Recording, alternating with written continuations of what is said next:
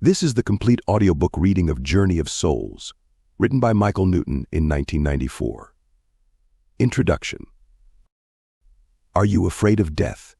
Do you wonder what is going to happen to you after you die? Is it possible you have a spirit which came from somewhere else and will return there after your body dies, or is this just wishful thinking because you are afraid? It is a paradox that humans, alone of all creatures of the earth, must repress the fear of death in order to lead normal lives. Yet our biological instinct never lets us forget this ultimate danger to our being. As we grow older, the specter of death rises in our consciousness. Even religious people fear death is the end of personhood. Our greatest dread of death brings thoughts about the nothingness of death, which will end all associations with family and friends. Dying makes all our earthly goals seem futile. If death were the end of everything about us, then life indeed would be meaningless. However, some power within us enables humans to conceive of a hereafter and to sense a connection to a higher power and even an eternal soul. If we do actually have a soul, then where does it go after death? Is there really some sort of heaven full of intelligent spirits outside our physical universe? What does it look like? What do we do when we get there? Is there a supreme being in charge of this paradise? These questions are as old as humankind itself and still remain a mystery to most of us. The true answers to the mystery of life after death remain locked behind a spiritual door for most people. This is because we have built-in amnesia about our soul identity which, on a conscious level, aids in the merging of the soul and human brain. In the last few years, the general public has heard about people who temporarily died and then came back to life to tell about seeing a long tunnel, bright lights, and even brief encounters with friendly spirits. But none of these accounts written in the many books on reincarnation has ever given us anything more than a glimpse of all there is to know about life after death. This book is an intimate journal about the spirit world.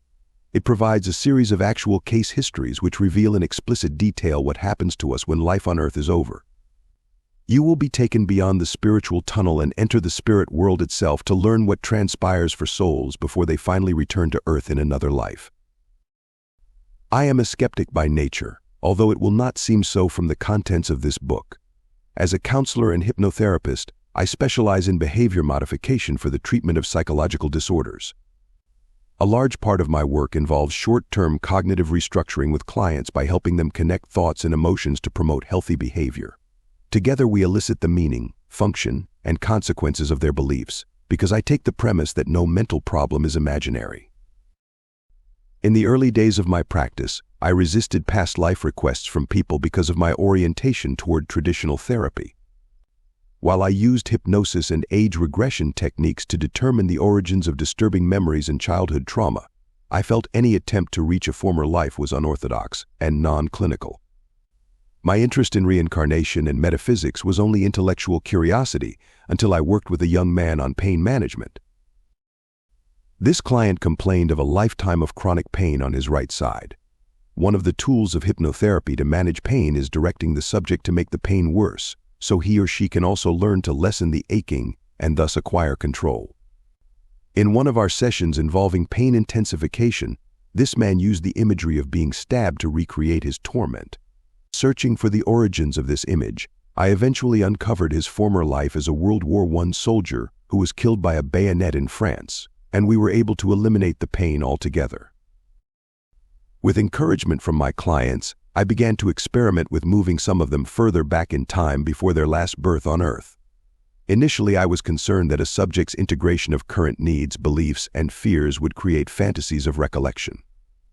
However, it didn't take long before I realized our deep-seated memories offer a set of past experiences which are too real and connected to be ignored. I came to appreciate just how therapeutically important the link is between the bodies and events of our former lives and who we are today. Then I stumbled on to a discovery of enormous proportions. I found it was possible to see into the spirit world through the mind's eye of a hypnotized subject who could report back to me of life between lives on Earth. The case that opened the door to the spirit world for me was a middle-aged woman who was an especially receptive hypnosis subject. She had been talking to me about her feelings of loneliness and isolation in that delicate stage when a subject has finished recalling their most recent past life.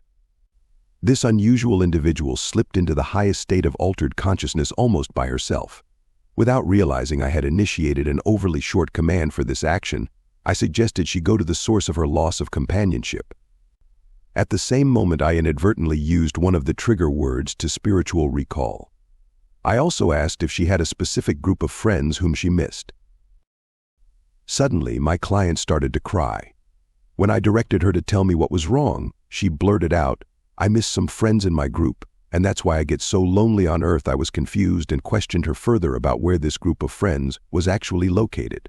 "Here, in my permanent home," she answered simply, "and I'm looking at all of them right now."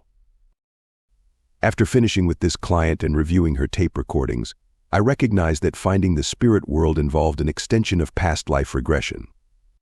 There are many books about past lives, but none I could find which told about our life as souls, or how to properly access the spiritual recollections of people. I decided to do the research myself, and with practice I acquired greater skill in entering the spirit world through my subjects.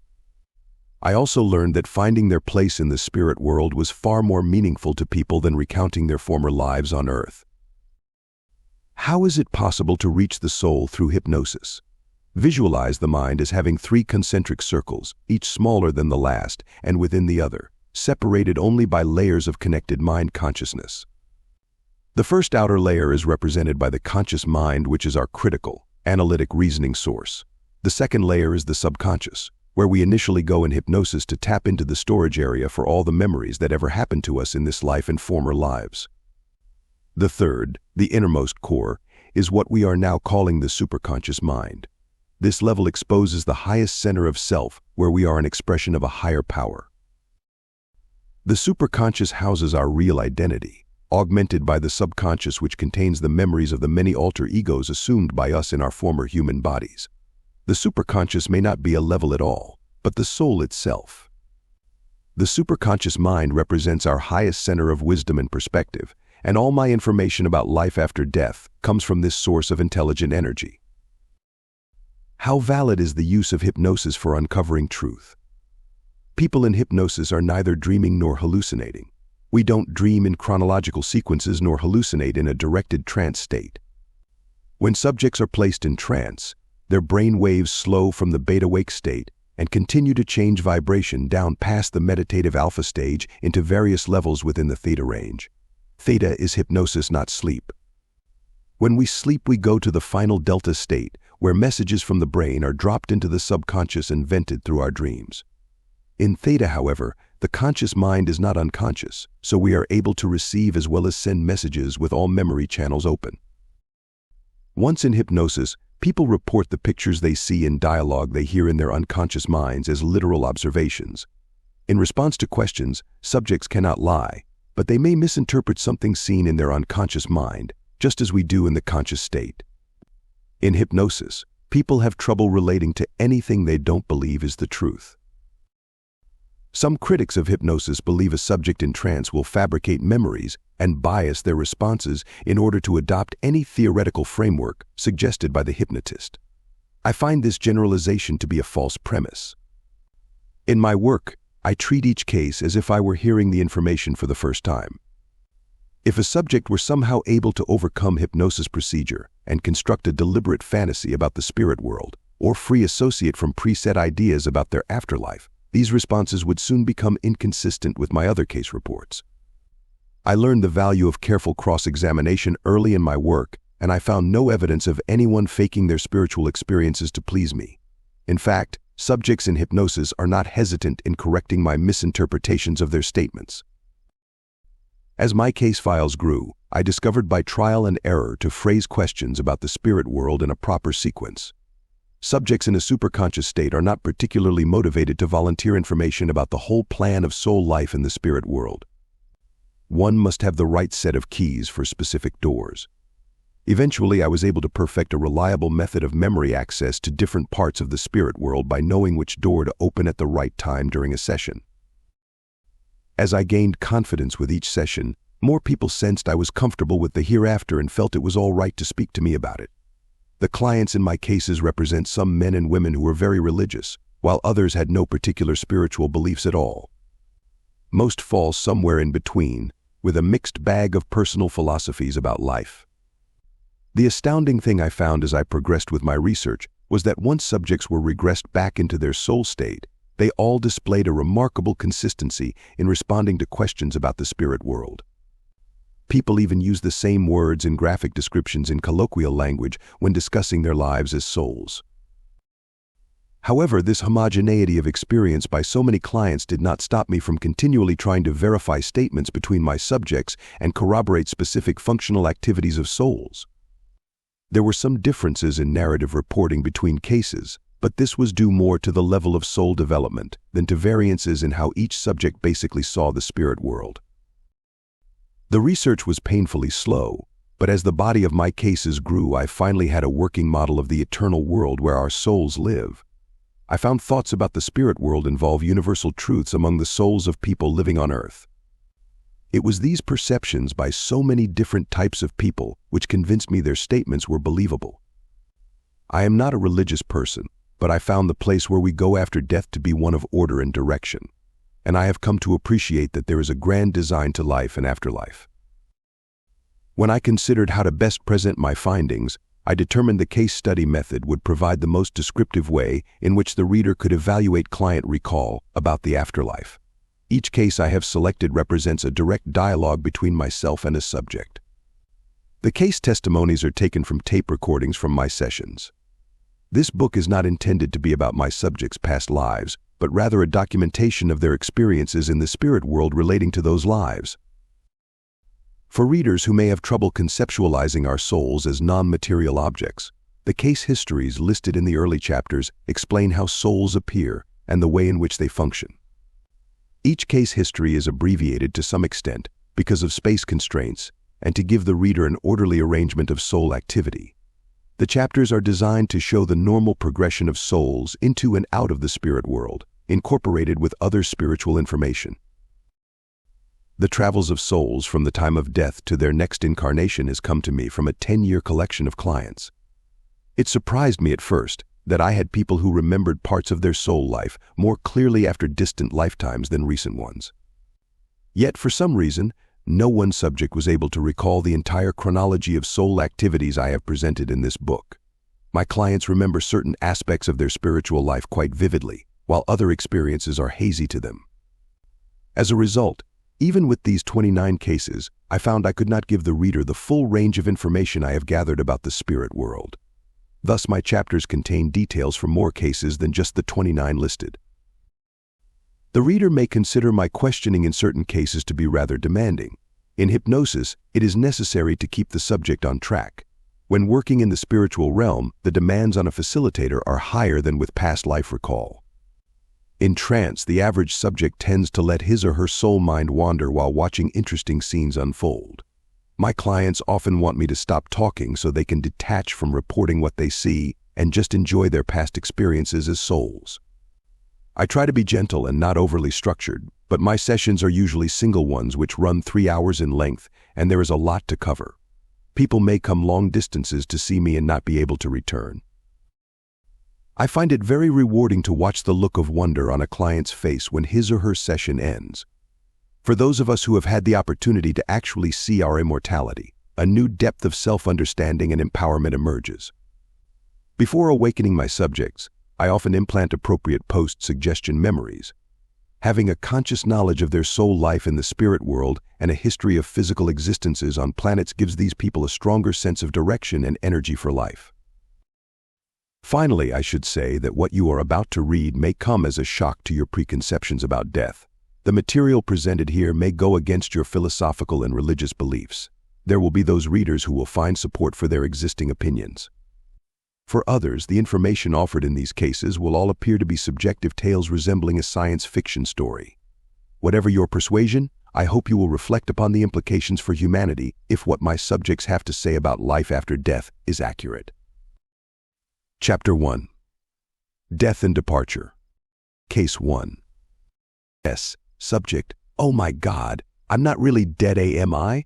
I mean, my body is dead, I can see it below me, but I'm floating. I can look down and see my body lying flat in the hospital bed. Everyone around me thinks I'm dead, but I'm not. I want to shout, hey, I'm not really dead. This is so incredible. The nurses are pulling a sheet over my head. People I know are crying. I'm supposed to be dead, but I'm still alive. It's strange, because my body is absolutely dead while I'm moving around it from above. I'm alive. These are the words spoken by a man in deep hypnosis, reliving a death experience. His words come in short, excited bursts, and are full of awe as he sees and feels what it is like to be a spirit newly separated from a physical body. This man is my client, and I have just assisted him in recreating a past life death scene while he lies back in a comfortable recliner chair. A little earlier, following my instructions during his trance induction, this subject was agar-regressed in a return to childhood memories. His subconscious perceptions gradually coalesced as we worked together to reach his mother's womb. I then prepared him for a jump back into the mists of time by the visual use of protective shielding. When we completed this important step of mental conditioning, I moved my subject through an imaginary time tunnel to his last life on Earth. It was a short life because he had died suddenly from the influenza epidemic of 1918. As the initial shock of seeing himself die and feeling his soul floating out of his body begins to wear off a little, my client adjusts more readily to the visual images in his mind. Since a small part of the conscious, critical portion of his mind is still functioning, he realizes he is recreating a former experience. It takes a bit longer than usual, since this subject is a younger soul and not so used to the cycles of birth, death, and rebirth, as are many of my other clients. Yet, within a few moments he settles in and begins to respond with greater confidence to my questions. I quickly raise this subject's subconscious hypnotic level into the superconscious state. Now he is ready to talk to me about the spirit world, and I ask what is happening to him. Yes, well, I'm rising up higher, still floating. Looking back at my body, it's like watching a movie, only I'm in it. The doctor is comforting my wife and daughter. My wife is sobbing. Subject wiggles with discomfort in his chair. I'm trying to reach into her mind, to tell her everything is all right with me. She is so overcome by grief I'm not getting through. I want her to know my suffering is gone. I'm free of my body. I don't need it anymore. That I will wait for her. I want her to know that. But she is not listening to me. Oh, I'm moving away now. And so, guided by a series of commands, my client starts the process of moving further into the spirit world. It is a road many others have traveled in the security of my office. Typically, as memories in the superconscious state expand, subjects in hypnosis become more connected to the spiritual passageway. As the session moves forward, the subject's mental pictures are more easily translated into words. Short descriptive phrases lead to detailed explanations of what it is like to enter the spirit world. We have a great deal of documentation, including observations from medical personnel, which describes the out-of-body near-death experiences of people severely injured in accidents. These people were considered clinically dead before medical efforts brought them back from the other side. Souls are quite capable of leaving and returning to their host bodies, particularly in life-threatening situations when the body is dying. People tell of hovering over their bodies, especially in hospitals, watching doctors perform life-saving procedures on them. In time, these memories fade after they return to life. In the early stages of hypnosis regression into past lives, the descriptions of subjects mentally going through their past deaths do not contradict the reported statements of people who have actually died in this life for a few minutes. The difference between these two groups of people is that subjects in hypnosis are not remembering their experiences of temporary death. People in a deep trance state are capable of describing what life is like after permanent physical death.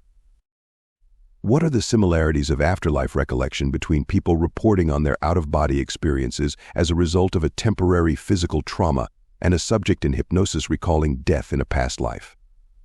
Both find themselves floating around their bodies in a strange way, trying to touch solid objects which dematerialize in front of them. Both kinds of reporters say they are frustrated in their attempts to talk to living people who don't respond. Both state they feel a pulling sensation away from the place where they died and experience relaxation and curiosity rather than fear. All these people report a euphoric sense of freedom and brightness around them. Some of my subjects see brilliant whiteness totally surrounding them at the moment of death, while others observe the brightness is farther away from an area of darker space through which they are being pulled. This is often referred to as the tunnel effect and has become well known with the public. My second case will take us further into the death experience than case 1. The subject here is a man in his 60s describing to me the events of his death as a young woman called Sally, who was killed by Kiowa Indians in an attack on a wagon train in 1866. Although this case and the last one relate death experiences after their most immediate past lives, a particular death date in history has no special relevance because it is recent. I find no significant differences between ancient and modern times in terms of graphic spirit world recall or the quality of lessons learned. I should also say the average subject in trance has an uncanny ability to zero in on the dates and geographic locations of many past lives. This is true even in earlier periods of human civilization, when national borders and place names were different than exist today.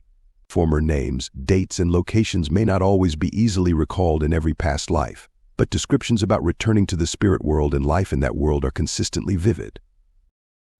The scene in case 2 opens on the American southern plains right after an arrow has struck Sally in the neck at close range. I am always careful with death scenes involving violent trauma in past lives because the subconscious mind often still retains these experiences. The subject in this case came to me because of a lifetime of throat discomfort. Release therapy and deprogramming is usually required in these cases. In all past life recall, I use the time around death for quiet review and place the subject in observer status to soften pain and emotion. Case 2. And Doctor. N. Are you in great pain from the arrow? S. Yes. The point has torn my throat. I'm dying. Subject begins to whisper while holding his hands at the throat. I'm choking, blood pouring down. Well, husband is holding me. The pain. Terrible. I'm getting out now. It's over, anyway. Note: souls often leave their human hosts moments before actual death when their bodies are in great pain. Who can blame them? Nevertheless, they do stay close by the dying body. After calming techniques, I raise this subject from the subconscious to the superconscious level for the transition to spiritual memories. Doctor. And all right, Sally, you have accepted being killed by these Indians. Will you please describe to me the exact sensation you feel at the time of death?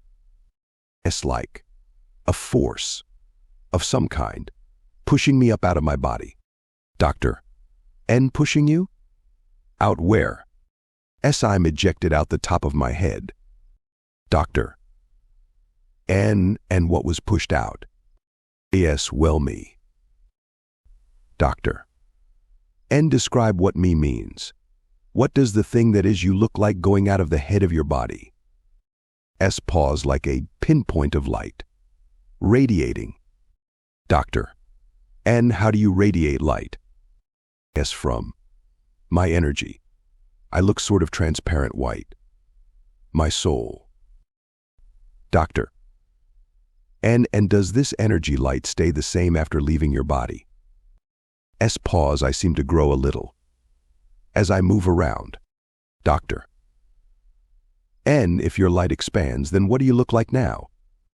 S. A. Wispy. String. Hanging. Doctor. N. And what does the process of moving out of your body actually feel like to you? S. Well, it's as if I shed my skin. Peeling a banana, I just lose my body in one swoosh. Doctor. N. Is the feeling unpleasant? S. Oh no. It's wonderful to feel so free with no more pain, but I am disoriented. I didn't expect to die. Sadness is creeping into my client's voice, and I want him to stay focused on his soul for a minute more, rather than what is taking place on the ground with his body. Doctor. And I understand, Sally. You are feeling a little displacement at the moment as a soul. This is normal in your situation for what you have just gone through. Listen and respond to my questions. You said you were floating. Are you able to move around freely right after death? Yes, it's strange. It's as if I'm suspended in air that isn't air. There are no limits, no gravity. I'm weightless. Doctor. And you mean it's sort of like being in a vacuum for you? Yes. Nothing around me is a solid mass. There are no obstacles to bump into. I'm drifting. Doctor. And can you control your movements where you are going? Yes, I can do some of that.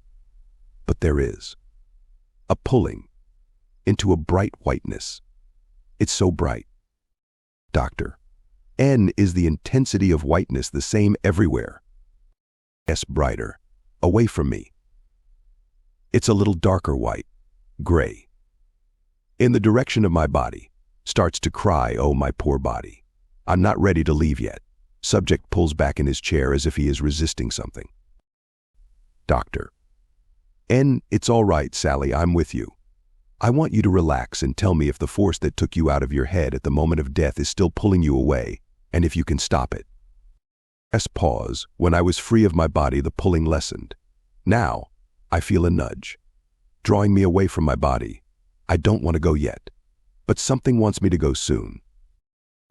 Doctor, and I understand, Sally, but I suspect you are learning you have some element of control. How would you describe this thing that is pulling you? A kind of magnetic force. But I want to stay a little longer. Doctor, and can your soul resist this pulling sensation for as long as you want?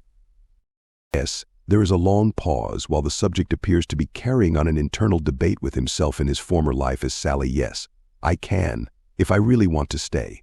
Subject starts to cry, oh, it's awful what those savages did to my body. There is blood all over my pretty blue dress.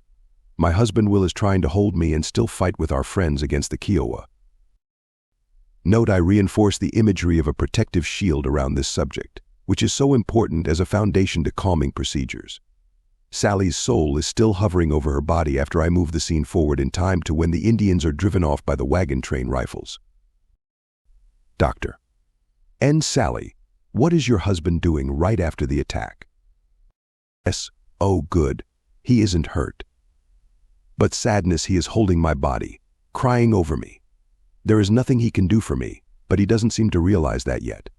I'm cold, but his hands are around my face, kissing me. Doctor, and what are you doing at this moment? S, I'm over Will's head. I'm trying to console him. I want him to feel my love is not really gone. I want him to know he has not lost me forever, and that I will see him again. Doctor, N, are your messages getting through? S, there is so much grief, but he feels my essence. I know it. Our friends are around him, and they separate us finally. They want to reform the wagons and get started again. Doctor, and what is going on now with your soul? S, I'm still resisting the pulling sensation. I want to stay. Doctor, and why is that? S, well, I know I'm dead, but I'm not ready to leave Will yet, and I want to watch them bury me. Doctor, and do you see or feel any other spiritual entity around you at this moment? S, pause, they are near. Soon I will see them. I feel their love as I want Will to feel mine. They are waiting until I'm ready. Doctor, N, as time passes, are you able to comfort Will? S, I'm trying to reach inside his mind. Doctor, N, are you successful? S, pause, I think a little. He feels me. He realizes. Love. Doctor, and all right, Sally, now we are going to move forward in relative time again. Do you see your wagon-trained friends placing your body in some kind of grave? S, voice is more confident. Yes, they have buried me. It's time for me to go. They are coming for me now. I'm moving into a brighter light. Contrary to what some people believe, souls often have little interest in what happens to their bodies once they are physically dead. This is not callousness over personal situations and the people they leave behind on earth, but an acknowledgement of these souls to the finality of mortal death. They have a desire to hurry on their way to the beauty of the spirit world. However, many other souls want to hover around the place where they died for a few earth days, usually until after their funerals. Time is apparently accelerated for souls in days on earth, maybe only minutes to them. There are a variety of motivations for the lingering soul. For instance, someone who has been murdered or killed unexpectedly in an accident often does not want to leave right away. I find these souls are frequently bewildered or angry. The hovering soul syndrome is particularly true of deaths with young people. To abruptly detach from a human form, even after a long illness, is still a jolt to the average soul, and this too may make the soul reluctant to depart at the moment of death. There is also something symbolic about the normal 3 to 5 day funeral arrangement periods for souls. Souls really have no morbid curiosity to see themselves buried, because emotions in the spirit world are not the same as we experience here on earth. Yet I find soul entities appreciate the respect given to the memory of their physical life by surviving relatives and friends. As we saw in the last case, there is one basic reason for many spirits not wanting to immediately leave the place of their physical death. This comes from a desire to mentally reach out to comfort loved ones before progressing further into the spirit world. Those who have just died are not devastated about their death, because they know those left on earth will see them again in the spirit world and probably later in other lives as well. On the other hand, mourners at a funeral generally feel they have lost a loved one forever. During hypnosis, my subjects do recall frustration at being unable to effectively use their energy to mentally touch a human being who is unreceptive due to shock and grief. Emotional trauma of the living may overwhelm their inner minds to such an extent that their mental capabilities to communicate with souls are inhibited. When a newly departed soul does find a way to give solace to the living, however briefly, they usually are satisfied and want to then move on quickly away from Earth's astral plane. I had a typical example of spiritual consolation in my own life. My mother died suddenly from a heart attack. During her burial service, my sister and I were so filled with sadness our minds were numb at the ceremony. A few hours later, we returned to my mother's empty house with our spouses and decided to take a needed rest. My sister and I must have reached the receptive alpha state at about the same time. Appearing in 2 separate rooms, my mother came through our subconscious minds as a dream-like brush of whiteness above our heads. Reaching out, she smiled, indicating her acceptance of death and current well-being. Then she floated away. Lasting only seconds, this act was a meaningful form of closure, causing both of us to release into a sound sleep of the delta state. We are capable of feeling the comforting presence of the souls of lost loved ones, especially during or right after funerals. For spiritual communication to come through the shock of mourning, it is necessary to try to relax and clear your mind, at least for short periods. At these moments, our receptivity to a paranormal experience is more open to receive positive communications of love, forgiveness, hope, encouragement, and the reassurance your loved one is in a good place. When a widow with young children says to me, "A part of my husband comes to me during the difficult times," I believe her. My clients tell me as souls they are able to help those on earth connect their inner minds to the spirit world itself. As it has been wisely said, people are not really gone as long as they are remembered by those left on earth. In the chapters ahead, we will see how specific memory is a reflection of our own soul, while collective memories are the atoms of pure energy for all souls. Death does not break our continuity with the immortal soul of those we love simply because they have lost the physical personhood of a mortal body.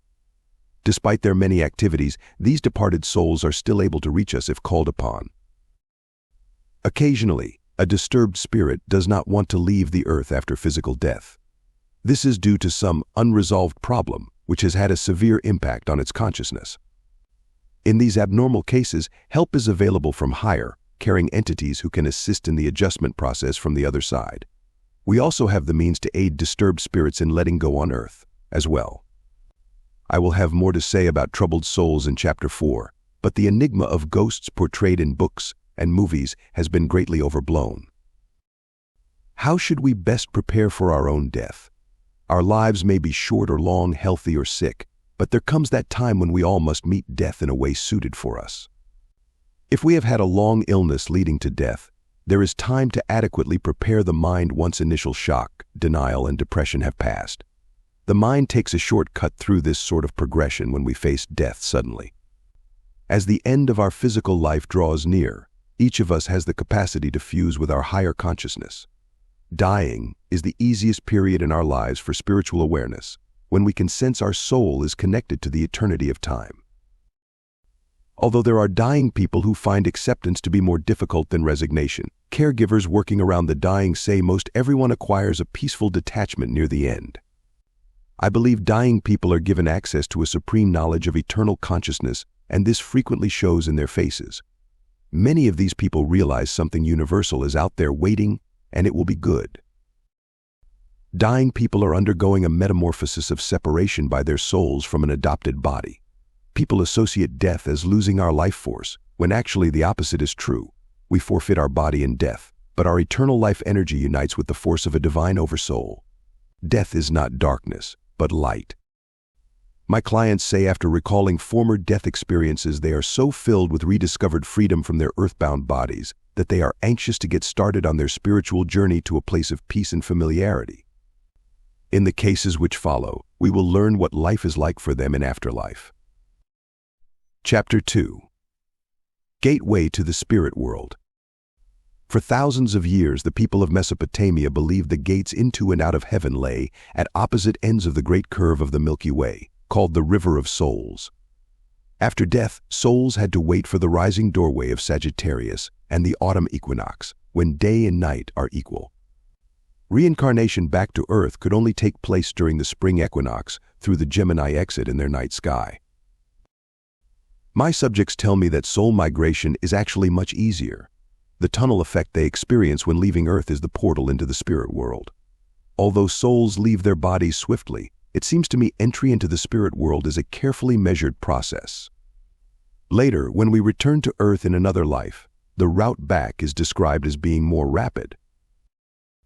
The location of the tunnel in relation to the Earth has some variations between the accounts of my subjects. Some newly dead people see it opening up next to them right over their bodies, while others say they move high above the Earth before they enter the tunnel. In all cases, however, the time lapse in reaching this passageway is negligible once the soul leaves Earth. Here are the observations of another individual in this spiritual location. Case 3. Doctor.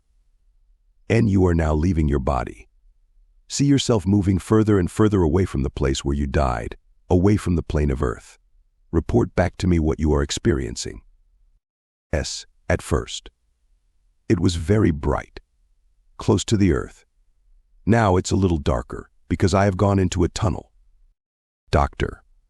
N. Describe this tunnel for me. It's a hollow, dim vent, and there is a small circle of light at the other end. Doctor. And okay, what happens to you next? I feel a tugging, a gentle pulling. I think I'm supposed to drift through this tunnel, and I do. It is more gray than dark now, because the bright circle is expanding in front of me. It's as if. Client stops. Doctor. N. Go on. I'm being summoned forward. Doctor. N. Let the circle of light expand in front of you at the end of the tunnel and continue to explain what is happening to you. The circle of light grows very wide and I'm out of the tunnel. There is a cloudy brightness, a light fog. I'm filtering through it. Doctor. N. As you leave the tunnel, what else stands out in your mind besides the lack of absolute visual clarity? Subject lowers voice. It's so still. It is such a quiet place to be in. I am in the place of spirits. Doctor. N. Do you have any other impressions at this moment as a soul? Thought. I feel the power of thought all around me. Doctor. N. Just relax completely and let your impressions come through easily as you continue to report back to me exactly what is happening to you. Please go on. Well, it's hard to put into words. I feel thoughts of love, companionship, empathy, and it's all combined with anticipation, as if others are waiting for me. Doctor. N. Do you have a sense of security, or are you a little scared? I'm not scared. When I was in the tunnel, I was more disoriented. Yes, I feel secure. I'm aware of thoughts reaching out to me, of caring, nurturing. It is strange, but there is also the understanding around me of just who I am and why I am here now. Doctor. N. Do you see any evidence of this around you? Yes, in a hushed tone. No, I sense it, a harmony of thought everywhere. Doctor. And you mentioned cloud-like substances around you right after leaving the tunnel. Are you in a sky over Earth? S. Pause. No, not that, but I seem to be floating through cloud stuff which is different from Earth. Doctor. N. Can you see the Earth at all? Is it below you? S. Maybe it is, but I haven't seen it since I went in the tunnel. Doctor. And do you sense you are still connected to Earth through another dimension, perhaps? Yes, that's a possibility. Yes. In my mind, Earth seems close. And I still feel connected to Earth, but I know I'm in another space. Doctor. And what else can you tell me about your present location? S. It's still a little murky, but I'm moving out of this. This particular subject, having been taken through the death experience and the tunnel, continues to make tranquil mental adjustments to her bodiless state while pulling further into the spirit world. After some initial uncertainty, her first reported impressions reflect an inviting sense of well-being. This is a common feeling among my subjects. Once through the tunnel, our souls have passed the initial gateway of their journey into the spirit world. Most now fully realize they are not really dead, but have simply left the encumbrance of an earth body which has died. With this awareness comes acceptance in varying degrees, depending upon the soul. Some subjects look at these surroundings with continued amazement, while others are more matter-of-fact in reporting to me what they see. Much depends upon their respective maturity and recent life experiences. The most common type of reaction I hear is a relieved sigh followed by something on the order of, "Oh, wonderful, I'm home in this beautiful place again." There are those highly developed souls who move so fast out of their bodies that much of what I am describing here is a blur as they home into their spiritual destinations. These are the pros and, in my opinion, they are a distinct minority on Earth. The average soul does not move that rapidly, and some are very hesitant. If we exclude the rare cases of highly disturbed spirits who fight to stay connected with their dead bodies, I find it is the younger souls with fewer past lives who remain attached to Earth's environment right after death.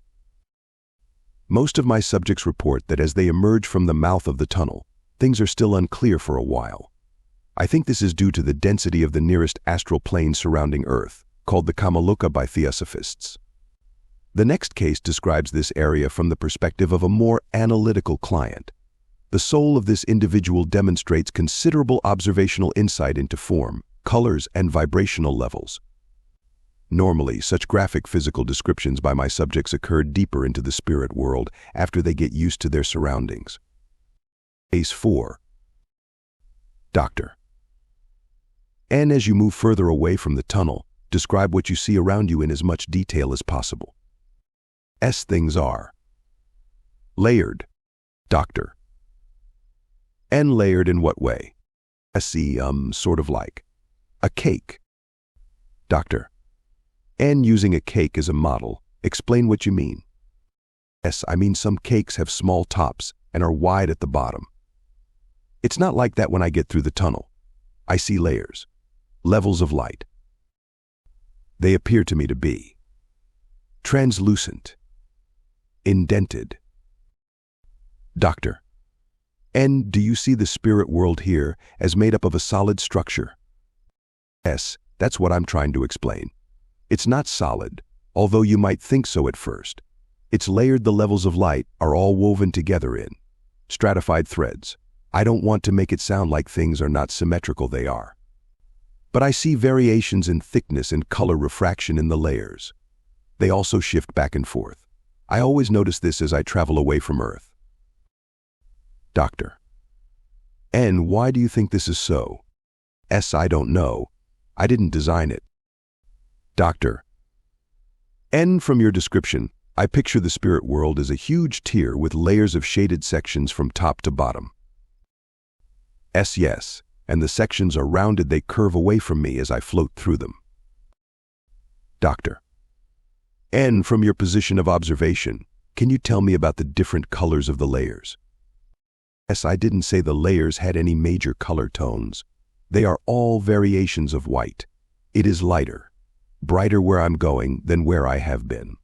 Around me now is a hazy whiteness, which was much brighter than the tunnel. Doctor. N, as you float through these spiritual layers, is your soul moving up or down? S, neither. I am moving across. Doctor. N, well then, do you see the spirit world at this moment in linear dimensions of lines and angles as you move across? S, pause, for me it is. Mostly sweeping, non-material energy which is broken into layers by light and dark color variations. I think something is pulling me into my proper level of travel and trying to relax me too. Doctor. N, in what way? S, I'm hearing sounds. Doctor. N, what sounds? S, N, echo of music, musical tingling, wind chimes, vibrating with my movements, so relaxing. Doctor. And other people have defined these sounds as vibrational in nature, similar to riding on the resonance from the twang of a tuning fork. Do you agree or disagree with this description? S, nods in assent. Yes, that's what this is. And I have a memory of scent and taste too. Doctor.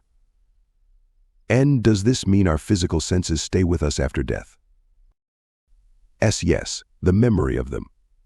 The waves of musical notes here are so beautiful. Bells, strings, such tranquility. Many spirit world travelers report back to me about the relaxing sensations of musical vibrations. Noise sensations start quite early after death. Some subjects tell me they hear humming or buzzing sounds right after leaving their physical bodies. This is similar to the noise one hears standing near telephone wires and may vary in volume before souls pull away from what I believe to be the Earth's astral plane. People have said they hear these same sounds when under general anesthesia. These flat, ringing sounds become more musical when we leave the tunnel. This music has been appropriately called energy of the universe because it revitalizes the soul.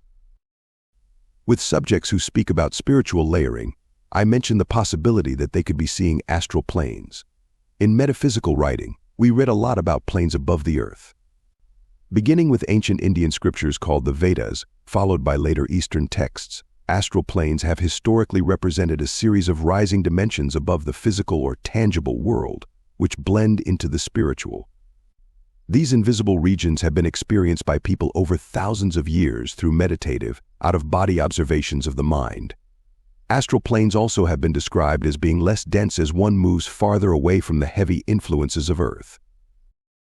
The next case represents a soul who is still troubled after passing through the spiritual tunnel. This is a man who, at age 36, died of a heart attack on a Chicago street in 1902. He left behind a large family of young children and a wife who was deeply loved. They were very poor. Case 5. Doctor. N, can you see clearly yet as you travel beyond the tunnel? S, I'm still passing through these foamy clouds around me. Doctor.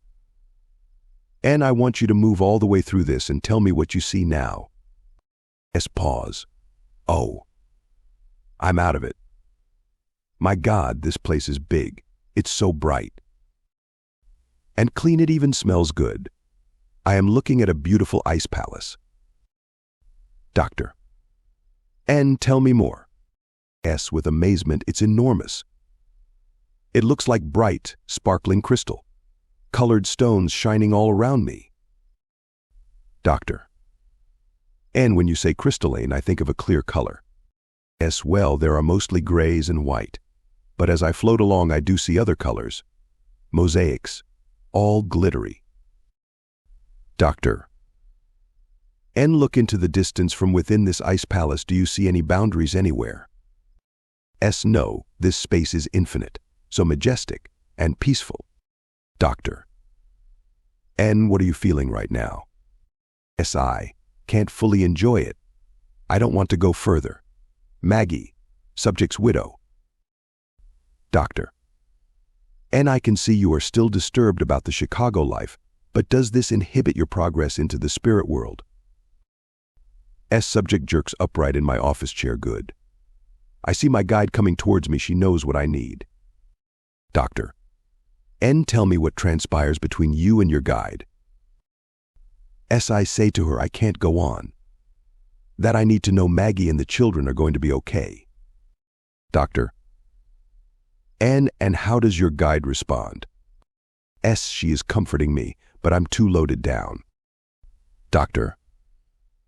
N. What do you say to her? S. Shouting, I tell her, why did you allow this to happen? How could you do this to me? You made me go through such pain and hardship with Maggie, and now you cut off our life together. Doctor. N. What does your guide do? S. She is trying to soothe me, telling me I did a good job and that I will see my life ran its intended course. Doctor. N. Do you accept what she says? S. Pause in my mind. Information comes to me of the future on Earth, that the family is getting on without me. Accepting that I am gone, they are going to make it, and we will all see each other again. Doctor. N. And how does this make you feel? S. I feel peace, with a sigh. I am ready to go on now. Before touching on the significance of Case 5 meeting his guide here, I want to mention this man's interpretation of the spirit world appearing as an ice palace. Further into the spirit world, my subjects will talk about seeing buildings and being in furnished rooms. The state of hypnosis by itself does not create these images.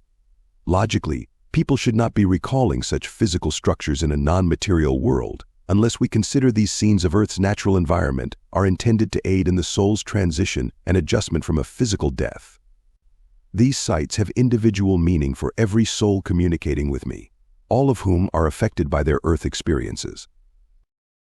When the soul sees images in the spirit world which relate to places they have lived or visited on Earth, there is a reason.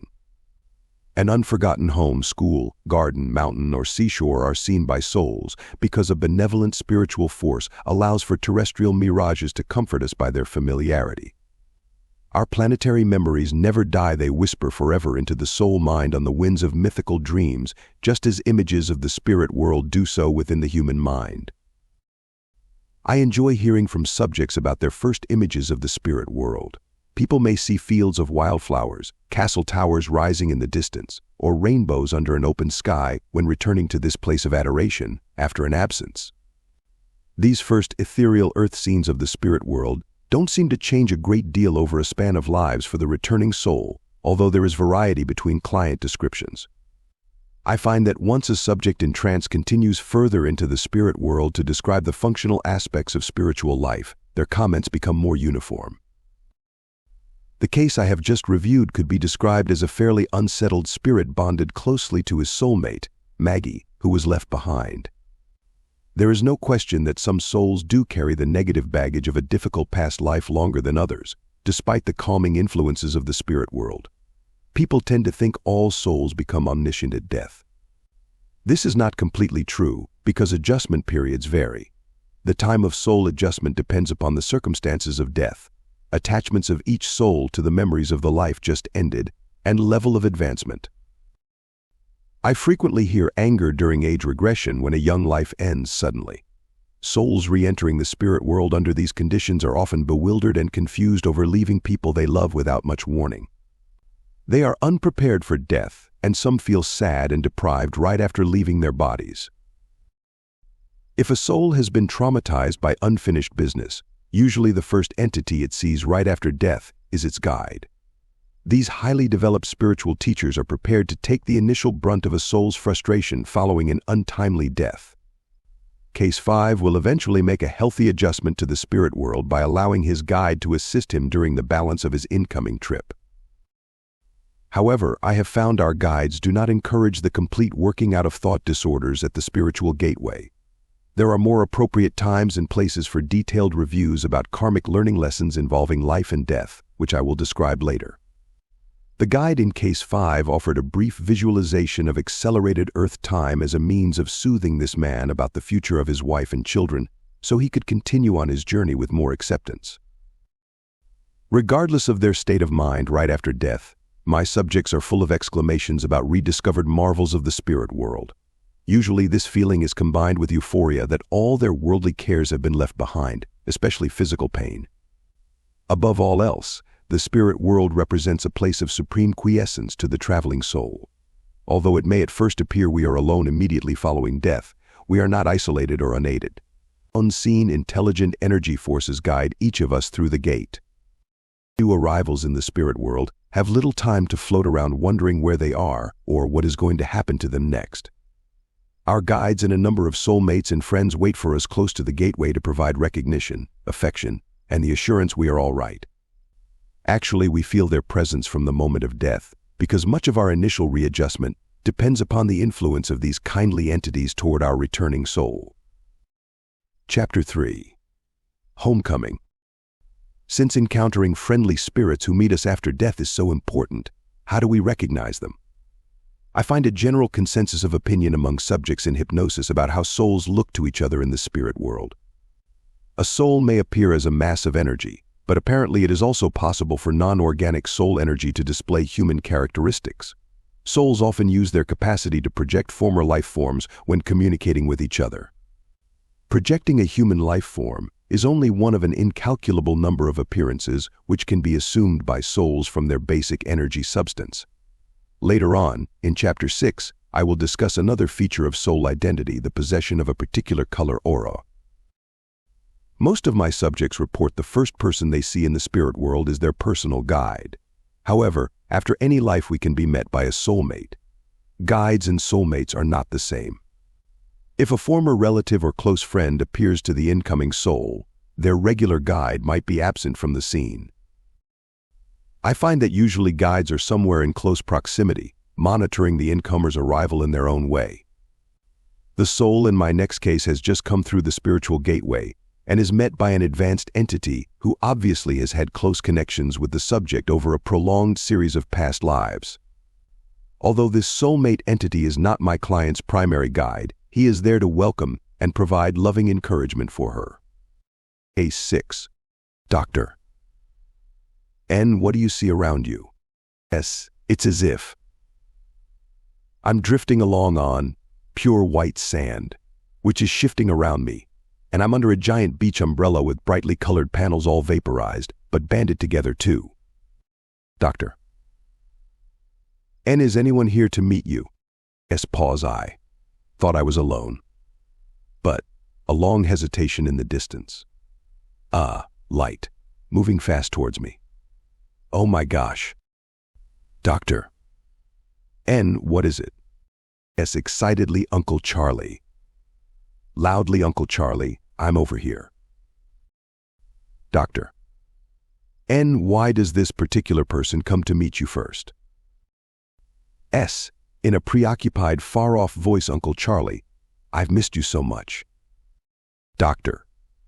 N, I repeat my question. S, because of all my relatives, I loved him more than anybody. He died when I was a child and I never got over it. On a Nebraska farm in this subject's most immediate past life. Doctor. And how do you know it's Uncle Charlie? Does he have features you recognize? S, subject is squirming with excitement in her chair. Sure, just as I remember him, jolly, kind, lovable, he is next to me. Chuckles. Doctor. N, what is so funny? S, Uncle Charlie is just as fat as he used to be. Doctor. N, and what does he do next? S, he is smiling and holding out his hand to me. Doctor. N, does this mean he has a body of some sort with hands? S laughs. Well, yes and no, I'm floating around and so is he. It's, in my mind, he is showing all of himself to me, and what I am most aware of is his hand stretched out to me. Doctor. N, why is he holding out his hand to you in a materialized way? S, pause. To comfort me, to lead me further into the light. Doctor. N, and what do you do? S, I'm going with him, and we are thinking about the good times we spent together playing in the hay on the farm. Doctor. N, and he is letting you see all this in your mind so you will know who he is? S, yes, as I knew him in my last life, so I won't be afraid. He knows I am still a little shocked over my death. Subject had died suddenly in an automobile accident. Doctor. And then, right after death, no matter how many deaths we may have experienced in other lives, it is possible to be a little fearful until we get used to the spirit world again. S, it's not really fear that's wrong, more like I'm apprehensive, maybe. It varies for me each time. The car crash caught me unprepared. I'm still a little mixed up. Doctor. And all right, let's go forward a bit more. What is Uncle Charlie doing now? S, he is taking me to the place I should go. Doctor. And on the count of 3, let's go there. 1, 2, 3. Tell me what is happening. S, long pause there. R. Other people around. And they look friendly as I approach. They seem to want me to join them. Doctor. And continue to move towards them. Do you get the impression they might be waiting for you? S, recognition, yes. In fact, I realize I have been with them before. Pause, no, don't go. Doctor. N, what's happening now? S, very upset Uncle Charlie is leaving me. Why is he going away? Doctor. N, I stop the dialogue to use standard calming techniques in these circumstances, and then we continue look deeply with your inner mind. You must realize why Uncle Charlie is leaving you at this point? S, more relaxed, but with regret, yes. He stays in a different place than I do. He just came to meet me, to bring me here. Doctor. And I think I understand. Uncle Charlie's job was to be the first person to meet you after your death and see you were okay. I'd like to know if you feel better now and more at home. S, yes, I do. That's why Uncle Charlie has left me with the others. A curious phenomenon about the spirit world is that important people in our lives are always able to greet us, even though they may already be living another life in a new body. This will be explained in Chapter 6. In Chapter 10, I will examine the ability of souls to divide their essence so they can be in more than one body at a time on Earth. Usually at this juncture in a soul's passage, the carry-on luggage of Earth's physical and mental burdens are diminishing for 2 reasons. First, the evidence of a carefully directed order and harmony in the spirit world has brought back the remembrance of what we left behind before we chose life in physical form. Secondly, there is the overwhelming impact of seeing people we thought we would never meet again after they died on Earth. Here is another example. Case 7. Doctor. And now that you have had the chance to adjust to your surroundings in the spirit world, tell me what effect this place has on you. Yes, it's so warm and comforting. I'm relieved to be away from Earth. I just want to stay here always. There is no tension or worries, only a sense of well-being. I'm just floating. How beautiful. Doctor. And as you continue to float along, what is your next major impression as you pass the spiritual gateway? S, pause, familiarity. Doctor. N, what is familiar? S, after some hesitation, people, friends, are here, I think. Doctor. N, do you see these people as familiar people on Earth? S, I have a sensation of their presence, people I knew. Doctor. N, all right, keep moving along. What do you see next? S, lights, soft, kind of cloudy-like. Doctor. N, as you are moving, does this light continue to look the same? S, no, they are growing. Blobs of energy. And I know they are people. Doctor. N, are you moving toward them, or are they coming toward you? S, we are drifting toward each other, but I am going slower than they are, because I'm uncertain what to do. Doctor. N, just relax and continue floating while reporting back to me everything you see. S, pause, now I'm seeing half-formed human shapes from the waist up only. Their outlines are transparent too. I can see through them. Doctor. N, do you see any sort of features to these shapes? S, anxiously eyes. Doctor. N, you see just eyes? S, there is only a trace of a mouth, it's nothing. Alarmed, the eyes are all around me now. Coming closer. Doctor. N, does each entity have 2 eyes? S, that's right. Doctor. N. Do these eyes have the appearance of human eyes with an iris and pupil? S. No. Different. They are larger, black orbs, radiating light, towards me, thought. Then with a relieved sigh. Doctor. N. Go on. S. I'm starting to recognize them. They are sending images into my mind, thoughts about themselves, and the shapes are changing into people. Doctor. N. People with physical human features. S. Yes. Oh, look, it's him. Doctor. N. What do you see? S. Begins to laugh and cry at the same time. I think it's, yes, it's Larry. He is in front of everybody else. He is the first one I really see. Larry. Doctor. N. After giving my subject a chance to recover a little, the sole entity of Larry is in front of an assortment of people you know. S. Yes. Now I know the ones I want most to see are in front. Some of my other friends are in the back. Doctor. N. Can you see them all clearly? S. No, the ones in back are hazy, far off, but I have the sensation of their presence. Larry is in front, coming up to me. Larry. Doctor. N. Larry is the husband from your last life you told me about earlier? S. Subject rushes on. Yes, we had such a wonderful life together. Gunther was so strong. Everyone was against our marriage, and his family, Jean, deserted from the Navy to save me from the bad life I was living in. Marcel's always wanting me. This subject is so excited her past lives are tumbling one on top of the other. Larry, Gunther, and Jean were all former husbands, but the same soulmate. I was glad we had a chance to review earlier who these people were in sessions before this interval of recall in the spirit world. Besides Larry, her recent American husband, Jean was a French sailor in the 19th century, and Gunther was the son of German aristocrats living in the 18th century. Doctor. N. What are the two of you doing right now? S. Embracing. Doctor. N. If a third party were to look at the two of you embracing at this moment, what would they see? S. No answer. Doctor. N. The subject is so engrossed in the scene with her soulmate there are tears streaming down her face.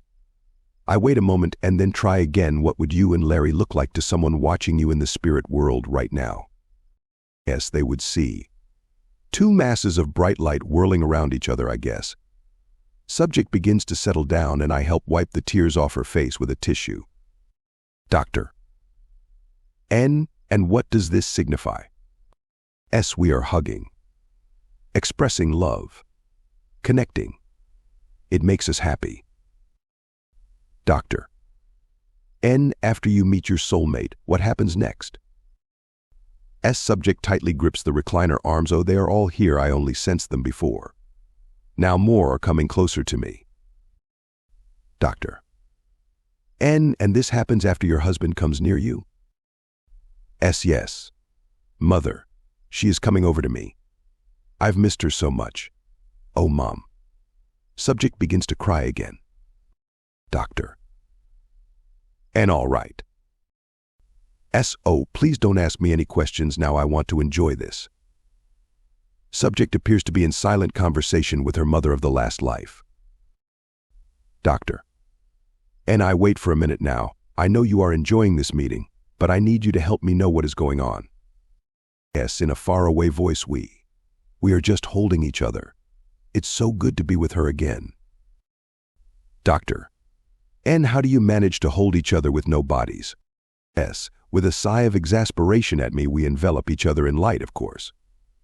Doctor. N. Tell me what that is like for spirits. S. Like being wrapped in a bright light blanket of love. Doctor. N. I see, then. S. Subject interrupts with a high-pitched laugh of recognition. Tim. It's my brother. He died so young, a drowning accident at age 14 in her last life. It's so wonderful to see him here.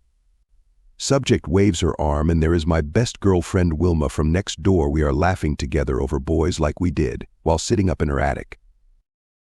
Doctor. N. After subject mentions her aunt and a couple of other friends, what do you think determines the sequence of how all these people come here to greet you? S. Pause. Why? how much we all mean to each other. What else? Doctor: and with some, you have lived many lives, while with others perhaps only one or two. S: yes. I have been with my husband the most. Doctor: and do you see your guide around anywhere? S: he is here.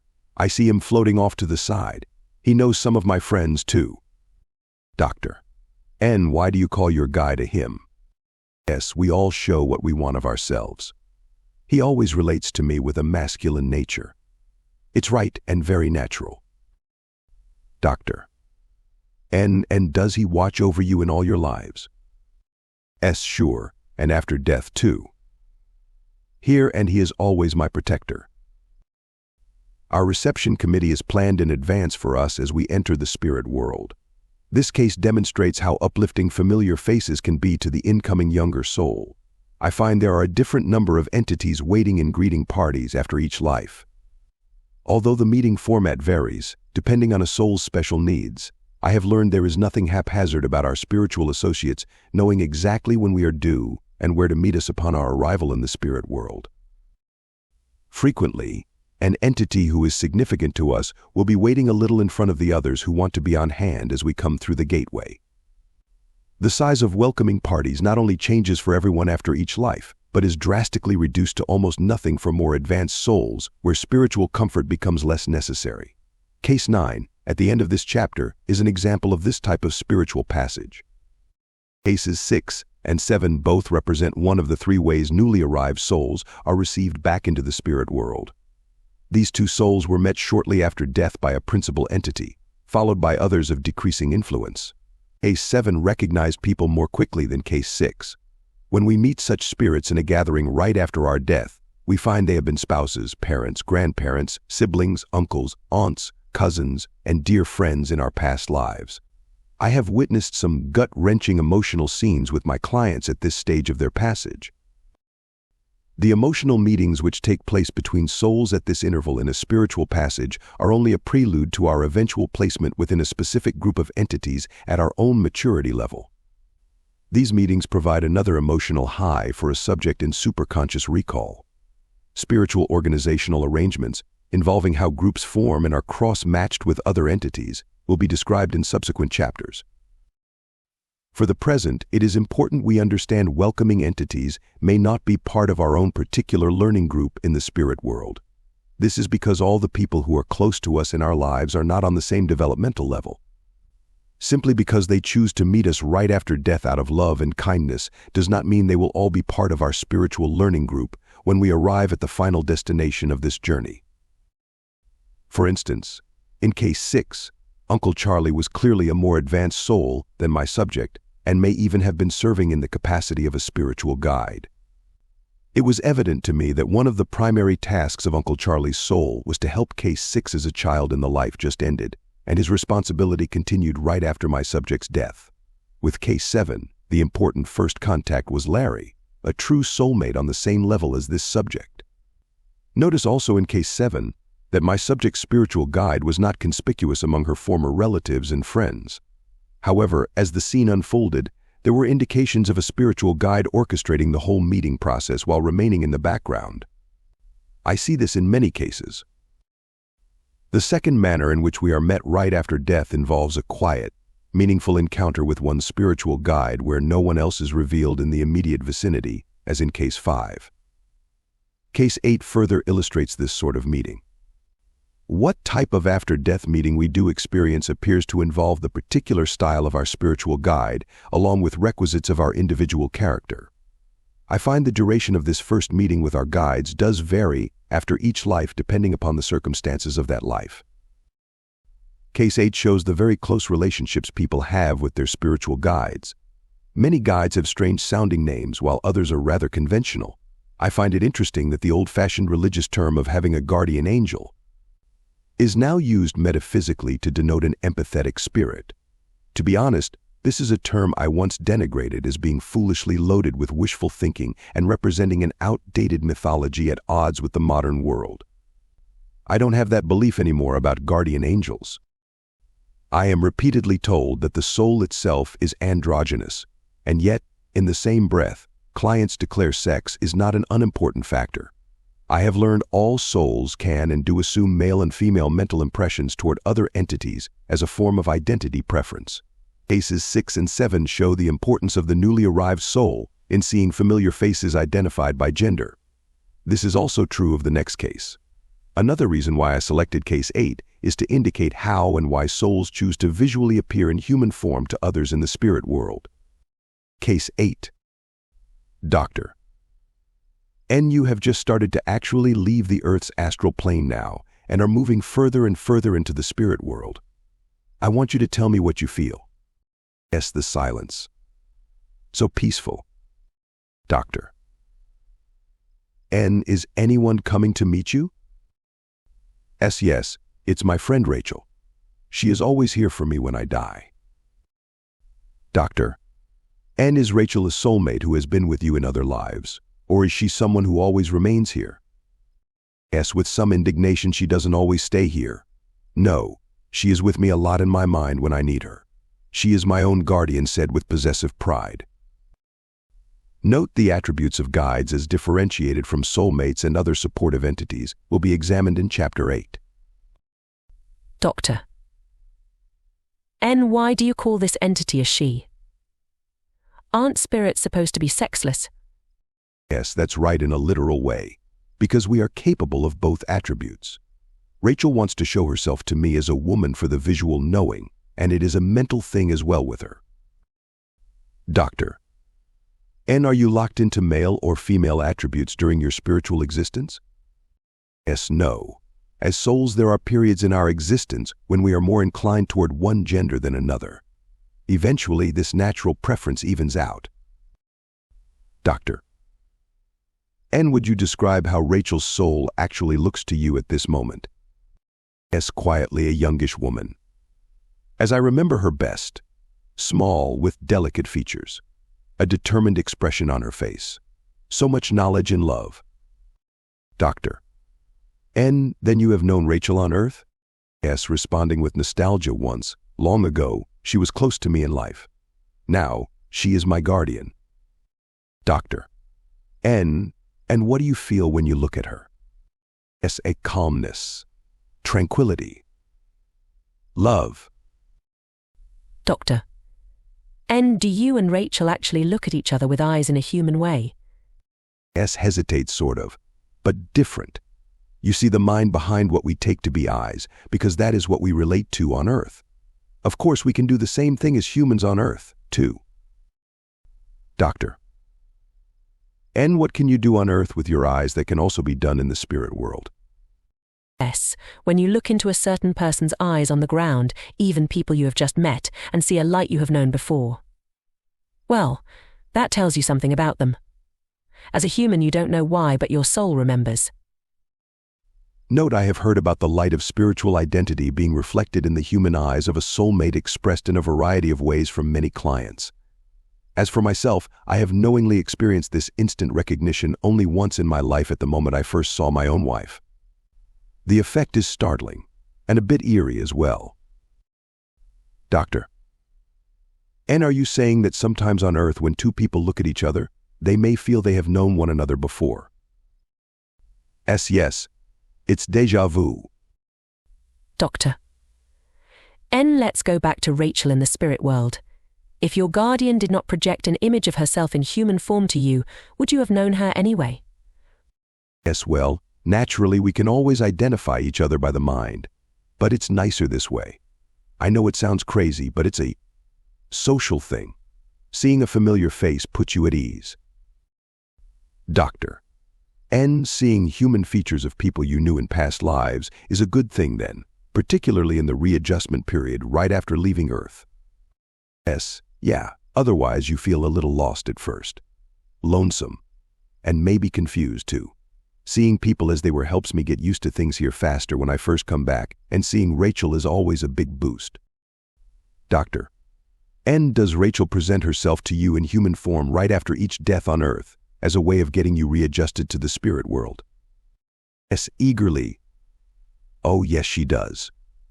And she gives me security. I feel better when I see others I have known before too. Doctor.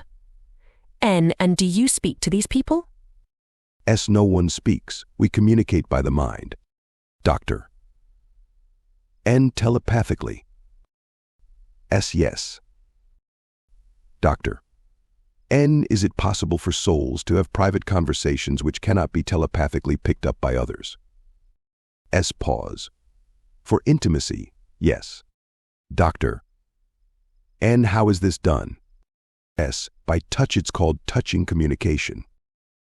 Note, when two spirits come so close to each other they are conjoined, my subjects say they can send private thoughts by touch which passes between them as electrical sound impulses in most instances. Subjects in hypnosis do not wish to talk to me about these personal confidences.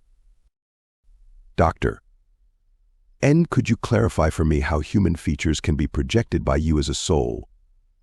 S. From my massive energy. I just think of the features I want.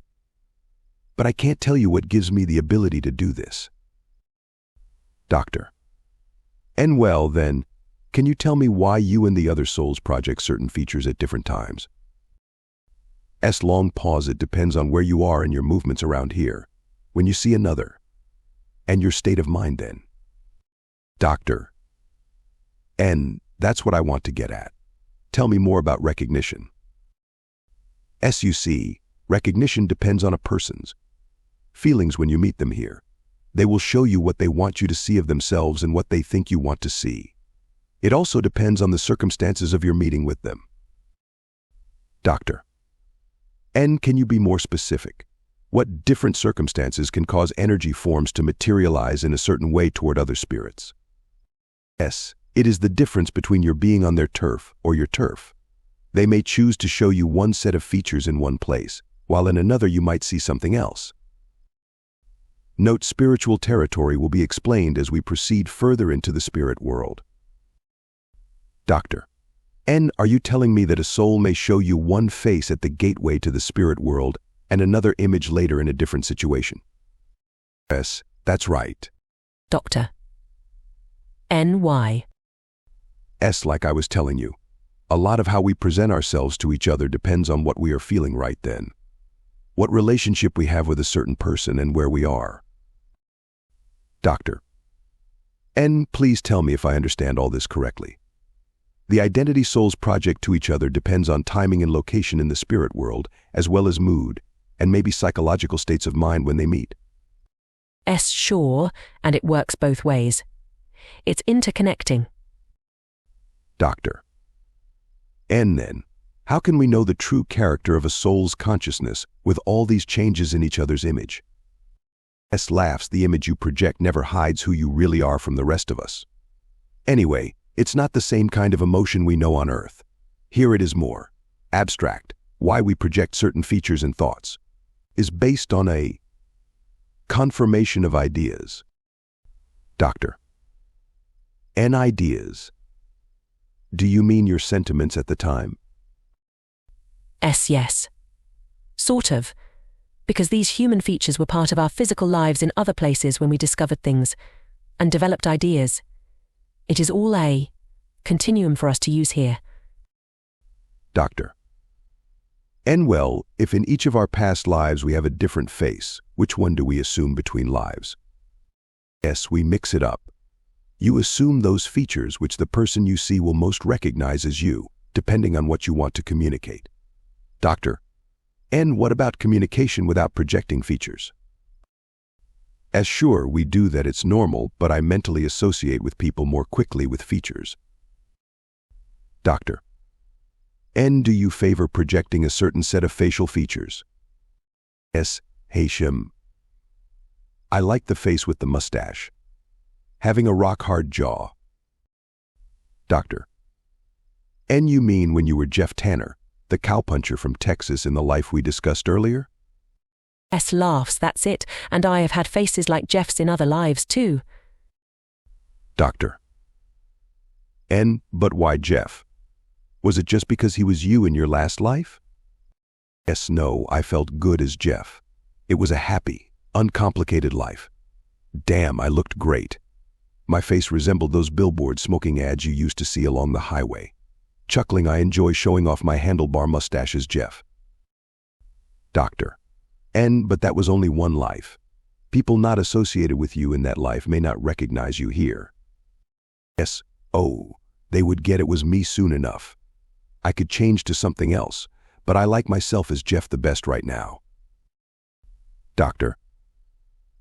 And so, this goes back to what you were saying about all of us really only having one identity, regardless of the number of facial features we might project as souls. Yes, yeah, you see everyone as they truly are. Some only want their best side to show because of what you might think of them. They don't fully appreciate that it is what you are striving for which is important, not how you appear.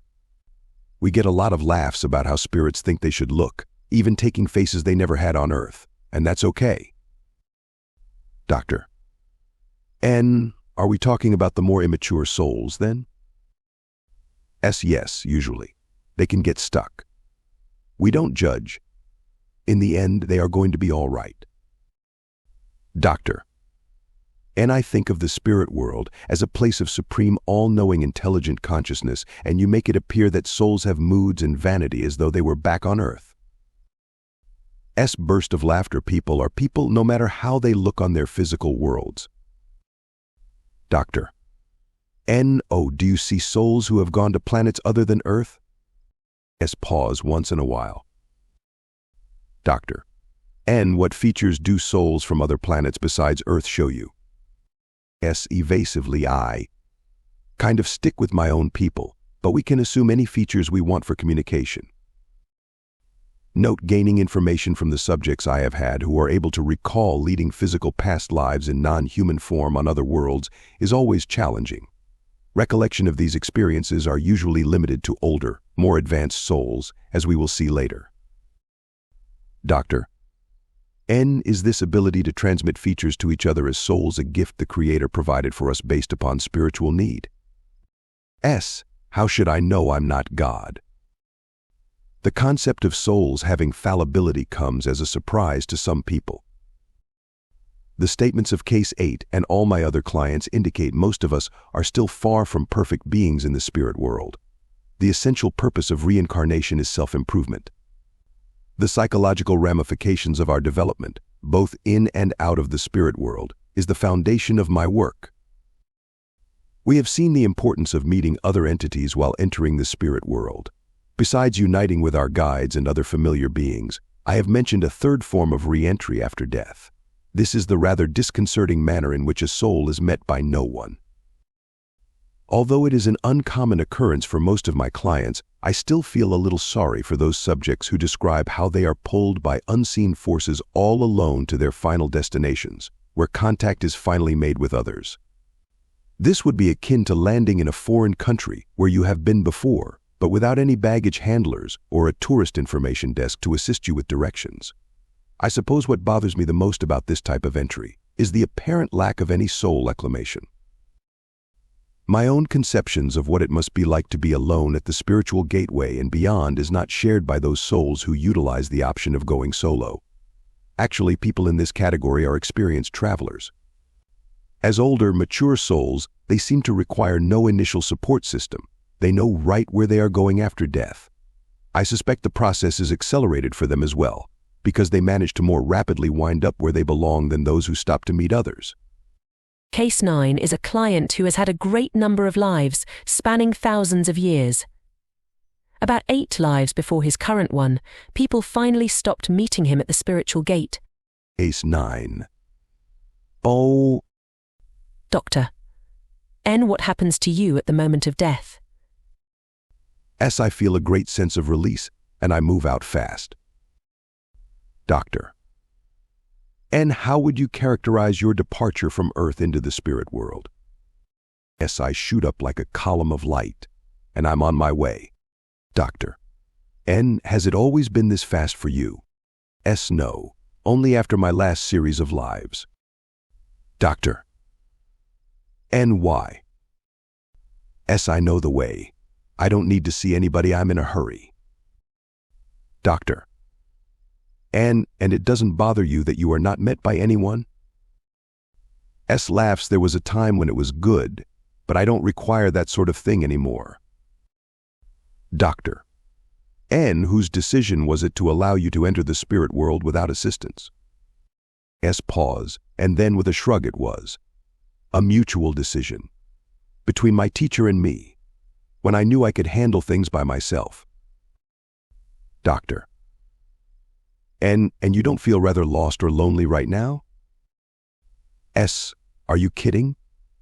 I don't need my hand held anymore. I know where I'm going and I'm anxious to get there. I'm being pulled along by a magnet and I just enjoy the ride. Doctor. And explain to me how this pulling process works which will take you to your destination. S, I am riding on a wave, a beam of light. Doctor. N, is this beam electromagnetic or what? S, well, it's similar to the bands of a radio with someone turning the dial and finding the right frequency for me. Doctor. N, are you saying you are being guided by an invisible force without much voluntary control and that you can't speed things up as you did right after death? S, yes. I must go with the wave bands of light. The waves have direction and I'm flowing with it. It's easy. They do it all for you. Doctor. N, who does it for you? S, the ones in control. I don't really know. Doctor. N, then you are not in control. You don't have the responsibility of finding your own destination. S, pause, my mind is in tune with the movement. I flow with the resonance. Doctor. N, resonance? You hear sounds? S, yes, the wave beam. Vibrates. I am locked into this too. Doctor. And let's go back to your statement about the radio. Is your spiritual travel influenced by vibrational frequencies such as high, medium, and low resonance quality? S, laughing, that's not bad, yes. And I'm on a line, like a homing beacon of sound and light. And it's part of my own tonal pattern, my frequency. Doctor. And I'm not sure I understand how light and vibration combine to set up directional bands. S, think of a monster tuning fork inside a flashing strobe light. Doctor. N-O. Then there is energy here. S, we have energy within an energy field. So, it isn't just the lines we travel on. We generate energy ourselves. We can use these forces depending on our experience. Doctor. And then your maturity level does give you some element of control in the rate and direction of travel. S, yes, but not right here. Later, when I am settled, I can move around much more on my own. Now I'm being pulled and I'm supposed to go with it. Doctor. And okay, stay with this and describe to me what happens next. S, short pause, I'm moving alone, being homed into my proper space, going where I belong. In hypnosis, the analytical conscious mind works in conjunction with the unconscious mind to receive and answer messages directed to our deep-seated memories. The subject in case 9 is an electrical engineer, and thus he utilized some technical descriptions to express his spiritual sensations. This client's predisposition to explain his thoughts on soul travel in technical terms was encouraged, but not dictated, by my suggestions. All subjects bring their own segments of knowledge to bear on answering my questions about the spirit world. This case used physical laws familiar to him to describe motion, whereas another person might have said souls move in this tract within a vacuum.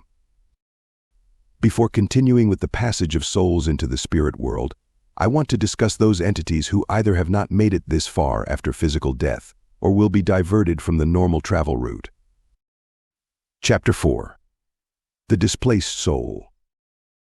There are souls who have been so severely damaged they are detached from the mainstream of souls going back to a spiritual home base. Compared to all returning entities, the number of these abnormal souls is not large.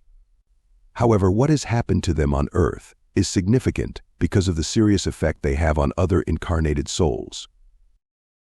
There are two types of displaced souls: those who do not accept the fact their physical body is dead and fight returning to the spirit world for reasons of personal anguish, and those souls who have been subverted by, or had complicity with, criminal abnormalities in a human body. In the first instance, displacement is of the soul's own choosing, while in the second case, spiritual guides deliberately remove these souls from further association with other entities for an indeterminate period. In both situations, the guides of these souls are intimately concerned with rehabilitation, but because the circumstances are quite different between each type of displaced soul, I will treat them separately. The first type we call ghosts. These spirits refuse to go home after physical death and often have unpleasant influences on those of us who would like to finish out our own human lives in peace. These displaced souls are sometimes falsely called demonic spirits, because they are accused of invading the minds of people with harmful intent. The subject of negative spirits has produced serious investigations in the field of parapsychology. Unfortunately, this area of spirituality has also attracted a fringe element of the unscrupulous associated with the occult, who prey on the emotions of susceptible people.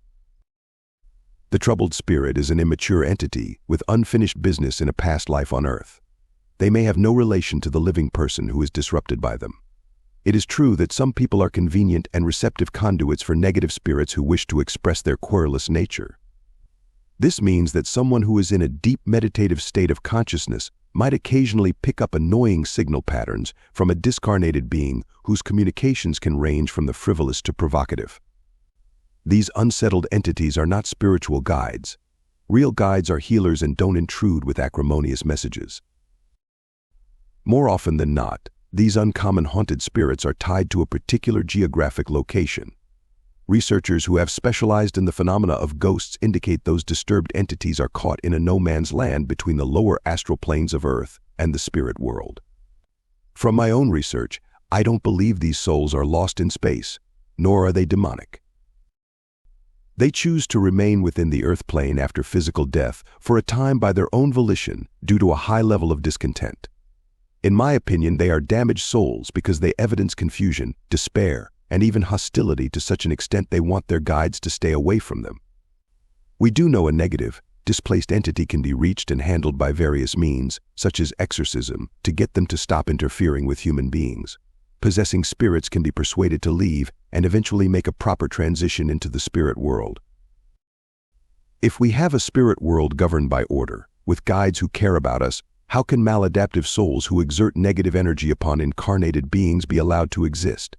One explanation is that we still have free will, even in death. Another is that since we endure so many upheavals in our physical universe, then spiritual irregularities and deviations from the normal exodus of souls ought to be anticipated as well. Discarnate, unhappy spirits who trap themselves are possibly part of a grand design. When they are ready, these souls will be taken by the hand away from Earth's astral plane and guided to their proper place in the spirit world. I turn now to the far more prevalent second type of disturbed soul. These are souls who have been involved with evil acts. We should first speculate if a soul can be considered culpable or guilt-free when it occupied the offending criminal brain. Is the soul, mind, or human ego responsible, or are they the same? Occasionally a client will say to me, "I feel possessed by an inner force which tells me to do bad things." There are mentally ill people who feel driven by opposing forces of good and evil over which they believe they have no control. After working for years with the superconscious minds of people under hypnosis, I have come to the conclusion that the five-sensory human can negatively act upon a soul's psyche. We express our eternal self through dominant biological needs and the pressures of environmental stimuli which are temporary to the incarnated soul. Although there is no hidden, sinister self within our human form, some souls are not fully assimilated. People not in harmony with their bodies feel detached from themselves in life. This condition does not excuse souls from doing their utmost to prevent evil involvement on Earth. We see this in human conscience. It is important we distinguish between what is exerting a negative force on our mind and what is not. Hearing an inner voice which may suggest self-destruction to ourselves or someone else is not a demonic spiritual entity, an alien presence, nor a malevolent renegade guide. Negative forces emanate from ourself. The destructive impulses of emotional disorders, if left untreated, inhibit soul development. Those of us who have experienced unresolved personal trauma in our lives carry the seeds of our own destruction. This anguish affects our soul in such a way that it seems we are not whole. For instance, excessive craving and addictive behavior, which is the outgrowth of personal pain, inhibits the expression of a healthy soul and may even hold a soul in bondage to its host body. Does the extent of contemporary violence mean that we have more souls going wrong today than in the past? If nothing else, our overpopulation and mind-altering drug culture should support this conclusion. On the positive side, Earth's international level of consciousness toward human suffering appears to be rising. I've been told that in every era of Earth's bloody history there has always been a significant number of souls unable to resist and successfully counter human cruelty. Certain souls, whose hosts have a genetic disposition to abnormal brain chemistry, are particularly at risk in a violent environment. We see how children can be so damaged by physical and emotional family abuse that, as adults, they commit premeditated acts of atrocity without feelings of remorse. Since souls are not created perfect, their nature can be contaminated during the development of such a life form. If our transgressions are especially serious, we call them evil. My subjects say to me no soul is inherently evil, although it may acquire this label in human life. Pathological evil in humans is characterized by feelings of personal impotence and weakness, which is stimulated by helpless victims. Although souls who are involved with truly evil acts should generally be considered at a low level of development, soul immaturity does not automatically invite malevolent behavior from a damaged human personality. The evolution of souls involves a transition from imperfection to perfection based upon overcoming many difficult body assignments during their task-oriented lives. Souls may also have a predisposition for selecting environments where they consistently don't work well or are subverted. Thus, souls may have their identity damaged by poor life choices. However, all souls are held accountable for their conduct in the bodies they occupy. We will see in the next chapter how souls receive an initial review of their past life with guides before moving on to join their friends. But what happens to souls who have, through their bodies, caused extreme suffering to another? If a soul is not capable of ameliorating the most violent human urges in its host body, how is it held accountable in afterlife? This brings up the issue of being sent to heaven or hell for good and bad deeds, because accountability has long been a part of our religious traditions. On the wall of my office hangs an Egyptian painting, the judgment scene as represented in the Book of the Dead, which is a mythological ritual of death over 7,000 years old. The ancient Egyptians had an obsession with death and the world beyond the grave because, in their cosmic pantheon, death explained life. The picture shows a newly deceased man arriving in a place located between the land of the living and the kingdom of the dead. He stands by a set of scales about to be judged for his past deeds on earth. The master of ceremonies is the god Anubis, who carefully weighs the man's heart on one pan of the scale against the ostrich feather of truth on the opposite side. The heart, not the head, represented the embodiment of a person's soul conscience to the Egyptians. It is a tense moment. A crocodile-headed monster is crouched nearby with his mouth open, ready to devour the heart if the man's wrongs outweigh the good he did in life. Failure at the scales would end the existence of this soul. I get quite a few comments from my clients about this picture. A metaphysically oriented person would insist no one is denied entrance into the kingdom of afterlife, regardless of how unfavorably balanced the scales might be toward past conduct. Is this belief true? Are all souls given the opportunity to transmute back into the spirit world the same way, irrespective of their association with the bodies they occupied? To answer this question, I should begin by mentioning that a large segment of society believes all souls do not go to the same place. More moderate theology no longer stresses the idea of hellfire and brimstone for sinners. However, many religious sects indicate a spiritual coexistence of two mental states of good and evil. For the bad soul, there are ancient philosophical pronouncements denoting a separation from the God essence as a means of punishment after death. The Tibetan Book of the Dead, a source of religious belief thousands of years older than the Bible, describes the state of consciousness between lives the bardo as a time when the evil we have perpetrated projects us into spiritual separation. If the peoples of the East believed in a special spiritual location for evildoers, was this idea similar to the concept of purgatory in the Western world? From its earliest beginnings, Christian doctrine defined purgatory as a transitory state of temporary banishment for sins of a minor nature against humanity. The Christian purgatory is supposed to be a place of atonement, isolation, and suffering. When all negative karma is removed, these souls are eventually allowed into heaven. On the other hand, souls committing major deadly sins are condemned to hell forever. Does hell exist to permanently separate good souls from bad ones? All my casework with the spirits of my subjects has convinced me there is no residence of terrible suffering for souls, except on earth. I am told all souls go to one spirit world after death, where everyone is treated with patience and love. However, I have learned that certain souls do undergo separation in the spirit world, and this happens at the time of their orientation with guides. They are not activated along the same travel routes as other souls. Those of my subjects who have been impeded by evil report that souls whose influence was too weak to turn aside a human impulse to harm others will go into seclusion upon re-entering the spirit world. These souls don't appear to mix with other entities in the conventional manner for quite a while. I have also noticed that those beginner souls who are habitually associated with intensely negative human conduct in their first series of lives must endure individual spiritual isolation. Ultimately, they are placed together in their own group to intensify learning under close supervision. This is not punishment, but rather a kind of purgatory for the restructuring of self-awareness with these souls. Because wrongdoing takes so many forms on earth, spiritual instruction and the type of isolation used is varied for each soul. The nature of these variations apparently is evaluated during orientation at the end of each life. Relative time of seclusion and re-indoctrination is not consistent either. For instance, I have had reports about maladjusted spirits who have returned back to Earth directly after a period of seclusion in order to expunge themselves as soon as possible by a good incarnated performance. Here is an example, as told to me by a soul who was acquainted with one of these spirits. Case 10. Doctor: And do souls bear responsibility for their involvement with flawed human beings who injure others in life? Yes. Those who have wronged others savagely in a life I knew one of those souls. Doctor: And what do you know about this entity? What happened after this soul returned to the spirit world following that life? He had hurt a girl, terribly, and did not rejoin our group. There was extensive private study for him, because he did so poorly while in that body.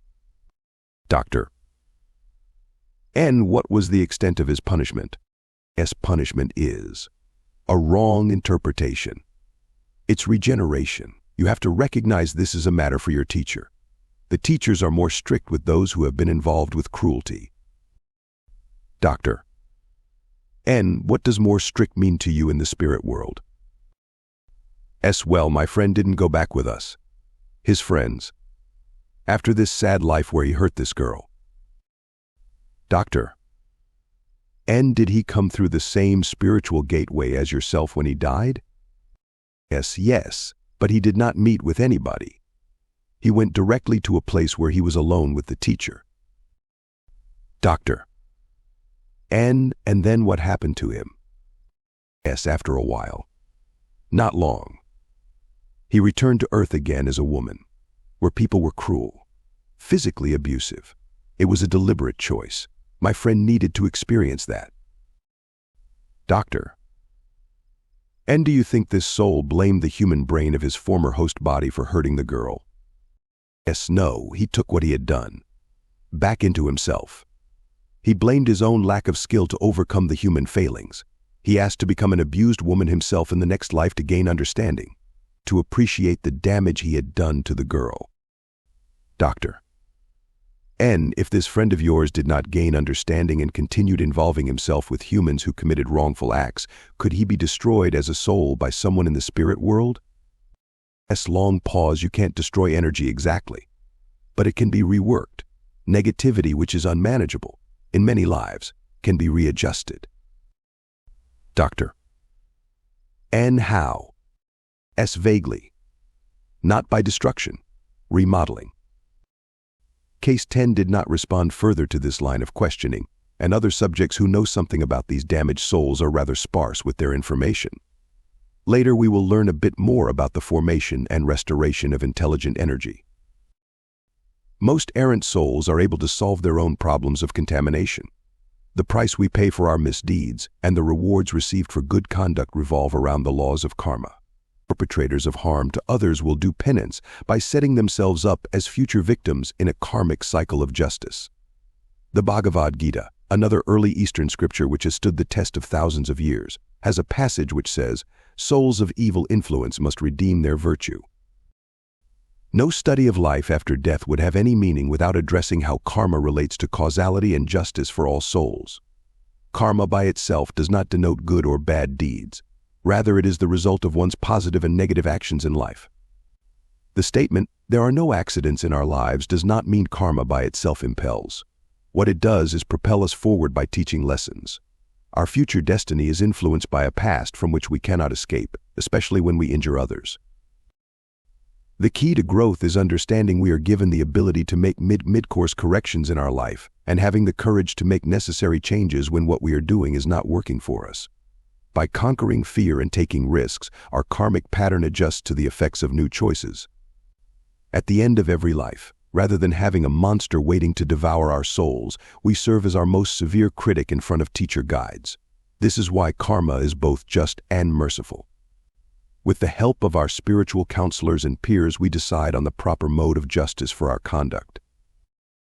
Some people who believe in reincarnation also think if negative souls do not learn their lessons within a reasonable span of lives, they will be eliminated and replaced by more willing souls. My subjects deny this premise. There is no set path of self-discovery designed for all souls. As one subject told me, souls are assigned to Earth for the duration of the war. This means souls are given the time and opportunity to make changes for growth. Souls who continue to display negative attitudes through their human hosts must overcome these difficulties by continually making an effort to change.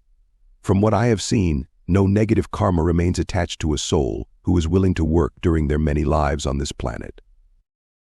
It is an open question whether a soul should be held entirely at fault for humanity's irrational, unsocialized, and destructive acts. Souls must learn to cope in different ways with each new human being assigned to them.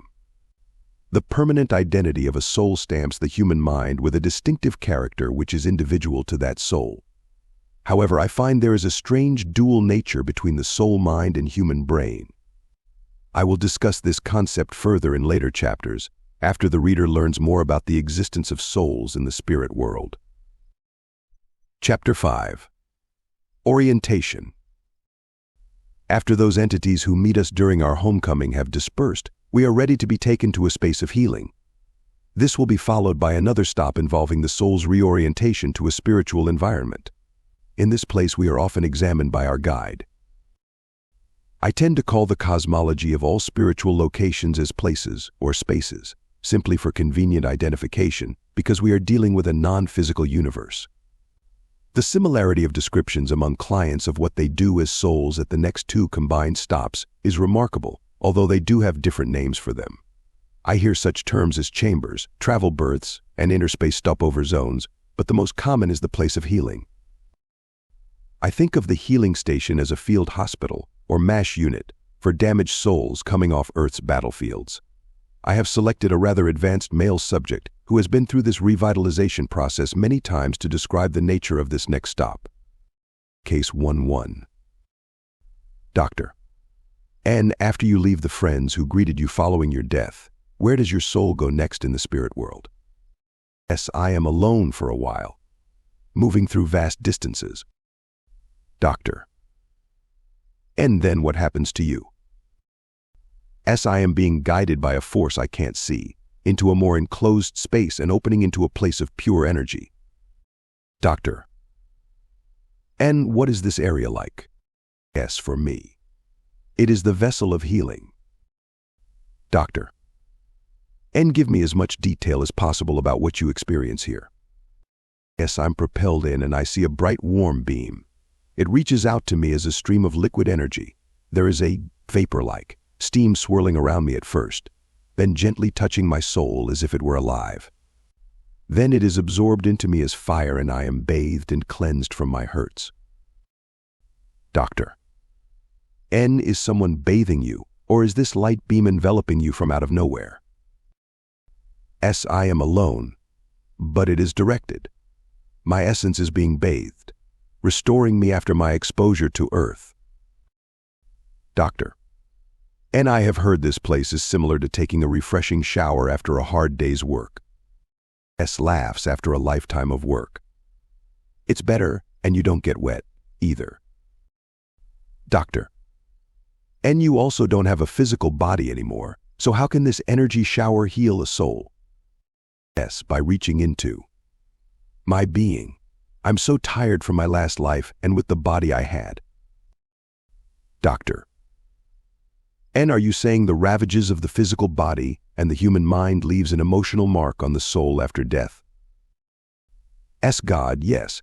My very expression who I am as a being was affected by the brain and body I occupied. Doctor. And even though you are now separated from that body forever. Yes, each body leaves an imprint on you, at least for a while. There are some bodies I have had that I can never get away from altogether.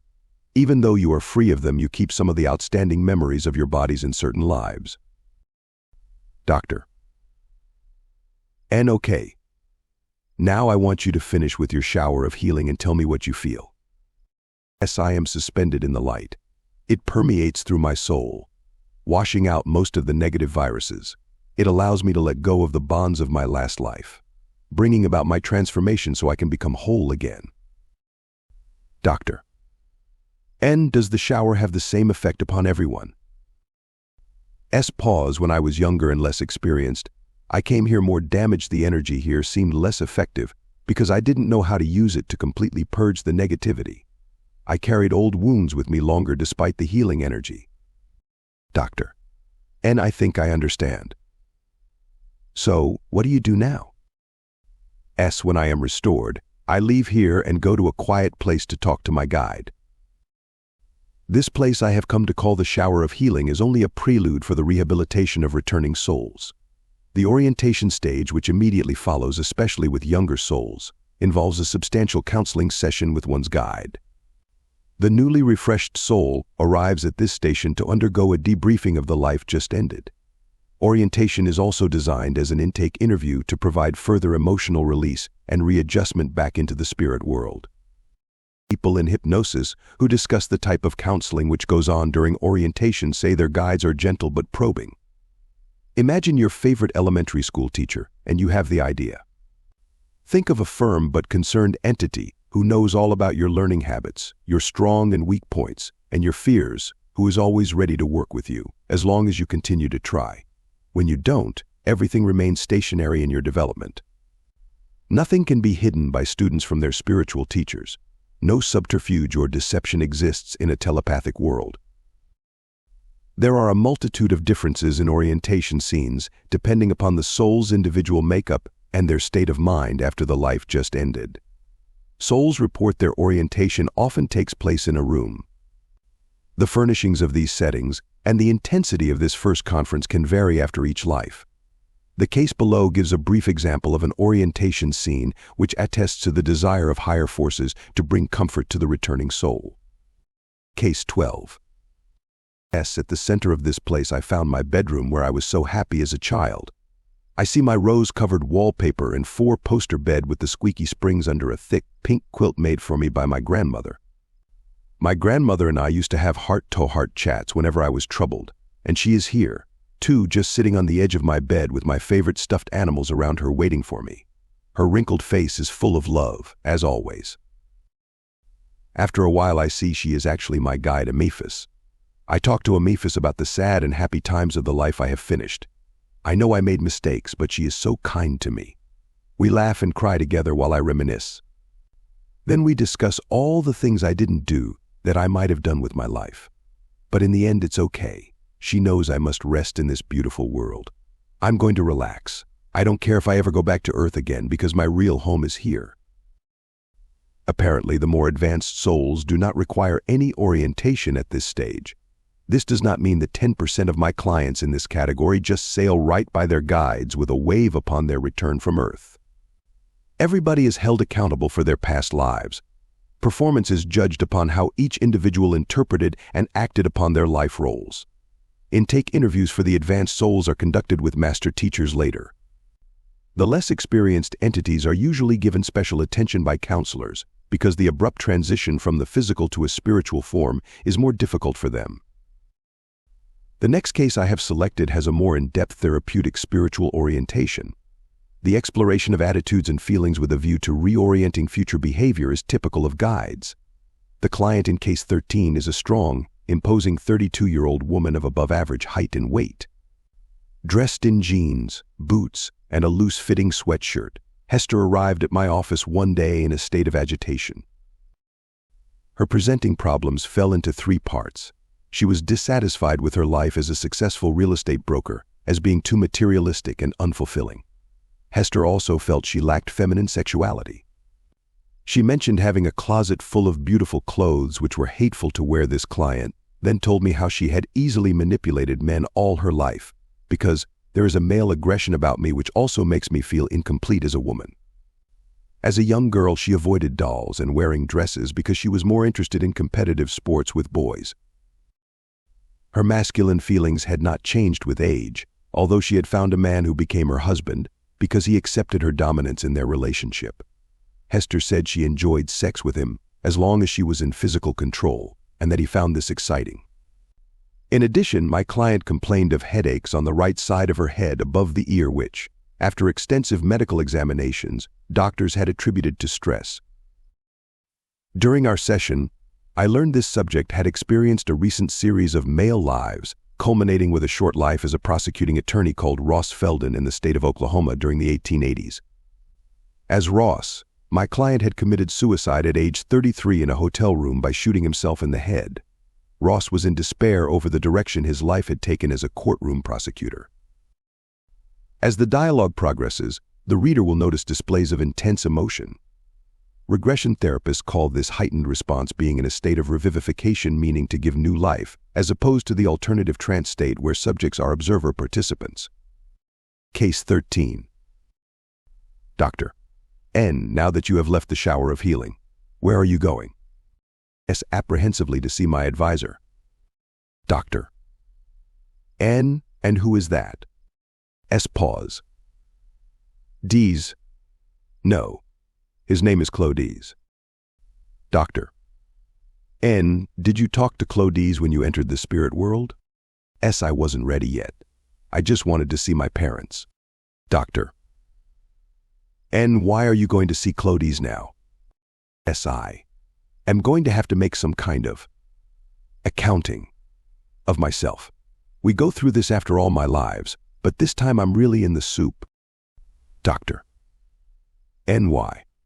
S. Because I killed myself. Doctor.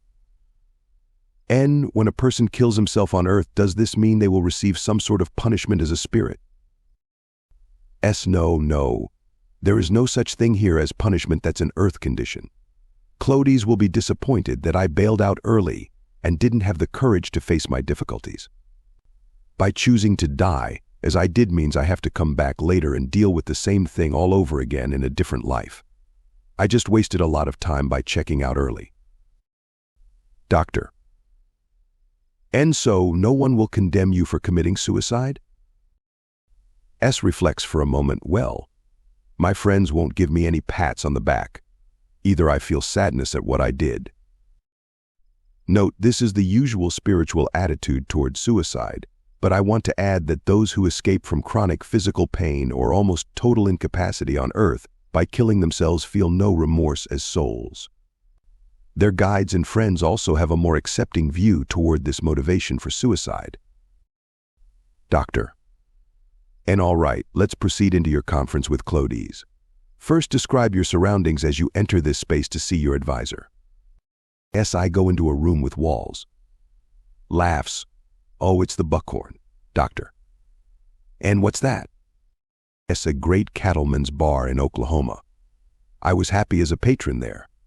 Friendly atmosphere, beautiful wood paneling, the stuffed leather chairs. Pause. I see Claudi's is sitting at one of the tables waiting for me. Now we are going to talk. Doctor. And how do you account for an Oklahoma bar in the spirit world? S. It's one of the nice things they do for you to ease your mind, but that's where it ends. Then, with a deep sigh, this talk is not going to be like a party at the bar. Doctor. And you sound a little depressed at the prospect of an intimate conversation with your guide about your last life? S. Defensively, because I blew it. I have to see him to explain why things didn't work out. Life is so hard. I try to do it right. But, Doctor. N. Do what right? S. With anguish I had an agreement with Claudius to work on setting goals and then following through. He had expectations for me as Ross. Damn. Now I have to face him with this. Doctor. N. You don't feel you met the contract you had with your advisor about lessons to be learned as Ross? S. Impatiently, no, I was terrible. And of course I'll have to do it all over again. We never seem to get it perfect. Pause, you know, if it weren't for Earth's beauty, the birds, flowers, trees, I would never go back. It's too much trouble. Doctor. N. I can see you are upset, but don't you think? S. Breaks in with agitation. You can't get away with a thing either. Everybody here knows you so well. There is nothing I can keep from Claudius. Doctor. N. I want you to take a deep breath and go further into the Buckhorn bar and tell me what you do. S. Subject gulps and squares her shoulders. I float in and sit down across from Claudius at a round table near the front of the bar. Doctor. N. Now that you are near Claudius, do you think he is as upset as you are over this past life? S. No, I'm more upset with myself over what I did and didn't do, and he knows that. Advisors can be displeased, but they don't humiliate us. They are too superior for that. The counseling input of a directive guide gives the healing process of our soul a boost during orientation, but that does not mean the defensive barriers to progress are completely removed. The painful emotional memories from our past do not die as easily as our bodies. Hester must see her negative past life script as Ross clearly, without distorted perceptions. Recreating spiritual orientation scenes during hypnosis assists me as a therapist. I have found the techniques of psychodramatic role-playing to be useful in exposing feelings and old beliefs related to current behavior. Case 13 had quite a long orientation, which I have condensed. At this juncture of the case, I shifted my questioning to involve the subject's guide.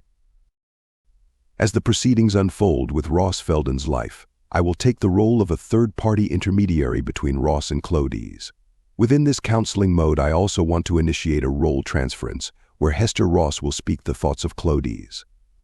The integration of a subject with their guide is a means of eliciting assistance from these higher entities and bringing problems into sharper focus. I sometimes sense even my own guide is directing me in these sessions. I am cautious about summoning up guides without good cause. Facilitating communication directly with a client's guide always has an uncertain outcome. If my intrusion is clumsy or unnecessary, guides will block a subject's response by silence or use metaphoric language, which is obscure. I have had guides speak through a subject's vocal cords in raspy tones which are so discordant I can hardly understand the responses to questions. When subjects talk for their guides, rather than guides speaking for themselves through the subject, usually the cadence of speech is not as broken. In this case, Claudius comes through Hester Ross easily and allows me some latitude in working with his client. Doctor. N. Ross, we both need to understand what is happening psychologically to you right from the start of your orientation with Claudius. I want you to assist me. Are you willing to do this? S. Yes, I am. Doctor. N. Good. And now you are going to be able to do something unusual. On the count of 3, you will have the ability to assume the dual roles of Claudius and yourself. This ability will enable you to speak to me about your thoughts and those of your guide as well. It will seem that you will actually become your guide when I question you. Are you ready? S. With hesitation, I think so. Doctor. N. Rapidly 1, 2, 3. I place my palm on the subject's forehead to stimulate the transference now. Be Claudius speaking his thoughts through you. You are sitting at a table across from the soul of Ross Felden. What do you say to him? Quickly. I want the subject to react without thinking critically about the difficulty of my command. S. Subject reacts slowly, speaking as his own guide, you know. You could have done better. Doctor. N. Quickly knew be Ross Felden again. Move to the other side of the table and answer Claudius. S. I tried, but I fell short of the goal. Doctor. N. Switch places again. Become the voice of Claudius' thoughts and answer Ross. Quickly. S. If you could change anything about your life, what would it be? Doctor. N respond as Ross. S not to be. Corrupted. By power and money. Doctor. N answer as Clodies. S why did you let these things detract from your original commitment? Doctor. N I lower my voice, you are doing fine. Keep switching chairs back and forth at the table. Now answer your guide's question. S I wanted to belong, to feel important in the community, to rise above others and be admired, for my strength. Doctor. N respond as Clodies. S, especially by women. I observed you tried to dominate them sexually as well, making conquests without attachments. Dr. N speak as Ross. S yes. That's true. Shakes head from side to side. I don't have to explain, you know everything anyway. Doctor. N respond as Clodies. S, oh, but you do. You must bring your self-awareness to bear on these matters. Doctor. N answer as Ross. S defiantly, if I hadn't exerted power over these people, they would have controlled me. Dr. N respond as Clodies. S this lacks merit and was unworthy of you. What you became is not how you started. We chose your parents carefully. Note the Felden family were farmers of modest means who displayed honesty, forbearance, and sacrificed much so Ross could study law. Doctor. N answer as Ross. S in a rush, yes, I know they brought me up to be idealistic to help the little guy. And I wanted this too, but it didn't work for me. You saw what happened. I was in debt when I began as a lawyer. Ineffective. Of no consequence. I didn't want to be poor anymore, defending people who couldn't pay me. I hated the farm, the pigs and the cows. I liked being around substantial people, and when I joined the establishment as a prosecutor, I had the idea of reforming the system and helping farm people. It was the system that was wrong. Doctor. N respond as Clodies. S ah. You were corrupted by the system, explain this to me. Doctor. N answer as Ross. S hotly, people had to pay fines they couldn't afford, others I sent to jail because of offenses they didn't mean to commit, others I had hung. Voice breaks, I became a legal killer. Doctor. N respond as Clodies. S why did you feel responsible for prosecuting criminals who were guilty of hurting others? Doctor. N answer as Ross. S few of those. Most were. Just ordinary people like my parents who got caught up in the system, needing money to survive. And there were those who were sick in the head. Doctor. N respond as Clodies. S what about the victims of the people you prosecuted? Didn't you choose a life of law to help society and to make the farms and the towns safer with justice? Dr. N answer as Ross. S loudly, don't you see? It didn't work for me. I was turned into a murderer by a primitive society. Doctor. N respond as Clodies. S, and so you murdered yourself? Doctor. N answer as Ross. S I got off track. I couldn't go back to being a nobody, and I couldn't go forward. Doctor. N respond as Clodies. S too easily you became a participant with those whose motivations were for personal gain and notoriety. This was not you. Why did you hide from yourself? Doctor. N answer as Ross. S, with anger, why didn't you help me more when I started as a public defender? Doctor. N respond as Clodies. S what benefit do you get from thinking I should pick you up at every turn? Doctor. N I ask Hester to respond as Ross, but when she remains silent after the last question, I step in Ross. If I may interrupt, I believe Clodies is inquiring into the payoff for you from both the pain you feel now and strokes you get from blaming him over your last life. S pause, wanting sympathy. I guess. Doctor. N okay, respond as Clodies to this thought. S very slowly, what more would you have me do? You didn't reach far enough inside yourself. I placed thoughts in your mind of temperance, moderation, responsibility, original goals. Your parents' love you ignored these thoughts and were stubborn to alternative action. S. Ross responds, without my command, I know I missed the signs you set up. I wasted opportunities. I was afraid. Doctor. N. Respond as Clodies to your statement. S. What do you value most about who you are? Doctor.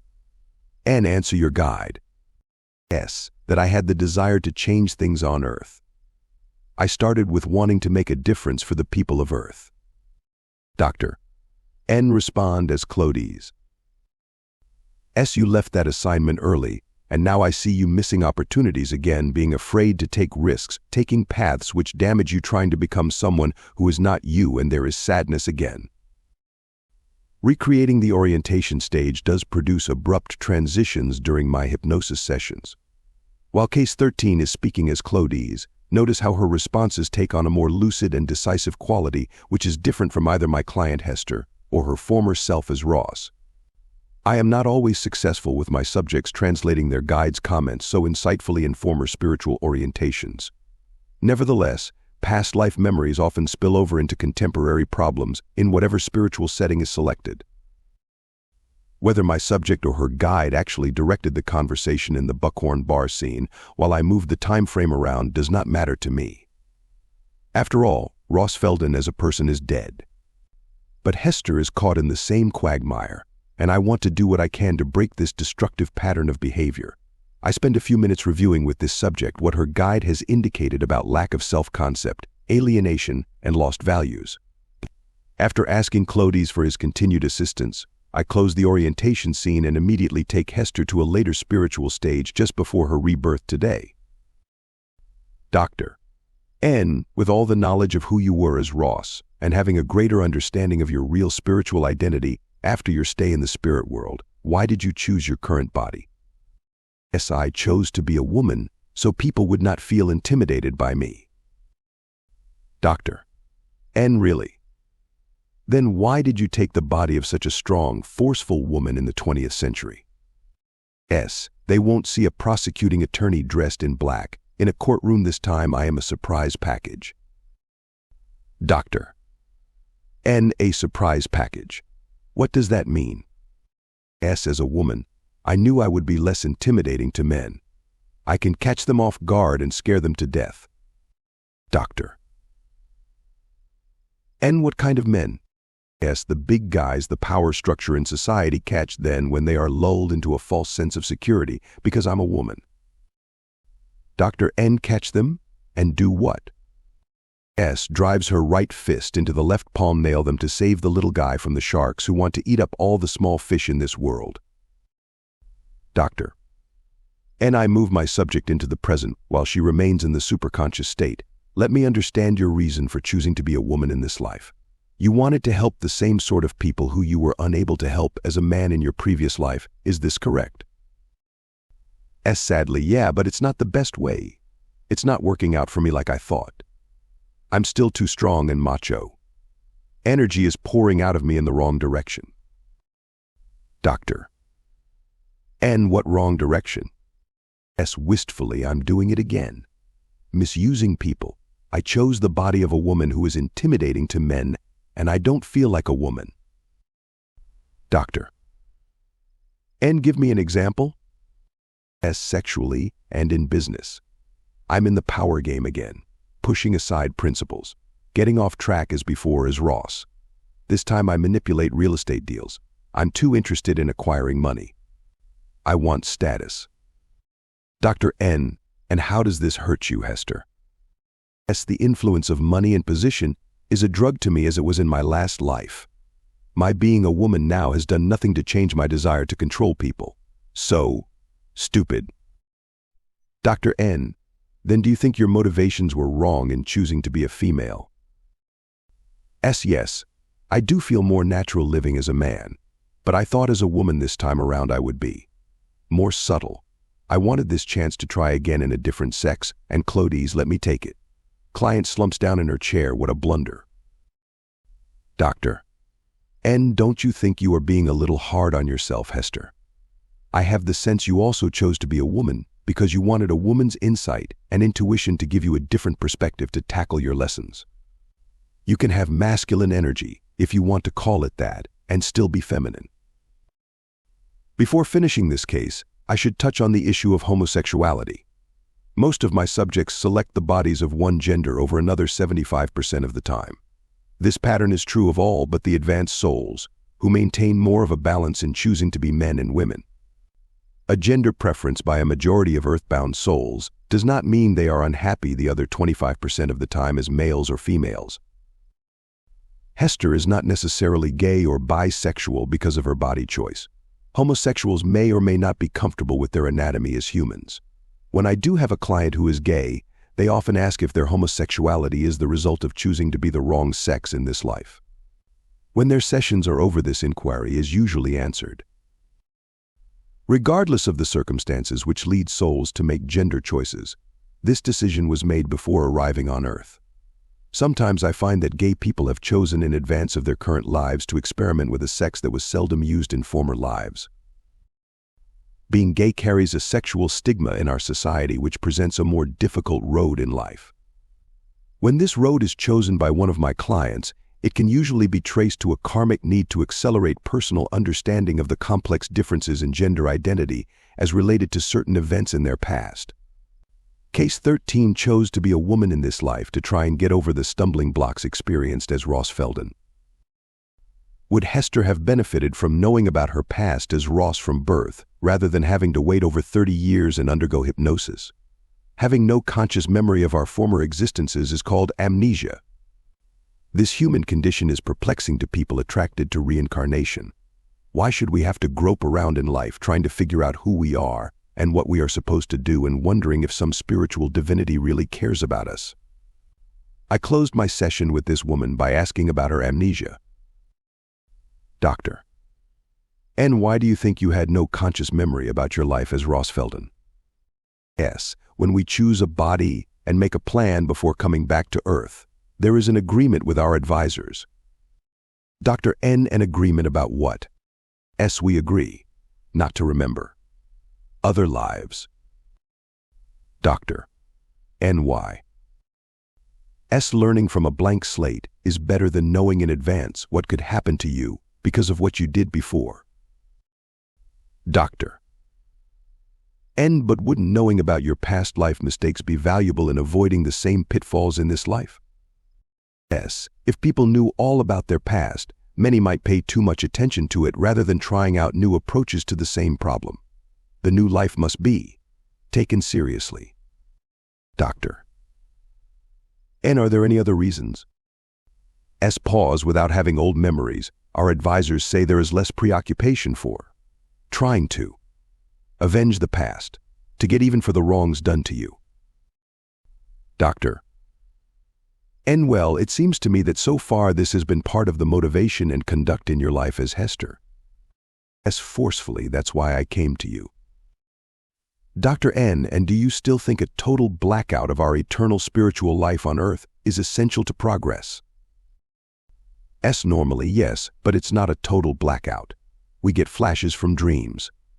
During times of crisis, people have an inner knowing of what direction to take when it is necessary, and sometimes your friends can fudge a little. Doctor: And by friends you mean entities from the spirit world? S. Aha. They give you hints. By flashing ideas, I've done it. Doctor: And nevertheless, you had to come to me to unlock your conscious amnesia. S. Pause. We have the capacity to know when it is necessary. I was ready for change when I heard about you. Clodies allowed me to see the past with you because it was to my benefit. Doctor: And otherwise, your amnesia would have remained intact. S. Yes. That would have meant I wasn't supposed to know certain things yet. In my opinion, when clients are unable to go into hypnosis at any given time, or if they have only sketchy memories in trance, there is a reason for this blockage. This does not mean these people have no past memories, just that they are not ready to have them exposed. My client knew something was hindering her growth and wanted it revealed. The superconscious identity of the soul houses our continuous memory, including goals. When the time in our lives is appropriate, we must harmonize human material needs with our soul's purpose for being here. I try to take a common-sense approach in bringing past and present experiences into alignment. Our eternal identity never leaves us alone in the bodies we choose, despite our current status. In reflection, meditation, or prayer, the memories of who we really are do filter down to us in selective thought each day. In small, intuitive ways through the cloud of amnesia, we are given clues for the justification of our being. After desensitizing the source of her headaches, I completed my session with Hester by reinforcing her choice to be a woman for reasons other than intimidating men. I gave her permission to lower her defenses a little and be less aggressive. We discussed options for restructuring occupational goals toward the helping professions and the possibilities of volunteer service work. She was finally able to see her life today as a great opportunity for learning rather than a failure of gender choice. After a case is completed, I never cease to admire the brutal honesty of souls. When a soul has led a productive life beneficial to themselves and those around them, I notice they return to the spirit world with enthusiasm. However, when subjects like Case 13 report they wasted a past life, especially from early suicide, then they describe going back rather dejected. When orientation is upsetting to a subject, I find an underlying reason is the abruptness with which a soul is once again in full possession of all past knowledge. After physical death, unencumbered by a human body, the soul has a sudden influx of perception. The stupid things we did in life hit us hard in orientation. I see more relaxation and greater clarity of thought as I move my subjects further into the spirit world. Souls are created in a positive matrix of such love and wisdom that when a soul starts to come to a planet like Earth and join the physical beings who have evolved from a primitive state, the violence is a shock. Humans have the raw, negative emotions of anger and hate as an outgrowth of their fear and pain connected with survival going back to the Stone Age. Both positive and negative emotions are mixed between soul and host for their mutual benefit. If a soul only knew love and peace, it would gain no insight and never truly appreciate the value of these positive feelings. The test of reincarnation for a soul coming to Earth is the conquering of fear in a human body. A soul grows by trying to overcome all negative emotions connected to fear through perseverance in many lifetimes, often returning to the spirit world bruised or hurt, as Case 13 indicated. Some of this negativity can be retained, even in the spirit world, and may reappear in another life with a new body. On the other hand, there is a trade-off. It's in joy and unabashed pleasure that the true nature of an individual soul is revealed on Earth in the face of a happy human being. Orientation conferences with our guides allow us to begin the long process of self-evaluation between lives. Soon we will have another conference, this time with more master beings in attendance. In the last chapter, I referred to the ancient Egyptian tradition of newly deceased souls being taken into a hall of judgment to account for their past life. In one form or another, the concept of a torturous courtroom trial awaiting us right after death has been part of the religious belief system of many cultures. Occasionally, a susceptible individual in a traumatic situation will say they had an out-of-body experience with nightmarish visions of being taken by frightening specters into an afterlife of darkness where they were sentenced in front of demonic judges. In these cases, I suspect a strong preconditioned belief system of hell. In the quiet, relaxing state of hypnosis, with continuity on all mental levels, my subjects report that the initial orientation session with their guides prepares them to go before a panel of superior beings. However, the words courtroom and trial are not used to describe these proceedings. A number of my cases have called these wise beings, directors and even judges, but most refer to them as a council of masters or elders. This board of review is generally composed of between 3 and 7 members, and since souls appear before them after arriving at their home base, I will go into this conference in more detail at the end of the next chapter. All soul evaluation conferences, be they with our guides, peers, or a panel of masters, have one thing in common. The feedback and past life analysis we receive in terms of judgment is based upon the original intent of our choices as much as the actions of a lifetime. Our motivations are questioned and criticized, but not condemned in such a way as to make us suffer. As I explained in Chapter 4, this does not mean souls are exonerated for their acts which harmed others simply because they are sorry. Karmic payment will come in a future life. I have been told that our spiritual masters constantly remind us that because the human brain does not have an innate moral sense of ethics, conscience is the soul's responsibility. Nevertheless, there is overwhelming forgiveness in the spirit world. This world is ageless, and so too are our learning tasks. We will be given other chances in our struggle for growth. When the initial conference with our guide is over, we leave the place of orientation and join a coordinated flow of activity involving the transit of enormous numbers of other souls into a kind of central receiving station. Chapter 6. Transition. All souls, regardless of experience, eventually arrive at a central port in the spirit world, which I call the staging area.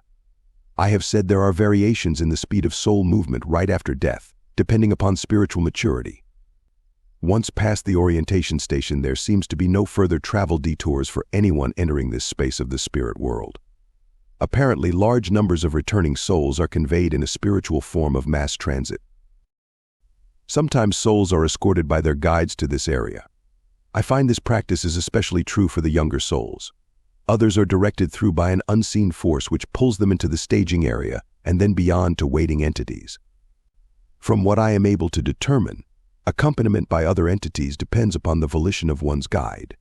In most cases, haste is not an issue, but souls do not dawdle along on this leg of their journey. The feelings we have along this path depend on our state of mind after each life. The assembly and transfer of souls really involves two phases. The staging area is not an encampment space. Spirits are brought in, collected, and then projected out to their proper final destinations. When I hear accounts of this particular junction, I visualize myself walking with large numbers of travelers through the central terminal of a metropolitan airport, which has the capacity to fly all of us out in any direction. One of my clients described the staging area as resembling the hub of a great wagon wheel, where we are transported from a center along the spokes to our designated places. My subjects say this region appears to them as having a large number of unacquainted spirits moving in and out of the hub in an efficient manner with no congestion. Another person called this area the Los Angeles freeway without gridlock. There may be other similar wheel hubs with freeway type on and off ramps in the spirit world, but each client considers their own route to and from this center to be the only one. The observations I hear about the nature of the spirit world when entering the staging area have definitely changed from those first impressions of layering and foggy stratification. It is as if the soul is now traveling through the loosely wound arms of a mighty galactic cloud into a more unified celestial field.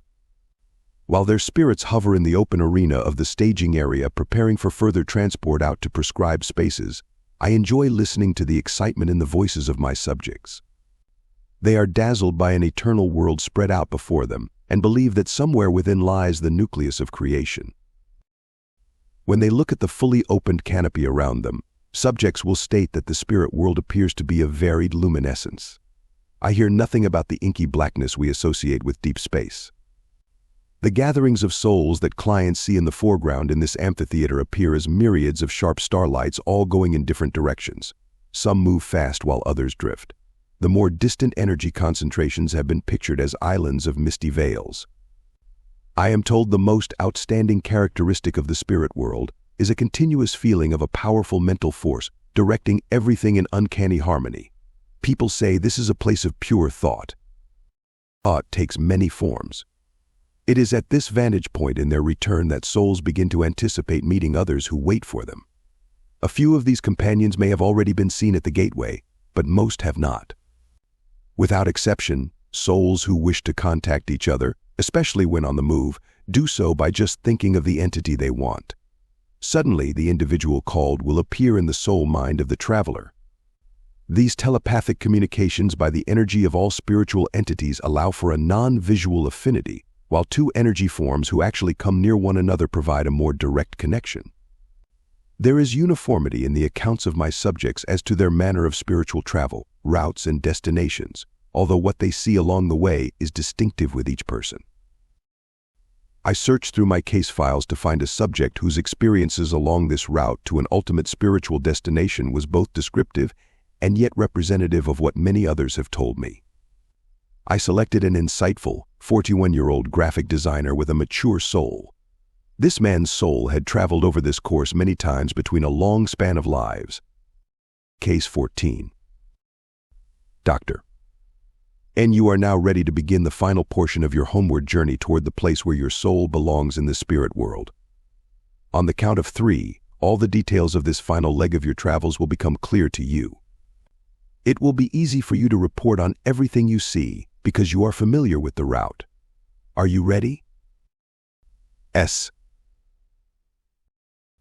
Dr. N, raising my voice to a commanding tone. 1. We are getting started. 2. Your soul has now moved out of the area of orientation.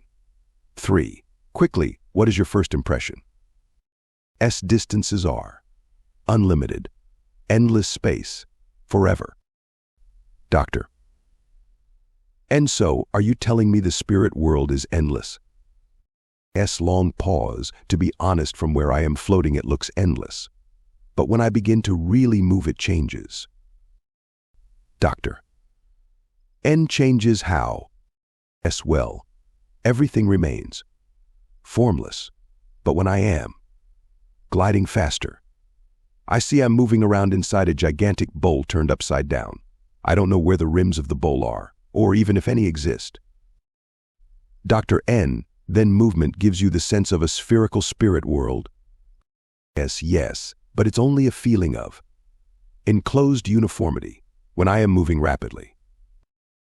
Doctor: And why does rapid movement, your speed, give you the feeling of being in a bowl? S. Long pause. It's strange. Although everything appears to go on straight when my soul is drifting, that changes to a feeling of roundness when I am moving fast on a line of contact. Doctor: N. What do you mean by a line of contact? S. Towards a specific destination.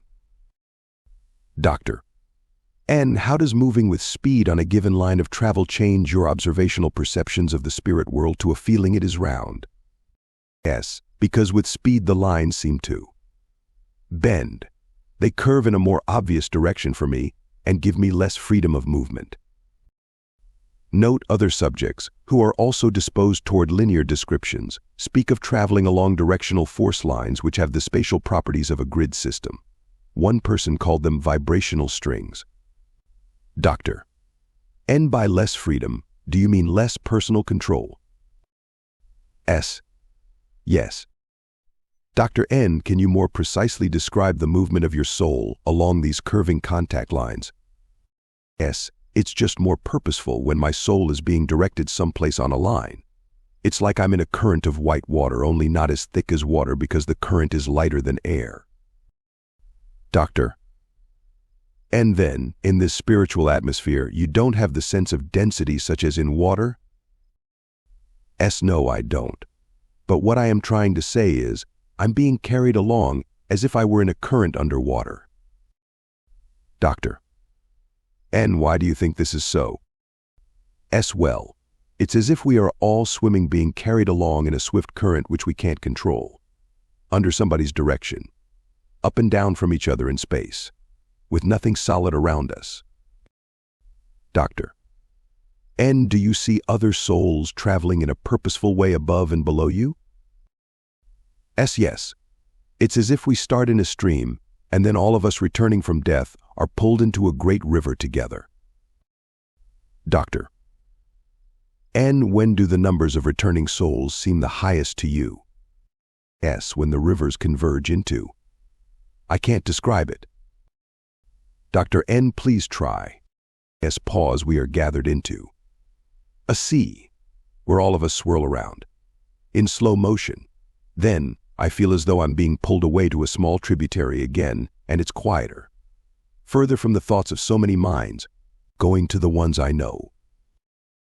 Doctor: And later, in your normal travels as a soul, is it the same as being propelled around in streams and rivers, as you have just described? S. No, not at all. This is different. We are like salmon going up to spawn returning home. Once we get there, we are not pushed about this way. Then we can drift. Doctor: And who is doing the pushing while you are being taken home? S. Higher entities, the ones in charge of our movements to get us home. Doctor: And entities such as your guide? S above him, I think. Doctor. N, what else are you feeling at this moment? S, peace. There is such peace you never want to leave again. Dr. N, anything more? S, oh, I have some anticipation too, while moving slowly with the energy current. Doctor. N, all right. Now I want you to continue to move further along with the current of energy closer to the area where you are supposed to go. Look around carefully and tell me what you see. SIC. A variety of lights. In patches, separated from each other by galleries. Doctor. N, by galleries, do you mean a series of enclosures? SMM. More like a long corridor, bulging out in places, stretching out away from me into the distance. Doctor. N, and the lights. S, they are people. The souls of people within the bulging galleries reflecting light outward to me. That's what I'm seeing, patches of lights bobbing around. Doctor. N, are these clusters of people structurally separated from each other in the bulges along the corridor? S, no. There are no walls here. Nothing is structural, with angles and corners. It's hard for me to explain exactly. Dr. N, you are doing fine. Now, I want you to tell me what separates the light clusters from each other along this corridor you are describing.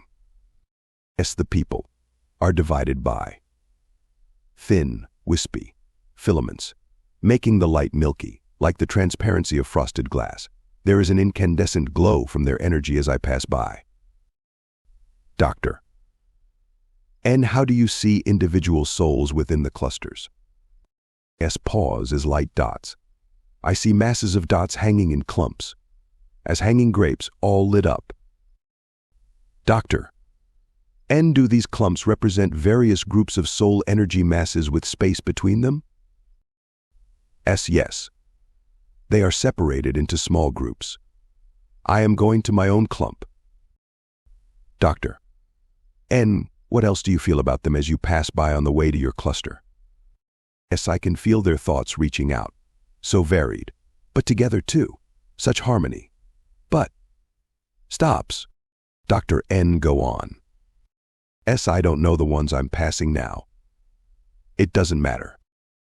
Doctor. N, okay, let's pass on by these clusters which seem to bulge out along a corridor. Give me an example of what the whole thing looks like to you from a distance. S laughs a long glowworm, its sides bulging in and out. The movement is rhythmic. Doctor. And you mean the corridor itself appears to move? S, yes, parts of it. Swaying as a ribbon in the breeze while I am going further away. Doctor. N, continue floating and tell me what happens to you next. S, pause, I'm at the edge of another corridor. I'm slowing down. Doctor. N, why? S grows excited because, oh good, I'm coming in towards the site where my friends are attached. Dr. N, and how do you feel at this moment? S, fantastic. There is a familiar pulling of minds, reaching out to me. I'm catching the tail of their kite, joining them in thought. I'm home. Doctor. N, is your particular cluster group of friends isolated from the other groups of souls living in other corridors? S, no one is really isolated, although some of the younger ones may think so. I've been around a long time, though, and I have a lot of connections, said with modest confidence. Doctor. And so you felt connections with those other corridors, even with spirits in them you might not know from past experience? S, I do, because of the connections I have had. There is a oneness here. Doctor. And when you are moving around as a spirit, what is the major difference in your interactions with other souls compared to being in human form on Earth? S, here no one is a stranger. There is a total lack of hostility toward anyone. Dr. N, you mean every spirit is friendly to every other spirit, regardless of prior associations in many settings? Yes, that's right, and it's more than just being friendly. Doctor. N, in what way? S, we recognize a universal bond between us which makes us all the same. There is no suspicion toward each other. Dr. N, how does this attitude manifest itself between souls who first meet? S, by complete openness and acceptance. Doctor. And living on earth must be difficult for souls, then? S, it is, for the newer ones especially, because they go to earth expecting to be treated fairly. When they aren't, it's a shock. For some, it takes quite a few lives to get used to the earth body. Doctor. And if the newer souls are struggling with these earth conditions, are they less efficient when working within the human mind? S, I would have to say yes, because the brain drives a lot of fear and violence into our souls. It's hard for us, but that's why we come to earth. To overcome. Dr. N, in your opinion, might the newer souls tend to be more fragile and in need of group support upon returning to their cluster? Yes, that's absolutely true. We all want to return home. Will you let me stop talking now, so I can meet with my friends? I have touched on the commonality of word usage by different clients to describe spiritual phenomena. Case 14 offered us a few more. One person's glow worms bulging out in places is another's floating trail of balloons. A description about clumps of huge, translucent bulbs in one case becomes giant bunches of transparent bubbles from somebody else mentally returning to the spirit world. I regularly hear such water words as currents and streams used to explain a flowing directional movement, where a skyward-like cloud denotes a freedom of motion associated with drifting. Visual images which call up expressions of energy mass and group clusters to indicate souls themselves are especially popular. I have adopted some of this spiritual language myself. At the final debarkation zone for the incoming soul, waiting cluster groups of familiar entities may be large or small, depending upon the soul developmental level and other factors which I will take up as we get a little further along. By way of comparison with Case 14, the next case demonstrates a more insular perception of the spirit world from a soul with less maturity. In Case 15, the transition of this soul from the staging area to her home cluster is fairly rapid in her mind. The case is informative because it presents attributes of propriety felt by this soul to a designated space, as well as deference toward those who manage the system. Because this subject is less experienced and a bit edgy over what she sees as a need for conformity, we are given another interpretation of spiritual guidelines for group placement. Case 15. Doctor. And I want to talk to you about your trip into the place where you normally stay in the spirit world. Your soul is now moving toward this destination. Explain what you see and feel. S, nervously, I'm going outward somehow. Doctor. N, outward. S, puzzled, I am. Floating along, in a chain of some kind. It's as though I'm weaving through a series of connecting links, a foggy maze. Then, it opens up. Oh, Dr. N, what is it? S, with awe I have come into. A grand arena. I see many others, crisscrossing around me. Subject grows uncomfortable. Doctor. N, just relax, you are in the staging area now. Do you still see your guide? S, with hesitation, yes, nearby. Otherwise I would be lost. It's so vast. Doctor. N, I place my hand on the subject's forehead, continue to relax, and remember you have been here before, although everything may seem new to you. What do you do now? S, I'm carried forward, rapidly, straight past others. Then I'm in an empty space, open. Doctor. N, does this void mean everything is black around you? S, it's never black here. The light just contracts to darker shades because of my speed. When I slow down, things get brighter.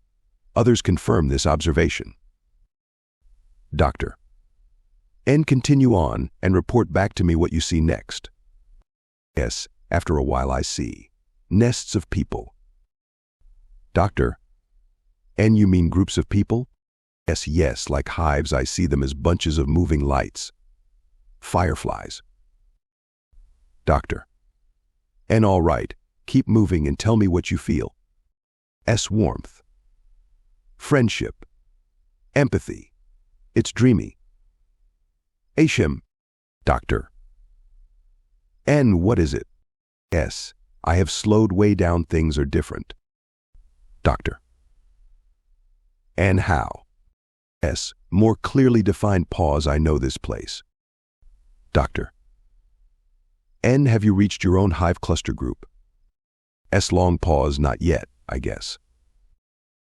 Doctor. N. Just look about you and report back to me exactly what you see and feel. S. Subject begins to tremble. There are bunches of people, together, off in the distance, but there. Doctor. N. What do you see? S. Fearfully people I know, some of my family, off in the distance, but with anguish I don't seem to be able to reach them. Doctor. N. Why? S. In tearful bewilderment, I don't know. God, don't they know I'm here? Subject begins to struggle in her chair, and then extends her arm and open hand at my office wall. I can't reach my father. Note, I briefly stop my questioning. This client's father had a great influence in her most immediate past life, and she needs additional calming techniques. I also decide to reinforce her protective shield before continuing. Doctor. N. What do you think is the reason your father is off in the distance so you can't reach him? S. During a long pause, I use the time to dry subject's face, which has become wet with tears and perspiration. I don't know. Dr. N. I place my hand on subject's forehead and command, connect with your father now. S. After a pause, the subject relaxes. It's okay. He is telling me to be patient and everything will become clear to me. I want to go over there and be near him. Doctor. And what does he tell you about that? S. Sadly, he says that he can always be in my mind if I need him, and I will learn to do this better, think telepathically, but he has to stay where he is. Doctor. And what do you think is the basic reason for your father remaining in this other place? S. Tearfully, he does not belong in my hive. Doctor. And anything else? S. The directors.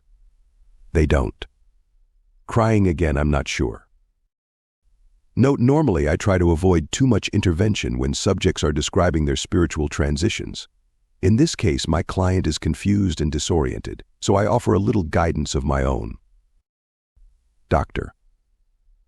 And let's analyze why you can't reach your father's position right now. Could this separation be the result of higher entities believing this is a time for individual reflection on your part, and that you should associate only with other souls at your own level of development? S. Subject is more restored. Yes, those messages are coming through. I have to work things out for myself, with others like me. The directors encourage us, and my father is helping me understand too. Doctor. N. Are you satisfied with this procedure? S. Pause. Yes. Doctor. And all right, please continue with your passage from the moment you see some of your family in the distance. What happens next? S. Well, I'm still slowing down, moving gradually. I'm being taken along a course I have been on before. I'm passing some other bunches of people group clusters. Then I stop. Note, the final transit inward is especially important for the younger souls. One client, upon awakening, described this scene as giving him the sense he was arriving back home at twilight after a long trip away. Having passed from the countryside into his town, he finally reached the proper street. The front windows of his neighbors' houses were lit, and he could see people inside as he drove slowly past before reaching the driveway of his own home. Although people in trance may use such words as clumps and hives to describe how their home spaces look from a distance, this view becomes more individualistic once they go into each cluster. Then the subject's spiritual surroundings are associated with towns, schools, and other living areas identified with earthly landmarks of security and pleasure. Doctor. And now that you are stationary, what are your impressions? S. It's large.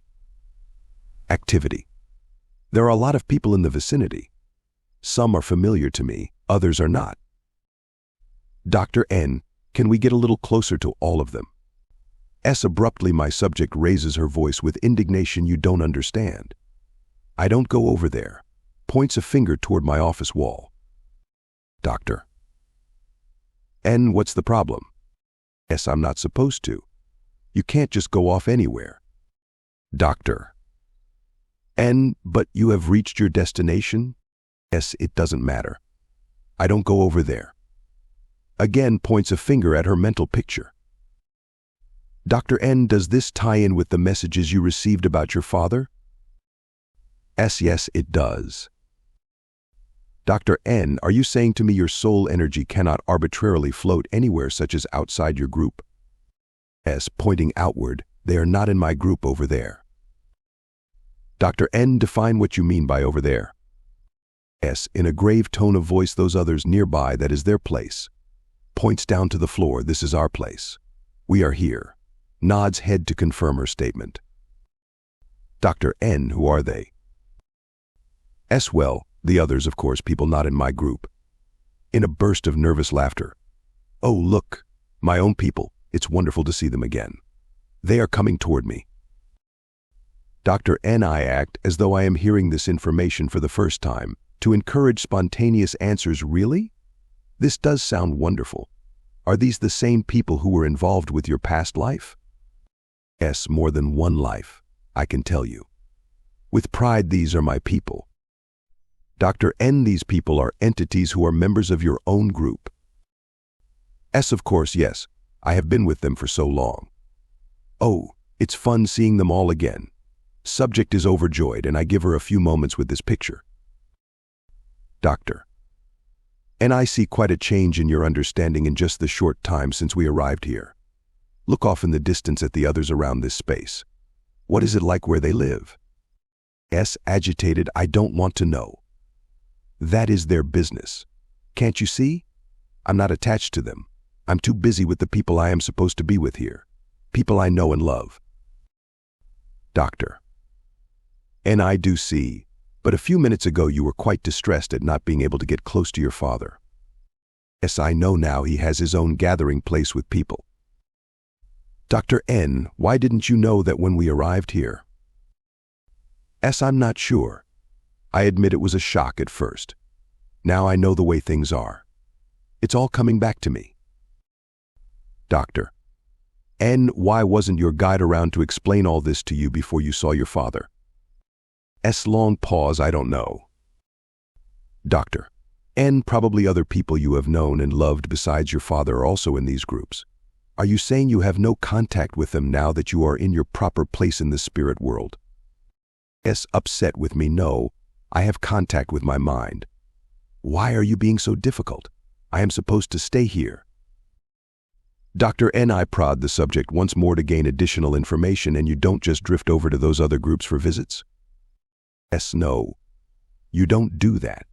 You don't go into their groups and interfere with their energy. Dr. N, but mental contact offers no interference with their energy? S, at the right time. When they are free to do this with me. Dr. N, so, what you are telling me is that everyone here is located in their own group spaces, and you don't go wandering around visiting or making too much mental contact at the wrong times? S, calming down, yes. They are in their own spaces with instruction going on. It's the directors who move around mostly. Doctor. And thank you for clearing all this up for me. You want me to know that you and your group friends are especially careful about infringing upon other spaces? Yes, that's right. At least that's the way things are around my space. Dr. N, and you don't feel confined by this custom? S, oh no. There are great expanses of space and such a sense of freedom here, as long as we pay attention to the rules. Dr. N, and what if you don't? Who decides what is the proper location for each group of souls? S, pause, the teachers help us, otherwise we would be lost. Doctor. And it seemed to me you were lost when we first arrived here? S, with uncertainty I didn't connect. I wasn't mentally in tune. I messed up. I don't think you realize how big it is around here. Doctor. And look around you at all the occupied spaces. Isn't the spirit world crowded with souls? Laughs, sometimes we do get lost. That's our own fault. This place is big. That's why it never gets crowded. The two cases in this chapter represent different reactions from a beginner and a more advanced soul recalling the final phase of their return passages back to the spirit world. Every participant has their own interpretation of the panoramic view from the staging area to the terminus in their cluster group. Some of my subjects find the transition from the gateway to group placement to be so rapid that they need time to adjust upon arrival. When recalling their memories between homecoming and placement, my subjects sometimes express concern that an important individual was not present in light form or did not communicate with them telepathically. Often this is a parent or spouse in the life just completed. By the end of the transition stage, the reason usually becomes evident. Frequently it has to do with embodiment. We have seen how the average returning soul is overwhelmed by pleasure. Familiar beings are clustered together in undulating masses of bright light. On occasion, resonating musical sounds with specific chords guide the incoming traveler. One subject remarked, "As I come near my place, there is a monotone of many voices sounding the letter A, like A, pa, for my recognition, and I can see them all vibrating fast as warm, bright energy, and I know these are the disembodied ones right now." What this means is that those souls who are currently incarnated in one or more bodies at the moment may not be actively engaged with welcoming anybody back. Another subject explained, "It is as if they are sleeping on autopilot. We always know who is out and who is in." Those souls who are not totally discarnated radiate a dim light with low pulsating energy patterns and don't seem to communicate much with anyone. Even so, these souls are able to greet the returning soul in a quiet fashion within the group setting. The sense of a barrier between various groups, as experienced by Case 15, has different versions among my subjects, depending upon the age of the soul. I will have another perspective about mobility in the next case. The average soul with a great deal of basic work to do describes the separation of their group from others as similar to being in different classrooms in the same schoolhouse. I have also had clients who felt they were entirely separated in their own schoolhouse. The analogy of spiritual schools directed by teacher guides is used so often by people under hypnosis that it has become a habit for me to use the same terminology. As I mentioned earlier, after souls arrive back into their soul groups, they are summoned to appear before a council of elders. While the council is not prosecutorial, they do engage in direct examination of a soul's activities before returning them to their groups. It is not unusual for my subjects to have some difficulty providing me with full details of what transpires at these hearings, and I am sure these blocks are intentional. Here is a report from one case. After I meet with my friends, my guide Veronica's subject's younger teacher takes me to another place to meet with my panel of elders. She is at my side as an interpreter for what I don't understand and to provide support for explanations of my conduct in the last life. At times, she speaks on my behalf as a kind of defense advocate but quasi subject's senior guide who arrived before Veronica carries the most weight with the panel. There are always the same 6 elders in front of me who wear long white robes. Their faces are kindly, and they evaluate my perceptions of the life I have just lived and how I could have done better with my talents and what I did that was beneficial. I am freely allowed to express my frustrations and desires. All the elders are familiar to me, especially 2 of them who address me more than the others and who look younger than the rest. I think I can distinguish appearances which are male or female. Each has a special aspect in the way they question me, but they are honest and truthful, and I am always treated fairly. I can hide nothing from them, but sometimes I get lost when their thoughts are transmitted back and forth in the rapid communication between them. When it is more than I can handle, Veronica translates what they are saying about me, although I have the feeling she does not tell me everything. Before I return to Earth, they will want to see me a second time. Souls consider themselves having finally arrived home when they rejoin familiar classmates in group settings. Their attendance here with certain other souls does resemble an educational placement system in form and function. The criteria for group admission is based upon knowledge and a given developmental level. As in any classroom situation, some students connect well with teachers and others less so. The next chapter will examine the sorting out process for soul groups and how souls view themselves in their respective spiritual locations. Chapter 7. Placement. My impression of the people who believe we do have a soul is that they imagine all souls are probably mixed into one great congregation of space. Many of my subjects believe this too, before their sessions begin. After awakening, it is no wonder they express surprise with the knowledge that everyone has a designated place in the spirit world. When I began to study life in the spirit world with people under hypnosis, I was unprepared to hear about the existence of organized soul support groups. I had pictured spirits just floating around aimlessly by themselves after leaving Earth. Group placement is determined by soul level. After physical death, a soul's journey back home ends with debarkation into the space reserved for their own colony, as long as they are not a very young soul or isolated for other reasons as mentioned in Chapter 4. The souls represented in these cluster groups are intimate old friends who have about the same awareness level. When people in trance speak of being part of a soul cluster group, they are talking about a small primary unit of entities who have direct and frequent contact, such as we would see in a human family. Peer members have a sensitivity to each other which is far beyond our conception on Earth. Secondary groups of souls are arranged in the form of a community support group which is much less intimate with one another. Larger secondary groups of entities are made up of giant sets of primary clusters, as lily pads in one pond. Spiritual ponds appear to be endless. Within these ponds, I have never heard of a secondary group estimated at less than 1,000 souls. The many primary group clusters which make up one secondary group seem to have sporadic relationships, or no contact at all between clusters. It is rare for me to find souls involved with each other in any meaningful way who are members of two different secondary groups, because the number of souls is so great it is not necessary.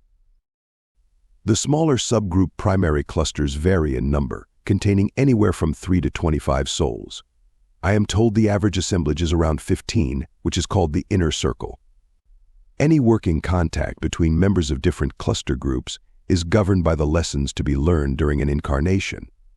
This may be due to a past life connection, or the particular identity trait of the souls involved. Soul acquaintanceships between members of different cluster groups usually involve peripheral roles in life on Earth.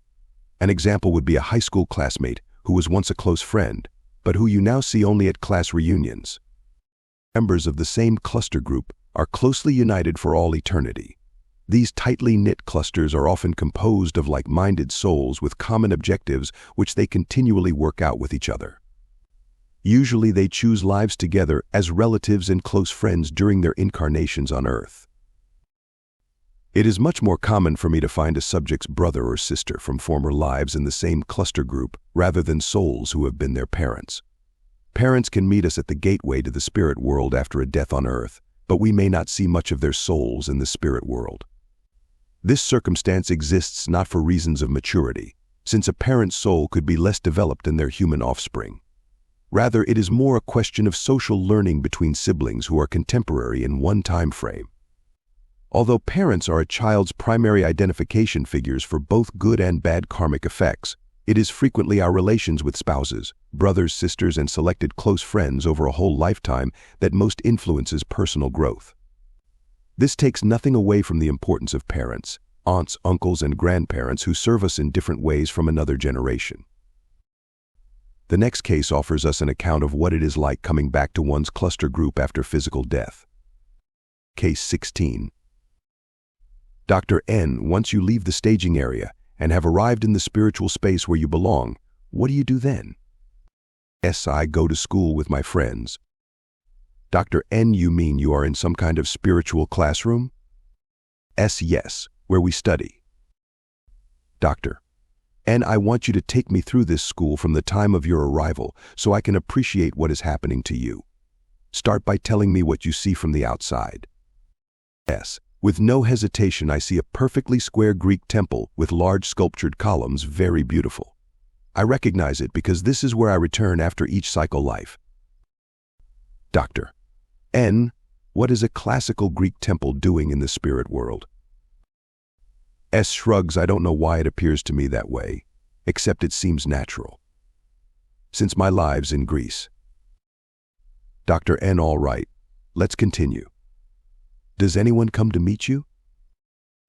S. Subject smiles broadly. My teacher Carla. Doctor. N. And how does she appear to you? S. Confidently, I see her coming out of the entrance of the temple towards me. as a goddess, tall, wearing long flowing robes. One shoulder is bare. Her hair is piled up and fastened with a gold clasp. She reaches out to me. Doctor. And look down at yourself. Are you dressed in the same garments? Yes, we. All seem to be dressed the same. We shimmer with light, and we can change. Carla knows I like the way she looks. Doctor. And where are the others? As Carla has taken me inside my temple school. I see a large library. Small gatherings of people are speaking in quiet tones.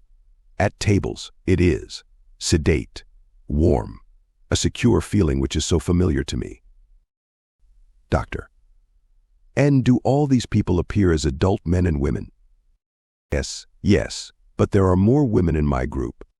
Dr. N. Why? Yes, because that's the valence they are most comfortable with right now. Note the word valence used by this subject to indicate gender preference is an odd choice, yet it does fit. Valences in chemistry are positive or negative properties which, when combined with other elements, give proportion. Souls in groups may be inclined toward male and female personages or mixed. Doctor. And okay, what do you do next? As Carla leads me to the nearest table, and my friends immediately greet me. Oh, it's so good to be back. Doctor. And why are these particular people here with you in this temple? Yes, because we are all in the same study group. I can't tell you how happy I am to be with them once more. Subject becomes distracted with this scene, and it takes me a minute to get her started again, Doctor. And tell me how many people are in this library with you. S pauses, while mentally counting about 20. Doctor. N are all 20 very close friends of yours? Yes, we are all close. I've known them for ages. But 5 are my dearest friends. Dr. N, are every one of the 20 people at about the same level of learning? Yes, almost. Some are a little further along than the rest. Dr. N, where would you place yourself in the group as far as knowledge? Yes, around the middle. Doctor. N, as to learning lessons, where are you in relation to your 5 closest friends? S.O., we are about the same. We work together a lot. Doctor. N, what do you call them? S chuckles. We have pet names for each other. Doctor. And why do you have nicknames? S. H. Him. To define our essence. We see each other as representing earth things. Dr. N, what is your pet name? S. Thistle. Dr. N, and this represents some personal attribute? S. Pause. I am known for sharp reactions to new situations in my rotations life cycles. Doctor. N, what is the entity you feel closest to called, and why? S. Soft laughter spray. He goes flat out in his rotations, dispensing his energy so rapidly it splashes in all directions, just like the water he loves so much on earth. Doctor. And your family group sounds very distinctive. Now, would you explain to me what you and your friends actually do in this library setting? Yes, I go to my table, and we all look at the books. Doctor. And books. What sort of books? Yes, the life books. Dr. N, describe them as best you can for me. S, they are picture books, thick white edges, 2 or 3 inches thick, quite large. Dr. N, open one of the life books for me and explain what you and your friends at the table see. S, pause, while the subject's hands come together and move apart, as though she were opening a book. There is no writing. Everything we see is in live pictures. Doctor. And action pictures different than photographs? S, yes. They are multidimensional. They move, shift, from a center of crystal, which changes with reflected light. Doctor. And so the pictures are not flat. The moving light waves have depth. S, that's right. They are alive. Doctor. And tell me how you and your friends use the books. S, well, at first it's always out of focus when the book is opened. Then we think of what we want. The crystal turns from dark to light and gets into alignment. Then we can see, in miniature, our past lives and the alternatives. Dr. N, how is time treated in these books? S, by frames. Pages. Time is condensed by the life books. Dr. N, I don't want to dwell on your past right now, but take a look at the book and just tell me the first thing you see. S, a lack of self-discipline in my last life, because this is what is on my mind. I see myself dying young. In a lover's quarrel, my ending was useless. Doctor N, do you see future lives in the life book? Yes, we can look at future possibilities. In small bites only, in the form of lessons. Mostly these options come later with the help of others. These books are intended to emphasize our past acts. Doctor N, would you give me your impression of the intent behind this library atmosphere with your cluster group? S.O. We all help one another go over our mistakes during this cycle. Our teacher is in and out, and so we do a lot of studying together and discuss the value of our choices. Doctor N, are there other rooms where people study in this building? S. No, this is for our group. There are different buildings where various groups study near us. Note the reader may refer to figure 1, page 89, circle B, as an example of what is meant here. In the graph, clusters 3 to 7 represent infrequent group interaction, although they are in close proximity to each other in the spirit world. Doctor N, are the groups of people who study in these buildings more or less advanced than those in your group? S. Both. Doctor N, are you allowed to visit these other buildings where souls study? S. Long pause. There is one which we go to regularly.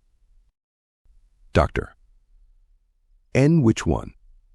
S. A place for the newer ones. We help them when their teacher is gone. It's nice to be needed. Dr. N, help them how? S. Laughs with their homework. Dr. N, but don't the teacher guides have that responsibility? S. Well, you see, the teachers are so much further along in development. This group appreciates our assistance because we can relate to them easily. Doctor N. So you do a little student teaching with this group? S. Yes, but we don't do it anywhere else. Doctor N. Why not? Why couldn't more advanced groups come to your library to assist you once in a while? S. They don't, because we are further along than the newer ones. And we don't infringe on them either. If I want to connect with someone, I do it outside the study center. Doctor N. Can you wander about anywhere, as long as you don't bother other souls in their study areas? S. Responds with some evasiveness. I like to stay around the vicinity of my temple, but I can reach out to anyone. Dr. N. I get the impression that your soul energy is restricted to this spiritual space, even though you can mentally reach out further. S. I don't feel restricted. We have plenty of room to go about, but I'm not attracted to everyone. The statement about non-restriction, cited by case 16, seems contrary to those boundaries of spiritual space seen by the last case. When I initially bring subjects into the spirit world, their visions are spontaneous, particularly as to spiritual order and their place in a community of soul life. While the average subject may talk about having private spaces, as far as living and working, none sees the spirit world as confining. Once their superconscious recall gets rolling, most people are able to tell me about having freedom of movement and going to open spaces where souls of many learning levels gather in a recreational atmosphere. In these communal areas, floating souls socially engage in many activities. Some are quite playful, as when I hear of older souls teasing the younger ones about what lies ahead for them. One subject put it this way: we play tricks on each other like a bunch of kids. During hide and seek, some of the younger ones get lost, and then we help them find themselves. I am also told guests can appear in soul groups at times to entertain and tell stories, similar to the troubadours of the Middle Ages. Another subject mentioned that her group loved to see an odd-looking character known as Humor show up and make them all laugh with his antics. Frequently, people in hypnosis find it hard to clearly explain the strange meanings behind their intermingling as souls. One diversion I hear rather often is of souls forming a circle to more fully unify and project their thought energy. Always, a connection with a higher power is reported here. Some people have told me, thought rhythms are so harmonized they bring forth a form of singing. Gracefully subtle dancing can also take place when souls whirl around each other in a mixture of energy, blending and separating in exotic patterns of light and color. Physical things such as shrines, boats, animals, trees, or ocean beaches can be conjured up at the center of these dances as well. These images have special meaning to soul groups as planetary symbols which reinforce positive memories from former lives together. This sort of material replication apparently does not represent sadness by spirits who long to be in a physical state again, but rather a joyful communion with historical events that helped shape their individual identities. For me, these mythic expressions by souls are ceremonial in nature, and yet they go far beyond basic ritual. Although certain places in the spirit world are described as having the same function by subjects in superconscious, their images in each of these regions can vary. Thus, a study area described as a Greek temple in this case is represented as a modern school building by another person. Other statements may seem more contradictory. For instance, many subjects mentally traveling from one location to another in the spirit world will tell me the space around them is like a sphere, as we saw in the last chapter, but then they will add that the spirit world is not enclosed because it is limitless. I think what we have to keep in mind is that people tend to structure their frame of reference during a trance state with what their conscious mind sees and has experienced on Earth. Quite a few people who come out of trance tell me there is so much about the spirit world they were unable to describe in earthly terms. Each person translates abstract spiritual conditions of their experience into symbols of interpretation which make sense to them. Sometimes a subject will even express disbelief at their own visions when I first take them into a spiritual place. This is because the critical area of their conscious mind has not stopped dropping message units. People in trance soon adapt to what their unconscious mind is recording. When I began to gather information about souls in groups, I based my assessments of where these souls belonged on the level of their knowledge. Using only this criterion of identification, it was difficult for me to swiftly place a client. Case 16 came to me early in my studies of life in the spirit world. It was a significant one, because during the session I was to learn about the recognition of souls by color. Before this case, I listened to my subjects describing the colors they were seeing in the spirit world without appreciating the importance of this information in relation to souls themselves. My clients reported about shades of soul energy mass, but I didn't piece these observations together. I was not asking the right questions. I was familiar with Kirlian photography and the studies in parapsychology at UCLA, where research has indicated each living person projects their own colored aura. In human form, apparently we have an ionized energy field flowing out and around our physical bodies connected by a network of vital power points called chakras. Since spiritual energy has been described to me as a moving, living force, the amount of electromagnetic energy required to hold a soul on our physical plane could be another factor in producing different earthly colors. It has also been said that a human aura reflects thoughts and emotions combined with the physical health of an individual. I wondered if these personal meridians projected by humans had a direct connection to what I was being told about the light emitted by souls in the spirit world. With case 16, I realized that radiated soul light visualized by spirits is not all white. In the minds of my subjects, every soul generates a specific color aura. I credit this case with helping me decipher the meaning of these manifestations of energy. Dr. N, all right, let's float outside your temple of study.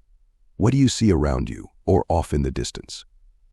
S. People, large gatherings of people. Doctor. And how many would you say? Him. In the distance. I can't count. Hundreds and hundreds. There are so many. Doctor. And do you identify with all these souls? Are you associated with them? Yes, not really. I can't even see all of them. It's sort of fuzzy out there, but my gang is near me. Doctor.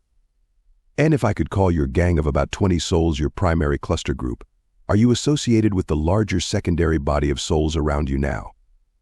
Yes, we are all associated, but not directly. I don't know those others. Dr. N, do you see the physical features of all these other souls in the same way as you did your own group in the temple? S, no, that isn't necessary. It is more natural out here in the open. I see them all as spirits. Doctor, and look out in the distance from where you are now. How do you see all these spirits? What are they like? S. Different lights buzzing around as fireflies. Doctor, and can you tell if the souls who work with each other, such as teachers and students, stick together all the time? S. People in my gang do, but the teachers kind of stick to themselves when they are not assisting in our lessons. Doctor, and do you see any teacher guides from where we are now? S. Pause some. Yes.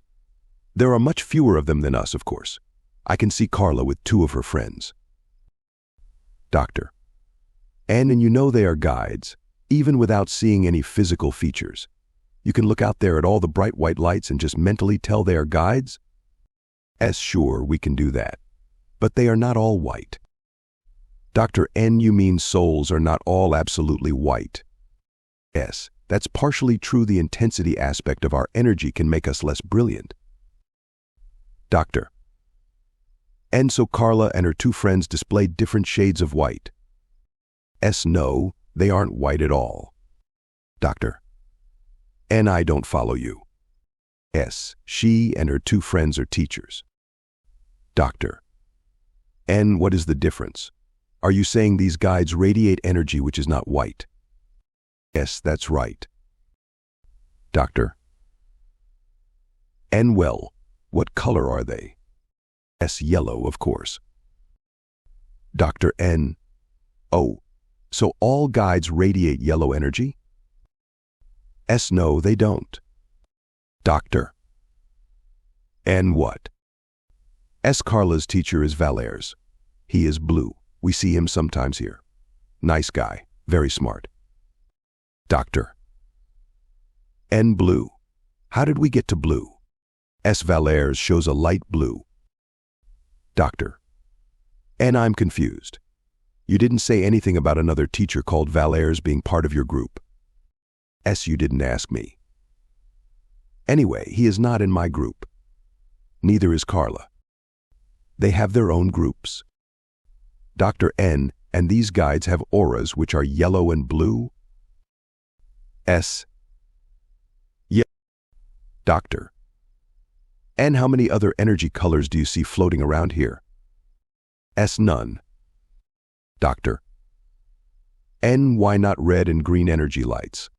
S. Some are reddish, but no green lights. Doctor, and why not? S. I don't know, but sometimes when I look around, this place is lit up like a Christmas tree. Doctor, and I'm curious about Valaire's. Does every spiritual group have 2 teachers assigned to their cluster? S. Ashim. It varies. Carla trains under Valaire's, so we have 2. We see little of him. He works with other groups besides us. Dr. N. So Carla herself is student teaching as a less advanced guide? S. Somewhat indignantly, she is advanced enough for me. Doctor, and okay, but will you help me straighten out these color schemes? Why is Carla's energy radiating yellow and Valaire's blue? S. That's easy. Valaire's precedes all of us in knowledge, and he gives off a darker intensity of light. Doctor, and does the shade of blue, compared to yellow or plain white, make a difference between souls? S. I'm trying to tell you. Blue is deeper than yellow and yellow is more intense than white, depending on how far along you are. Dr. N. Oh, then the luminosity of Valaire's radiates less brightly than Carla, and she is less brilliant than your energy, because you are further down in development. S. Laughs much further down. They both have a heavier, more steady light than me.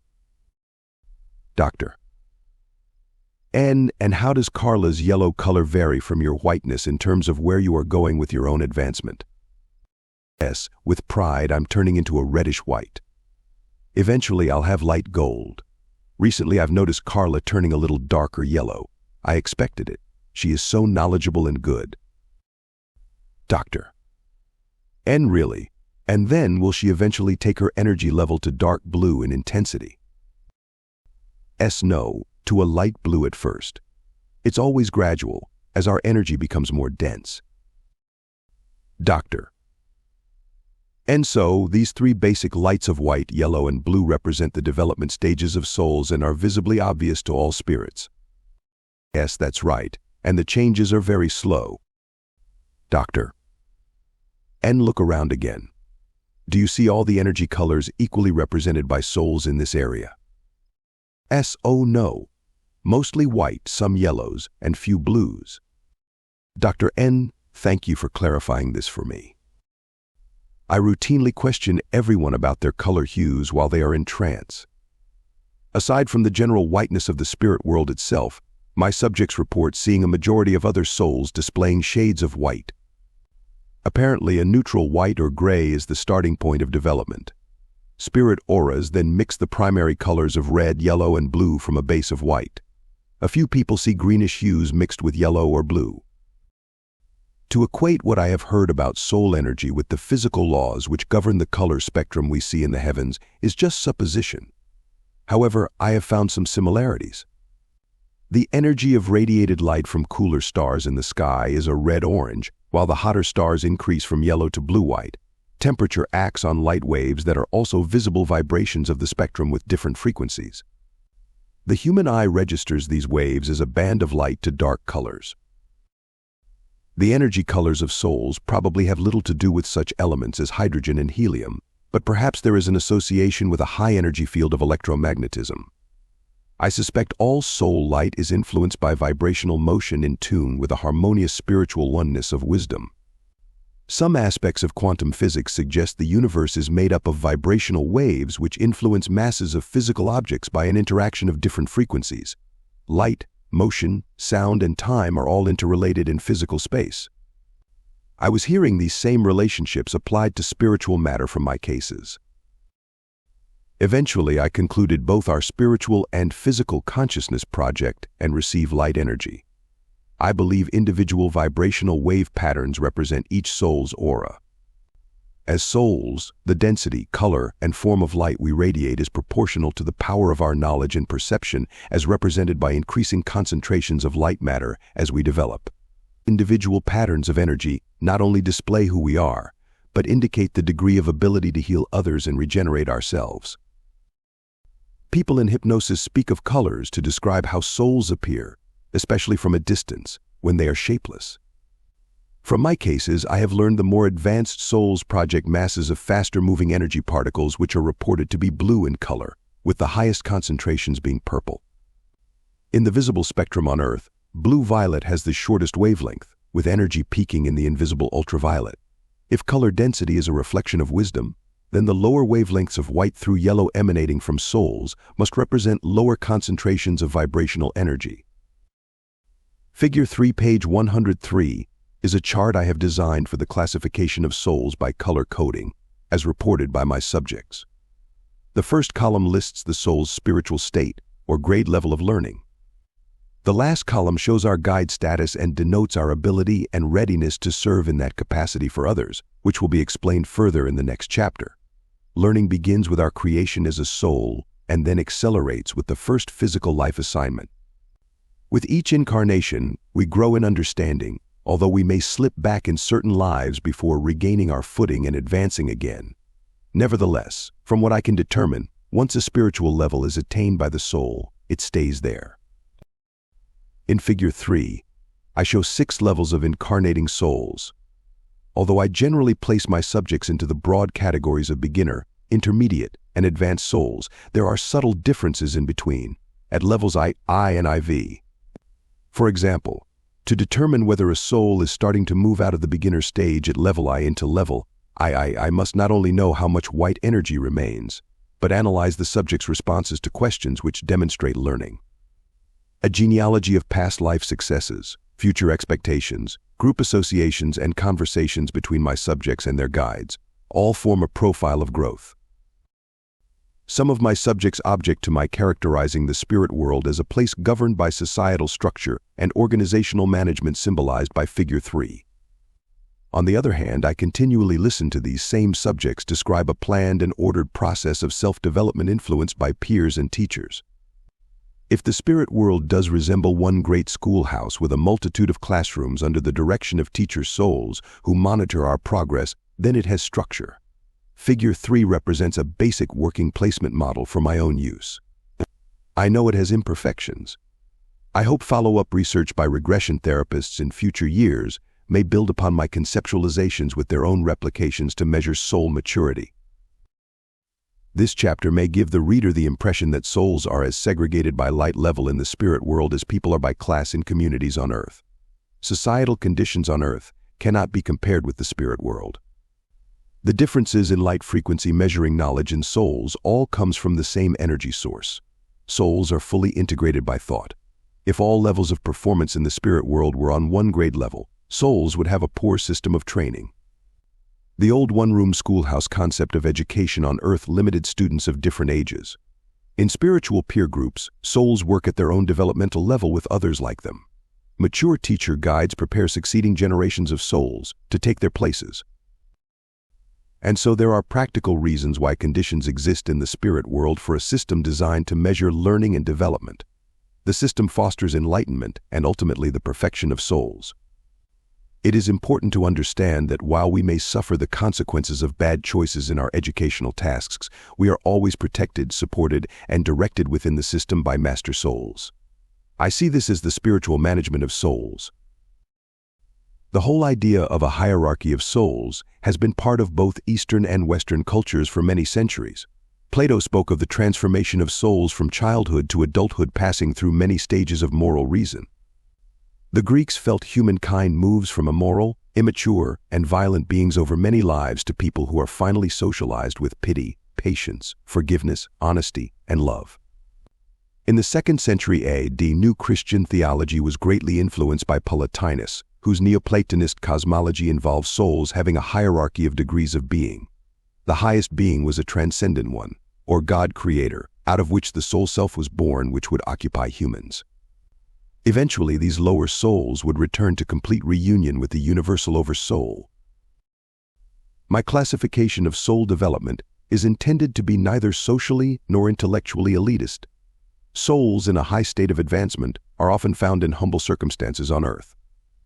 By the same token, people in the upper strata of influence in human society are by no means in a blissful state of soul maturity. Often, just the reverse is true.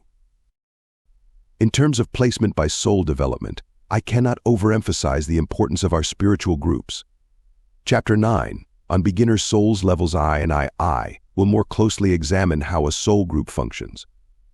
Before going further, however, I want to summarize what I have learned about the basic principles of soul group assignments. Regardless of the relative time of creation after their novice status is completed, all beginner souls are assigned to a new group of souls at their level of understanding. Once a new soul support group is formed, no new members are added in the future. There appears to be a systematic selection procedure for homogeneous groupings of souls. Similarities of ego, cognitive awareness, expression, and desire are all considerations. Irrespective of size, cluster groups do not directly intermix with each other's energy, but souls can communicate with one another across primary and secondary group boundaries. Primary clusters in levels I and I may split into smaller subgroups for study, but are not separated from the integrated whole within a single cluster of souls. Rates of learning vary among peer group members. Certain souls will advance faster than others in a cluster group, although these students may not be equally competent and effective in all areas of their curricula. Around the intermediate level of learning, souls demonstrating special talents, healing, teaching, creating, etc. are permitted to participate in specialty groups for more advanced work while still remaining with their cluster group. At the point where a soul's needs, motives, and performance abilities are judged to be fully at level I in all areas of self-development, they are then loosely formed into an independent studies work group. Usually, their old guides continue to monitor them through one master teacher. Thus, a new pod of entities graduating into full level I could be brought together from many clusters within one or more secondary groups. When they approach level IV, souls are given more independence outside group activities. Although group size diminishes as souls advance, the intimate contact between original peer group members is never lost. Spirit guides have a wide variety of teaching methods and instructional personifications depending upon group composition. Chapter 8. Our Guides. I have never worked with a subject in trance who did not have a personal guide. Some guides are more in evidence than others during hypnosis sessions. It is my custom to ask subjects if they see or feel a discarnate presence in the room. If they do, this third party is usually a protective guide. Often a client will sense the presence of a discarnate figure before visualizing a face or hearing a voice.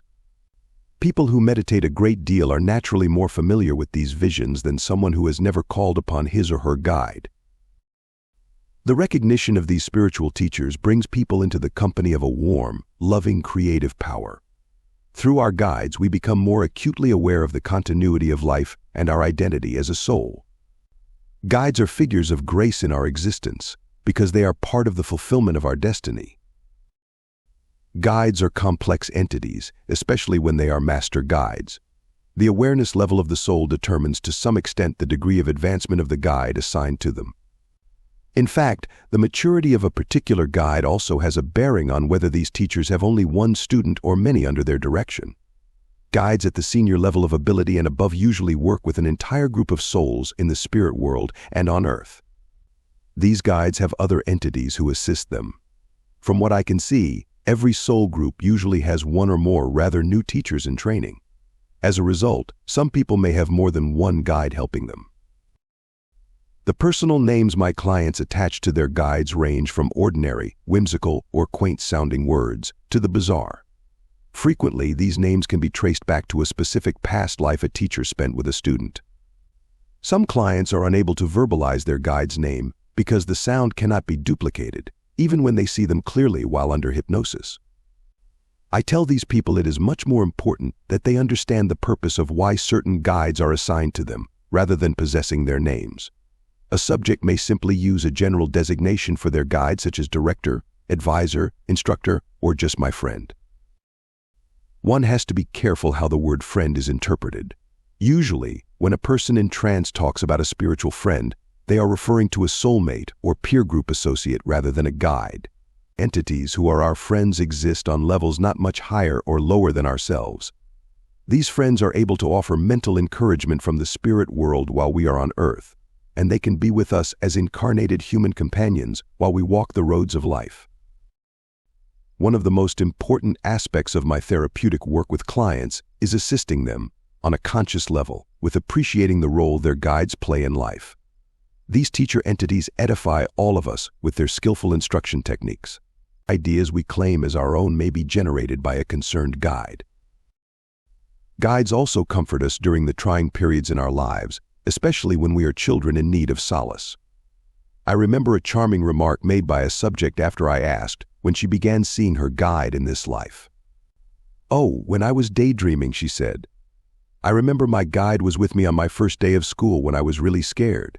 She sat on top of my desk to keep me company and then showed me the way to the bathroom when I was too afraid to ask the teacher." The concept of personalized spiritual beings goes far back in antiquity to our earliest origins as thinking human beings. Anthropological studies at the sites of prehistoric people suggest their totemic symbols evoked individual protection. Later, some 5,000 years ago, as city-states arose, official deities became identified with state religions. These gods were more remote and even generated fear. Thus, personal and family deities assumed great importance in the day-to-day life of people for protection. A personal soul deity served as a guardian angel to each person or family and could be called upon for divine help during a crisis. This tradition has been carried down into our cultures of today. We have two examples at opposite ends of the United States. Aumakua is a personal god to Hawaiians. The Polynesians believe one's ancestors can assume a personal god relationship as humans, animals, or fish to living family members. In visions and dreams, Aumakua can either assist or reprimand an individual. In northeastern America, the Iroquois believe a human's own inner spiritual power is called Orenda, which is connected to a higher personal Orenda spirit. This guardian is able to resist the powers of harm and evil directed at an individual. The concept of soul watchers who function as guides is part of the belief system of many Native American cultures. The Zuni tribes of the Southwest have oral traditions in their mythology of God like beings with personal existences. They are called the makers and holders of life paths and are considered the caretakers of souls.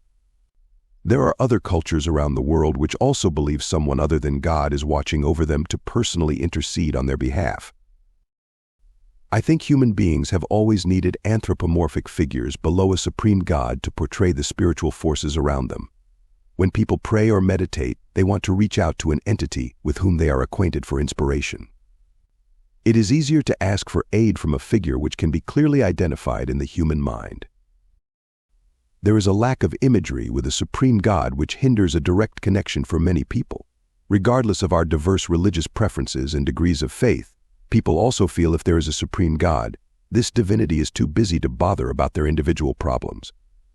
People often express an unworthiness for a direct association with God. As a result, the world's major religions have used prophets who once lived on earth to serve as our intermediaries with God. Possibly because some of these prophets have been elevated to divine status themselves, they are not personal enough anymore. I say this without diminishing the vital spiritual influence all the great prophets have had on their followers. Millions of people derive benefit from the teachings of these powerful souls who incarnated on earth as prophets in our historical past. And yet people know in their hearts, as they have always known, that someone, some personal entity individual to them is there, waiting to be reached. I have the theory that guides appear to people who are very religious as figures of their faith. There was a case on a national television show where the child of a devout Christian family suffered a near-death experience and said she saw Jesus. When asked to draw with crayons what she saw, the little girl drew a featureless blue man standing within a halo of light. My subjects have shown me how much they depend upon and make use of their spiritual guides during life. I have come to believe we are their direct responsibility, not God's. These learned teachers remain with us over thousands of Earth years to assist in our trials before, during, and after countless lives. I notice that, unlike people walking around in a conscious state, subjects in trance do not blame God for their misfortunes in life. More often than not, when we are in the soul state, it is our personal guide who takes the brunt of any dissatisfaction. I am often asked if teacher guides are matched to us or just picked at random. This is a difficult question to answer. Guides do appear to be assigned to us in the spirit world in an orderly fashion. I have come to believe their individual teaching styles and management techniques support and beautifully integrate with our permanent soul identity. For instance, I have heard about younger guides whose past lives included overcoming particularly difficult negative traits, being assigned to souls with the same behavior patterns. It seems these empathetic guides are graded on how well they do in their assignments to effect positive change. All guides have compassion for their students, but teaching approaches vary. I find some guides constantly helping their students on earth, while others demand their charges work out lessons with little overt encouragement. The maturity of the soul is, of course, a factor. Certainly graduate students get less help than freshmen. Aside from the developmental level, I look at the intensity of individual desire as another consideration in the frequency of appearance and form of assistance one receives from his or her guide during a life. As to gender assignments, I find no consistent correlation of male and female subjects to masculine or feminine appearing guides. On the whole, people accept the gender portrayed by their guide as quite natural. It could be argued that this is because they have become used to them over eons of relative time, as males or females, rather than the assumption that one sex is more effective than another between specific students and teachers. Some guides appear as mixed genders, which lends support to souls being truly androgynous. One client told me, "My guide is sometimes Alexis or Alex, dropping in and out of both sexes, depending on my need for male or female advice." From what I can determine, the procedure for teacher selection is carefully managed in the spirit world. Every human being has at least one senior, or a higher master guide, assigned to their soul since the soul was first created. Many of us inherit a newer, secondary guide later in our existence, such as Carla, in the previous chapter. For want of a better term, I have called these student teachers junior guides. Aspiring junior guides can anticipate the beginning of their training near the end of level III, as they progress into the upper intermediate stages of development. Actually, we begin our training as subordinate guides long before attaining level IV. In the lower stages of development, we help others in life as friends, and between lives assist our peer group associates with counseling. Junior and senior teaching assignments appear to reflect the will of master guides, who form a kind of governing body, similar to a trusteeship, over the younger guides of the spirit world. We will see examples of how the process of guide development works in chapters 10 and 11, which cover cases of more advanced souls. Do all guides have the same teaching abilities? And does this affect the size of the group to which we are assigned in the spirit world? The following passage is from the case file of an experienced soul who discussed this question with me. Case 17. Dr. N, I'm curious about teacher assignments in the spirit world in relation to their abilities to help undeveloped souls. When souls progress as guides, are they given quite a few souls to work with? Yes, only the more practiced ones. Doctor. And I would imagine large groups of souls needing guides could become quite a responsibility for one advanced guide, even with an assistant. Yes, they can handle it. Size doesn't matter. Dr. N, why not? Yes, once you attain competency and success as a teacher, the number of souls you are given doesn't matter. Some sections clusters have lots of souls and others don't. Doctor. And so, if you are a senior in the blue light aura, class size has no relation to assignments because you have the ability to handle large numbers of souls. Yes, I didn't exactly say that. Much depends upon the types of souls in a section and the experience of the leaders. In the larger sections they have help too, you know. Doctor. N, who does? Yes, the guides you are calling seniors. Doctor. N, well, who helps them? Yes, the overseers. Now, they are the real pros. Doctor. And I have heard them also called master teachers. Yes, that's not a bad description for them. Dr. N, what energy color do they project to you? Yes, it's purplish. Notice signified in figure 3 in the last chapter, the lower ranges of a level V radiate a sky blue energy. With advancing maturity, this aura grows more dense, first to a muted midnight blue and finally to deep purple, representing the total integration of a level VI ascended master. Doctor. And since guides seem to have different approaches to teaching, what do they all have in common? S, they wouldn't be teachers if they didn't have a love of training and a desire to help us join them. Doctor. And then define for me why souls are selected as guides. Take a typical guide and tell me what qualities that advanced soul possesses. S, they must be compassionate without being too easy on you. They aren't judgmental.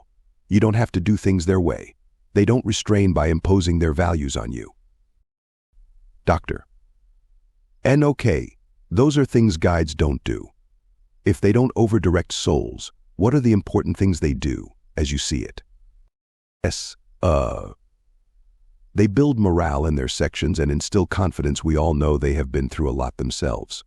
We are accepted for who we are as individuals with the right to make our own mistakes. Doctor. And I must say, I have found souls very loyal to their guides. Yes, that's why, because they never give up on you. Doctor. And what would you say is the most important attribute of any guide? Yes, without hesitation, the ability to motivate you and instill courage. My next case provides an example of the actions of a still incarnating guide. This guide is called Owa, and he represents the qualities of a devout ed teacher reported by the last case. Evidently, his early assignments as a guide involved looking after the subject in case 18 in a direct fashion, and his methods apparently have not changed. My client was stunned once she recognized her guide's latest incarnation. Owa made his first appearance as a guide in my client's past about 50 BC. He was described as an old man living in a Judean village which had been overrun by Roman soldiers. Case 18 was then a young girl, orphaned by a Roman raid against local dissidents. In the opening scene of this past life, she spoke about working in a tavern as a virtual slave. As a serving girl, she was constantly beaten by the owner and occasionally raped by Roman customers. She died at age 26 of overwork, mistreatment, and despair. This subject made the following statement from her subconscious mind about an old man in her village. I worked day and night and felt numb with pain and humiliation. He was the only person who was kind to me, who taught me to trust in myself, to have faith in something higher and finer than the cruel people around me. Later in the superconscious state, this client detailed parts of other difficult lives where Owa appeared as a trusted friend and once as a brother. In this state, she saw these people were all the same entity and was able to name this soul as Owa, her guide. There were many lives when Owa did not appear, and sometimes his physical contact was only fleeting when he came to help her. Abruptly, I asked if Owa might possibly be in her life now. After a moment of hesitation, my subject began to shake uncontrollably. Tears came to her eyes, and she cried out from the vision in her mind. Case 18. Oh, Lord, I knew it. I knew there was something different about him. Doctor. And about who? My son. Owa is my son, Brandon. Doctor. And your son is actually Owa? Yes. Yes. Laughing and crying at the same time, I knew it. I felt it right from the day I delivered him, something wonderfully familiar and special to me, more than just a helpless baby. Oh. Doctor. And what did you know the day he was born? I didn't really know. I felt it inside, something more than the excitement a mother feels at the time of her firstborn.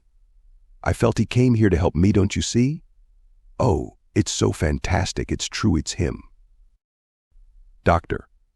And I work on calming my client before continuing, because her excited wiggling around is about to carry her over the side of the office recliner. Why do you think Owa is here as your baby son, Brandon? Quieter now, but still crying softly to get me through this bad time. With hard people who won't accept me. He must have known I was in for a long period of trouble and decided to come to me as my son. We didn't talk about doing this before I was born. What a wonderful surprise. Note: at the time of this session, my client was struggling to gain recognition in a highly competitive business.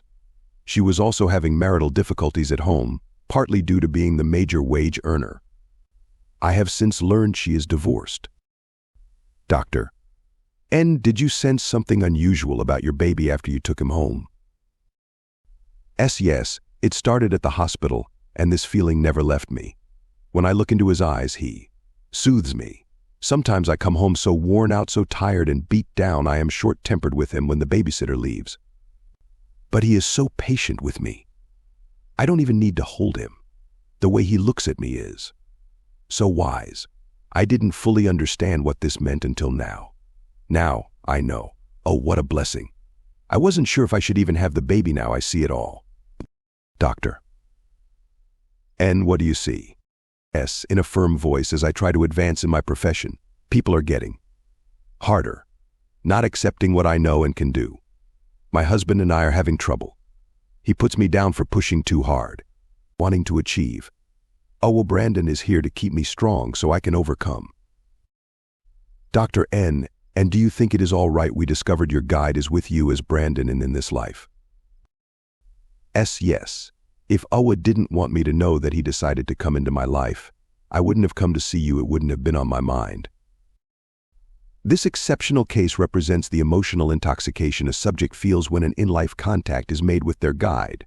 Notice the role Owa chose did not infringe upon the most typical role usually taken by a soulmate. He did not come through as her spouse, and never has, in any of her past lives. Certainly soulmates take other roles besides spouses, but an incarnating guide does not normally take a role which might transgress between two soulmates working on their lives together. This client's soulmate happens to be an old flame from high school. Based upon all the information I was able to gather, Owa seems to have moved into the level of a junior guide in the last 2,000 years. He may possibly graduate into the blue level of a senior guide before this client has qualified herself to rise from white to a yellow energy aura. Regardless of the number of centuries this takes, Owa will remain as her guide, even though he may never incarnate again with her in a life. Do we ever catch up to our guides in development? Eventually, perhaps, but I can say I have not seen any evidence of this in my cases. Souls who develop relatively fast are gifted, but so are the guides who assist them. It is not uncommon to find guides working in pairs with people on Earth, each with their own approaches to teaching. In these cases, one is dominant, although the more experienced senior guide may actually be less evident in day-to-day activities of their charges. The reason for this spiritual arrangement in tandem is because one of the pair is either in training, such as a junior guide under a senior, or the association is so long-standing between the two guides as with a senior to a master that a permanent relationship has evolved. The senior guide may have acquired his or her own cluster of souls, which is still monitored by a master overseeing a number of soul groups.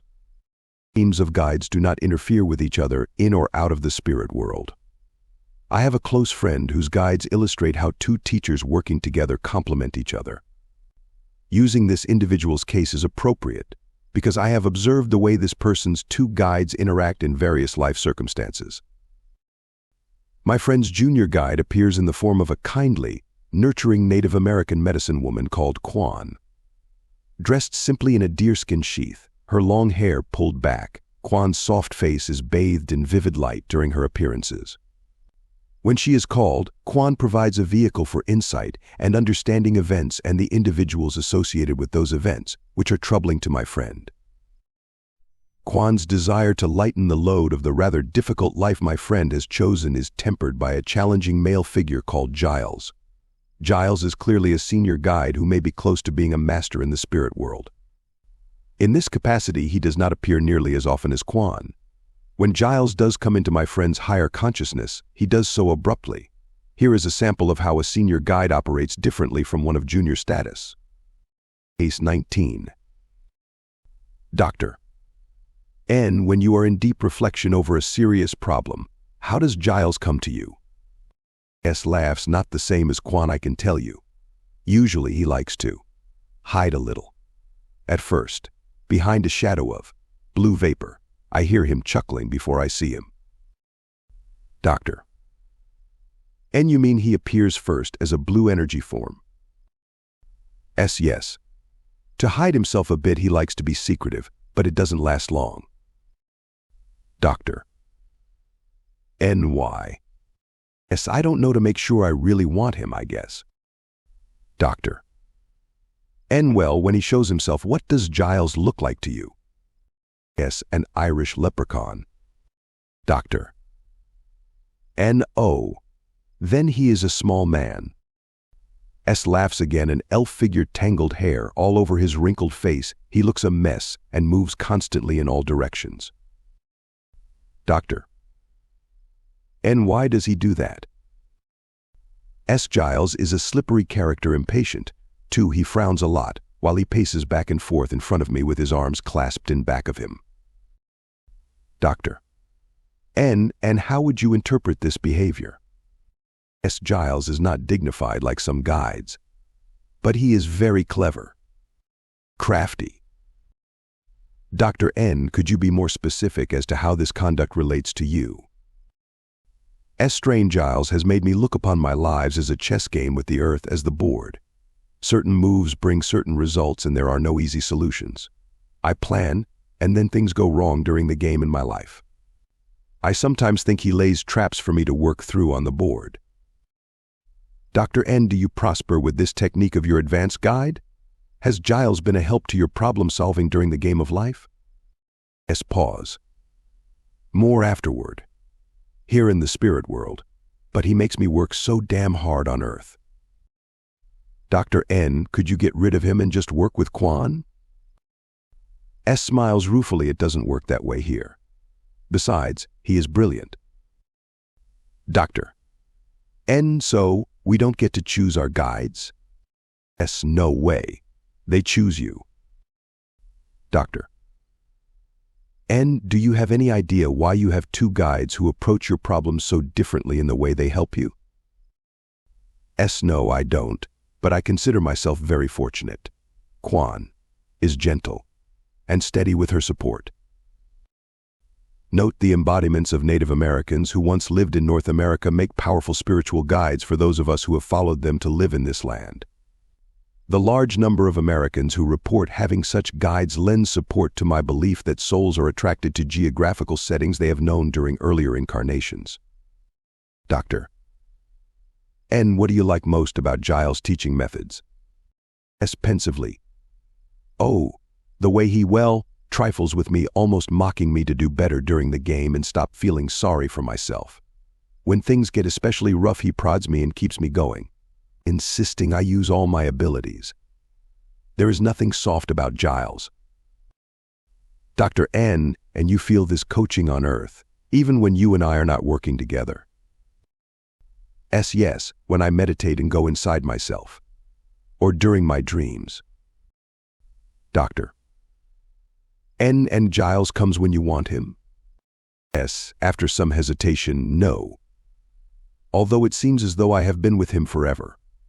Quan does come to me more. I can't just grab hold of Giles in any situation I want, unless what I have going on is really serious. He is elusive. Dr. N, sum up your feelings about Quan and Giles for me. Yes, I love Quan as a mother, but I wouldn't be where I am without Giles' discipline. They are both skillful because they allow me to benefit from my mistakes.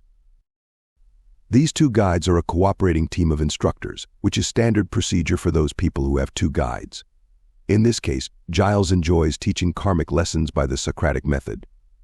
Providing no clues in advance, he makes sure problem-solving on major issues is never easy for my friend. Quan, on the other hand, provides comfort and gentle encouragement. When my friend comes to me for a hypnosis session, I am aware that Quan remains in the background when Giles is on board and active.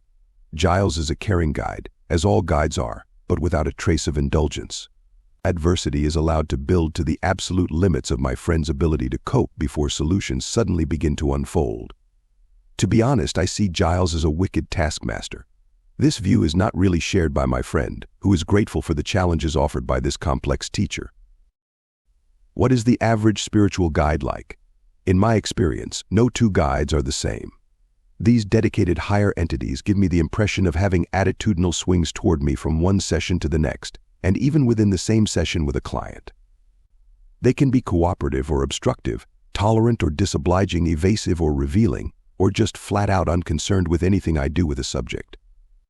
I have great respect for guides because these powerful figures play such an important part in our destiny, but I must admit they can frustrate my inquiries. I find them enigmatic because they are unpredictable in their relations with me as a facilitator. Early in this century, it was common for mediums working with people in hypnosis to call any discarnate entity in the room a control because they acted as the director of communications on the spiritual side for the subject. It was recognized that a spiritual control, whether a guide or not, had energy patterns which were in emotional, intellectual, and spiritual attunement with the subject. The importance of a harmonious energy pattern between facilitator and these entities was also known. If a control is blocking my investigations with a client, I search for the reason why this is happening. With some blocking guides, I must fight for every scrap of information, while others give me a great deal of latitude in a session. I never forget that guides have every right to block my approach to problems with souls under their care. After all, I have their people as my subjects for only a short while. Frankly, I would much rather have no contact with a client's guide than work with one who might assist me at one point and then block the rhythm of memory in the next portion of a session. I believe a guide's motivation for blocking information goes far beyond resisting the immediate psychological direction a therapy session is taking. I am constantly searching for new data on the spirit world. A guide who lends support to a free flow of past life memories from one of my subjects may balk at my far-reaching questions about life on other planets, the structure of the spirit world, or creation itself. This is why I am only able to collect these spiritual secrets in fragments from a large body of client information reflecting the discretion of many guides. I also feel that I am receiving assistance from my own spiritual guide during communications with subjects and their guides. Occasionally, a subject will express dissatisfaction with his or her particular guide. This is usually temporary. At any time, people are capable of believing their guides are too difficult and not working in their best interests, or just not paying enough attention to them. A subject once told me that he had tried for a long time to be assigned another guide. He said, "My guide is stonewalling me. She doesn't give enough of herself." The man told me his desire for a change in guides was not honored. I observed that he spent considerable time alone, without much group interaction after his last 2 lives, because he refused to deal with his issues. He projected anger toward his guide for not rescuing him from bad situations. Our teachers really don't get perturbed with us to the point of alienation, but I notice they have a way of making themselves scarce when disgruntled students avoid real problem solving. Guides only want the best for us, and sometimes this means they must watch us endure much pain to reach certain objectives. Guides cannot assist in our progress until we are ready to make the necessary changes in order to take full advantage of life's opportunities. Do we have reason to be fearful of our guides? In Chapter 5, with Case 13, we saw an obviously younger soul who expressed some trepidation right after death about meeting the guide Clodes for debriefing. Typically, this concern does not last. We may feel chagrined over having to explain to our guides why goals were not attained, but they understand. They want us to interpret our past lives so we will have the benefit of assisting in the analysis of mistakes. My clients express all sorts of sentiments about their guides, but fear is not among them. On the contrary, people are more worried about being abandoned by spiritual advisors during difficult periods in their lives. Our relationship with guides is one of students and teachers rather than defendants and judges. Our personal guides help us cope with the separateness and isolation which every soul inherits at physical birth, regardless of the degree of love extended by our family. Guides give us an affirmation of self in a crowded world. People want to know if their guides always come whenever they call for help. Guides are not consistent in the manner in which they choose to assist us because they carefully evaluate how badly they are needed. I am also asked if hypnosis is the best way to get in contact with one's guide. Naturally, I lean toward hypnosis because I know how potent and effective this medium can be to obtain detailed spiritual information. However, hypnosis by a trained facilitator is not convenient on a daily basis, where meditation, prayer, and perhaps channeling with another person would be. Self-hypnosis, as a form of deep meditation, is an excellent alternative and may be preferred by those who have a fear of being hypnotized by others or don't want the interference of a second party in their spiritual life. Regardless of the method used, we all have the capacity to send out far-reaching thought waves from our higher consciousness. Every person's thoughts represent a mental fingerprint to guides marking who and where we are. During our lives, especially in periods of great stress, most people feel the presence of someone watching out for them. We may not be able to describe this power, but it is there nonetheless. Reaching our soul is the first step on the ladder of finding our higher power.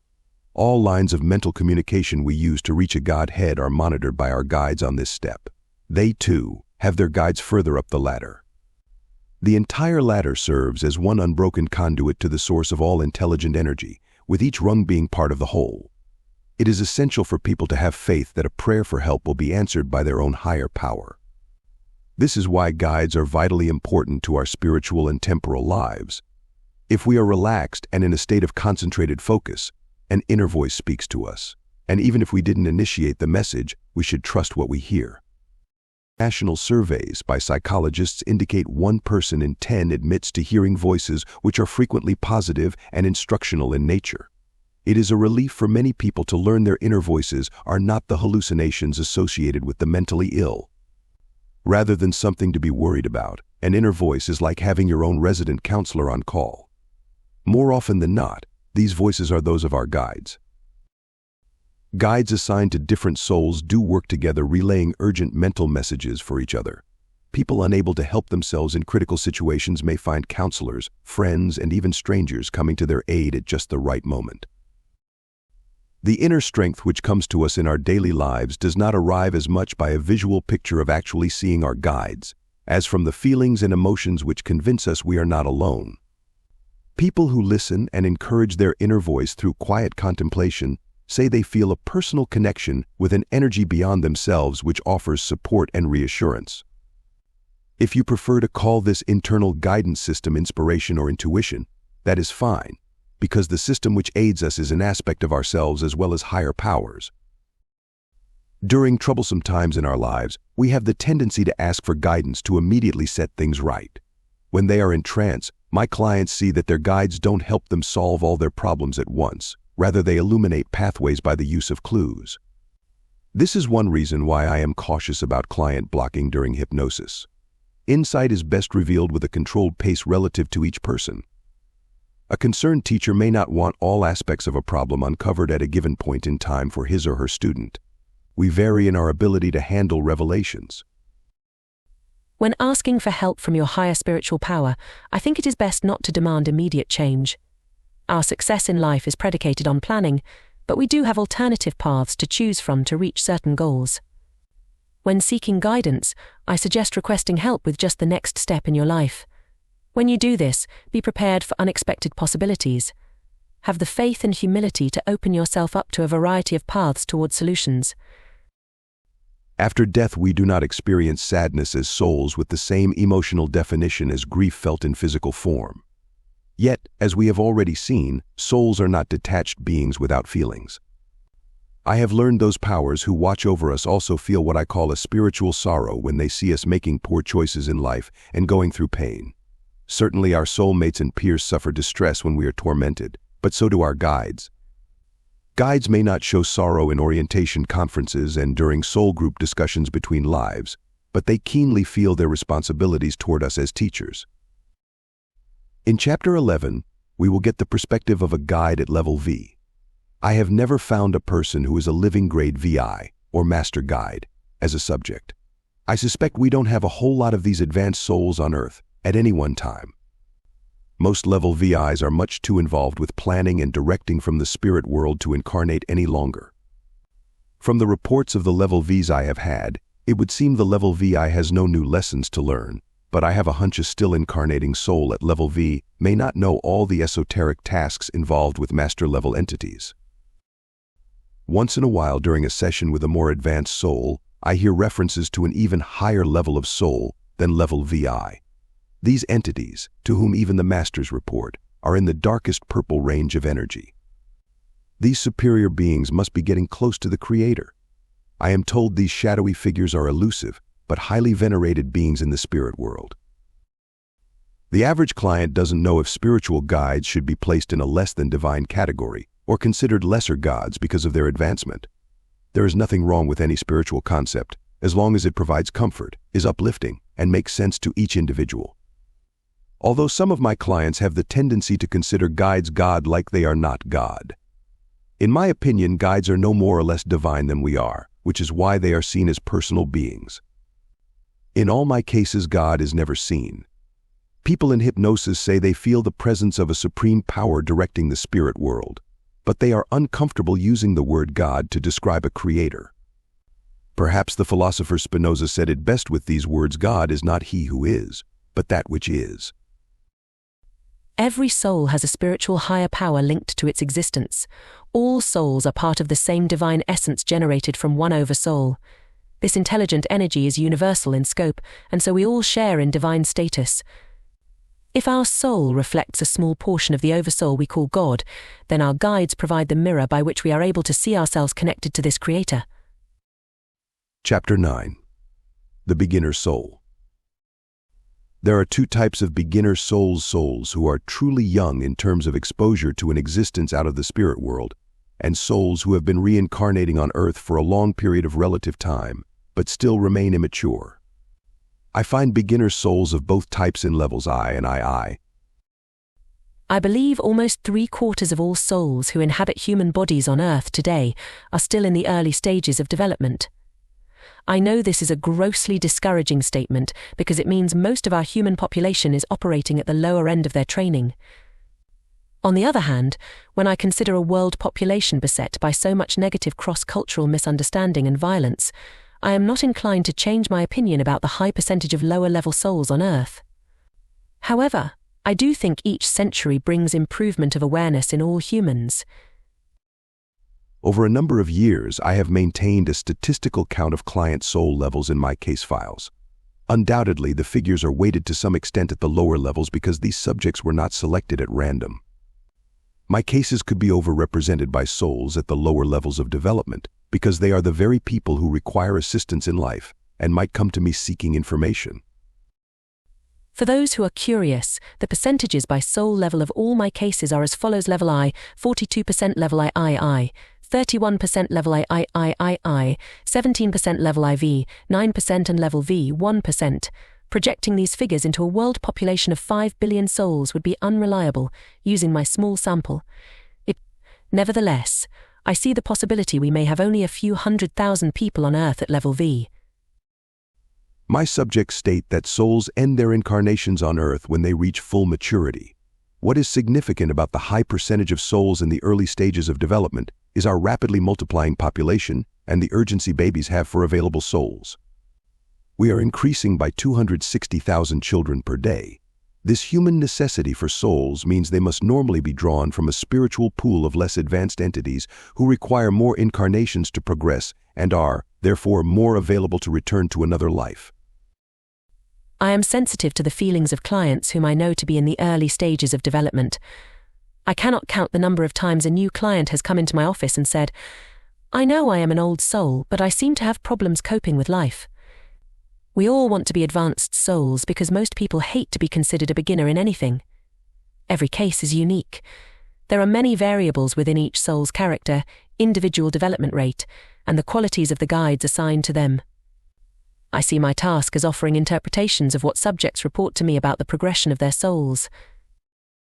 I have had many cases where a client has been incarnating for up to 30,000 years on Earth and is still in the lower levels of I and II. The reverse is also true with a few people, although rapid acceleration in spiritual development is uncommon. As with any educational model, students find certain lessons more difficult than others. One of my clients has not been able to conquer envy for 850 years in numerous lives, but she did not have too much trouble overcoming bigotry by the end of this same period. Another has spent nearly 1,700 years offhand on seeking some sort of authoritative power over others. However, he has gained compassion. The next case represents an absolute beginner soul. This novice shows no evidence of having a spiritual group assignment as yet because she has lived too few past lives. In her first life, she was killed in 1260 AD in northern Syria by a Mongol invasion. Her name was Shaybez, and her settlement was sacked, resulting in a terrible massacre of the inhabitants when she was 5 years old. Case 20. Dr. N. Shaybez, now that you have died and returned to the spirit world, tell me what you feel. S. shouts cheated. That life was so cruel. I couldn't stay. I was only a little girl unable to help anybody. What a mistake. Doctor. N. Who made this mistake? S. In a conspiratorial tone, my leader. I trusted his judgment, but he was wrong to send me into that cruel life to be killed before my life got started. Doctor. N. But you did agree to come into the body of Shaybez? S. Upset. I didn't know Earth would be such an awful place full of terror. I wasn't given all the facts. The whole stupid life was a mistake, and my leader is responsible. Doctor. N. Didn't you learn anything from this life? S. Pause. I started to learn to love. Yes, that was wonderful. My brother, parents, but it was so short. Dr. N. Did anything good come out of this life? S. My brother Ahmed. To be with him. Dr. N. Is Ahmed in your present life? S. Suddenly my subject rises out of her chair. I can't believe it. Ahmed is my husband Bill, the same person. How can? Doctor. N. After calming subject, I explain the process of soul transference to a new body and then continue. Do you see Ahmed on your return to the spirit world after dying as Shaybez? S. Yes. Our leader brings us together here, where we stay. Dr. N. Does Ahmed emit the same energy color as yourself, or are there differences? S. Pause. We are all white. Doctor. N. Describe what you do here. S. While our leader comes and goes, Ahmed and I just work together. Dr. N. Doing what? S. We search out what we think about ourselves, our experience on Earth. I'm still sore about us being killed so soon. But there was happiness, walking in the sun, breathing the air of Earth. Love. Doctor. N. Go back further to the time before you and Ahmed had your life together, perhaps when you were alone. What was it like being created? S. Disturbed. I don't know. I was just here, with thought. Doctor. And do you remember during your own creation when you first began to think as an intelligent being? Yes, I realized. I existed, But I didn't know myself as myself until I was moved into this quiet place alone with Ahmed. Doctor: And are you saying your individual identity came more into focus when you began interacting with another soul entity besides your guide? Yes, with Ahmed. Dr. N. Keep to the time before Ahmed. What was it like for you then? Warm, nurturing. My mind opening. She was with me then. Doctor: And she? I thought your leader displayed a male gender to you. I don't mean him.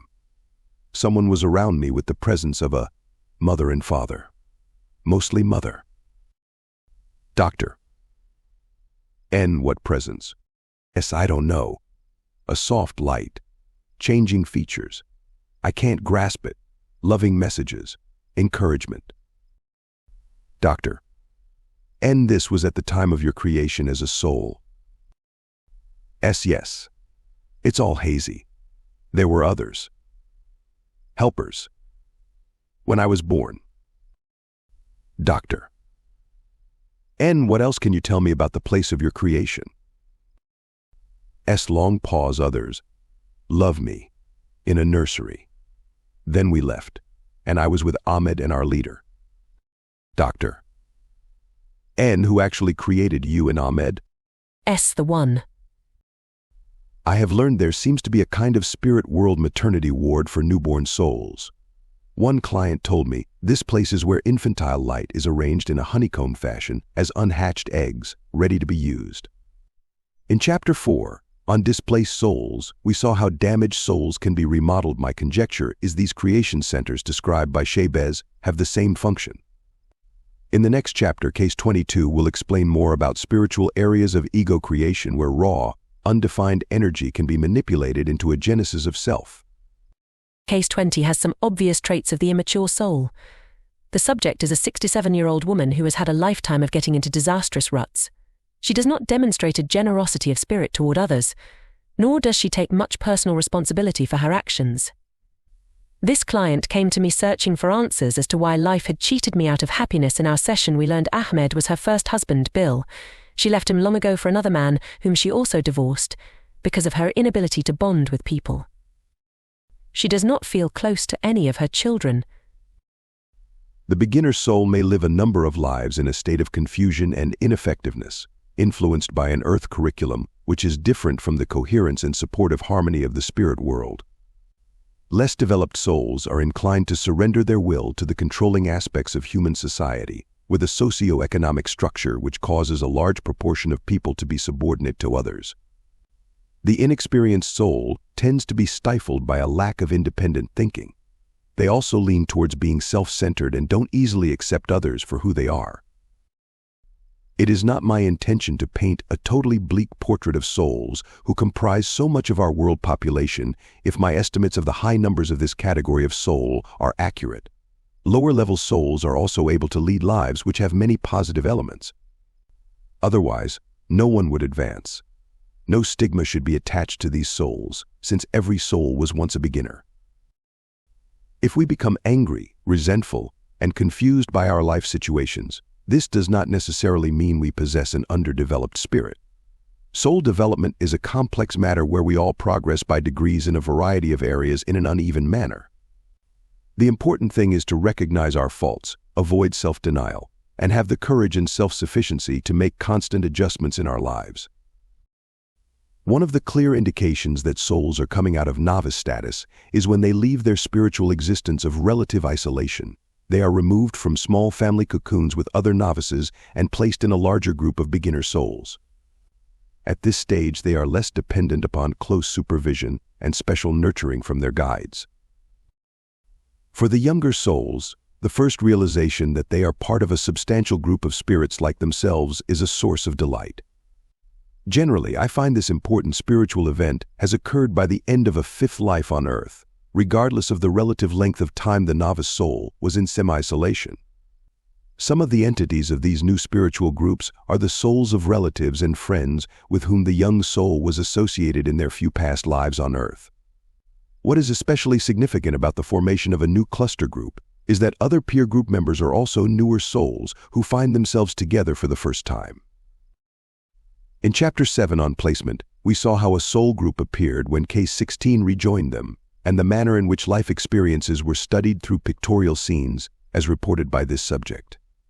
Case 21 will offer a more detailed account of spiritual group dynamics and how members impact on each other. The capacity of souls to learn certain lessons may be stronger or weaker between one another depending upon inclination, motivation, and prior incarnation experience. Cluster groups are carefully designed to give peer support through a sensitivity of identity traits between all members. This cohesiveness is far beyond what we know on Earth.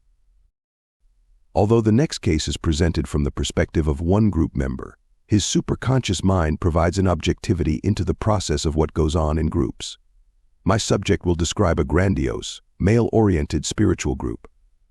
The raucous entities of this group are linked by exhibitionism, which could be labeled narcissistic. The common approaches these souls use in finding personal value is one indication why they are working together. The extravagant behavior modes of these souls is offset, to some extent, by their spiritual prescience. Since the complete truth is known by all group members about each other in a telepathic world, humor is indispensable. Some readers may find it hard to accept that souls do joke with each other about their failings, but humor is the basis upon which self-deception and hypocrisy are exposed. Ego defenses are so well understood by everyone in spiritual groups that evidence of a mastery of oneself among peers is a strong incentive for change. Spiritual therapy occurs because of honest peer feedback, mutual trust, and the desire to advance with others over eons of time. Souls can hurt, and they need caring entities around them. The curative power of spiritual group interaction is quite remarkable. Soul members network by the use of criticism and acclaim as each strives toward common goals. Some of the best help I am able to give my clients comes from information I receive about their soul group. Spiritual groups are a primary means of soul instruction. Learning appears to come as much from one's peers as from the skill of guides who monitor these groups. In the case which follows, my client has finished reliving his last past life as a Dutch artist living in Amsterdam. He died of pneumonia at a young age in 1841, about the time he was gaining recognition for his painting. We have just rejoined his spiritual group when my subject bursts out laughing. Case 21. Doctor. N. Why are you laughing? S. I'm back with my friends, and they are giving me a hard time. Doctor. N. Why? S. Because I'm wearing my fancy buckled shoes and the bright green velvet jacket with yellow piping down the sides. I'm flashing them my big floppy painter's hat. Doctor. And they are kidding you about projecting yourself wearing these clothes? Yes, you know it. I was so vain about clothes and I cut a really fine figure as an artist in Amsterdam Cafe Society. I enjoyed this role and played it well. I don't want it to end. Doctor. And what happens next? S. My old friends are around me and we are talking about the foolishness of life. We rib each other about how dramatic it all is down there on Earth and how seriously we all take our lives. Dr. N. You and your friends don't think it is important to take life on Earth seriously. S. Look, Earth is one big stage play, we all know that. Doctor. N. And your group is united in this feeling. S. Sure, we see ourselves as actors in a gigantic stage production. Doctor. And how many entities are in your particular cluster group in the spirit world? S. Pause. Well, we work with some others, but there are 5 of us who are close. Doctor. N. By what name do they call you? S. L. Lem. No, that's not right. It's Alum. That's me. Dr. N. All right, Alum. Tell me about your close friends. S. Laughs Norcross. He is the funniest. At least he is the most boisterous. Doctor. N. Is Norcross the leader of your group? S. No, he is just the loudest. We are all equal here, but we have our differences. Norcross is blunt and opinionated. Doctor. N. Really, then, how would you characterize his Earth behavior? S. Oh, as being rather unscrupulous but not dangerous. Doctor. N, who is the quietest and most unassuming member of your group. S, quizzical, how did you guess it's Vilo? Dr. N, does this attribute make Vilo the least effective contributing member of your group? S, where did you get that idea? Vilo comes up with some interesting thoughts about the rest of us. Doctor. N, give me an example. S, in my life in Holland, the old Dutch couple who adopted me after my parents died, they had a beautiful garden.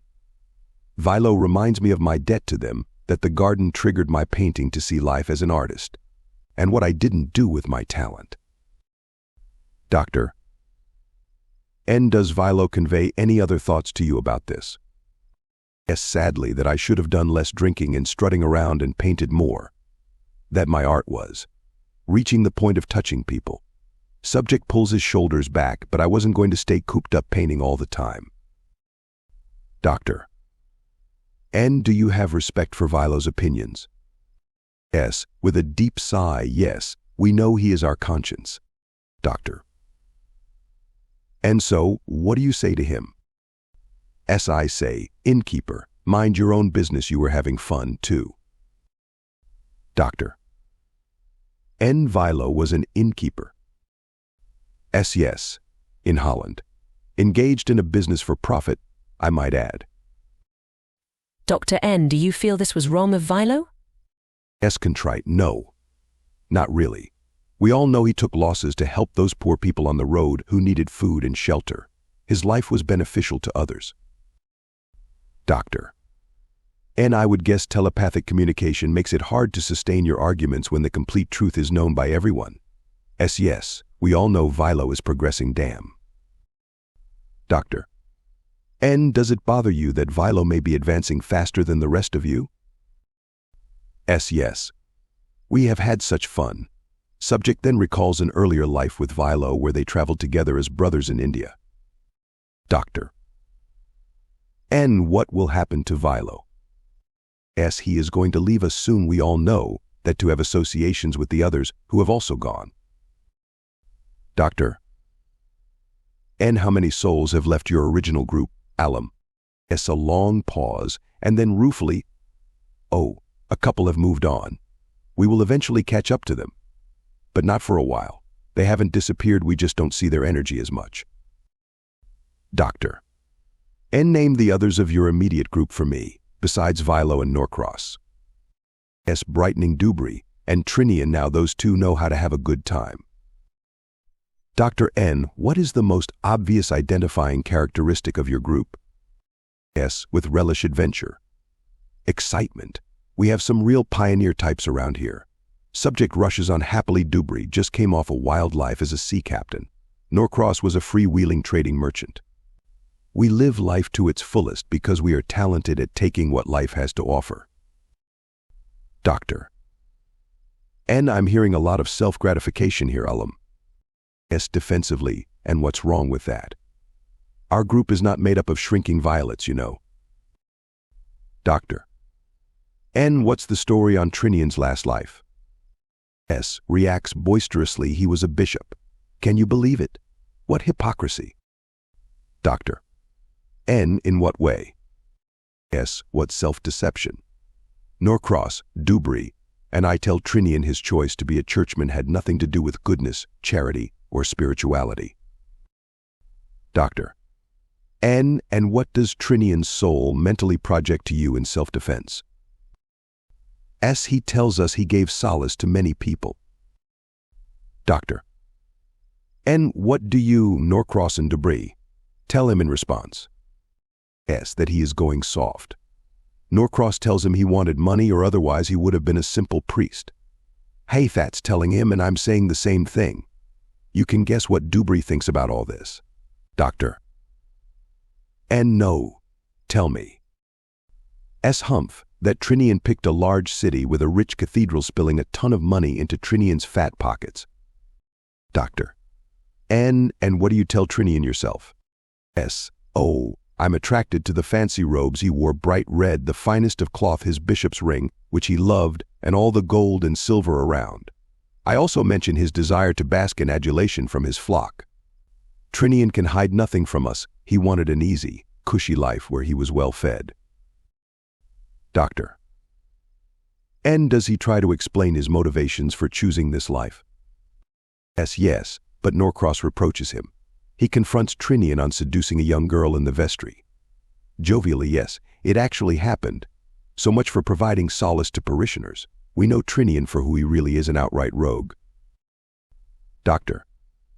And does Trinian offer any excuses to the group for his conduct? As subject becomes quieter. Oh, the usual.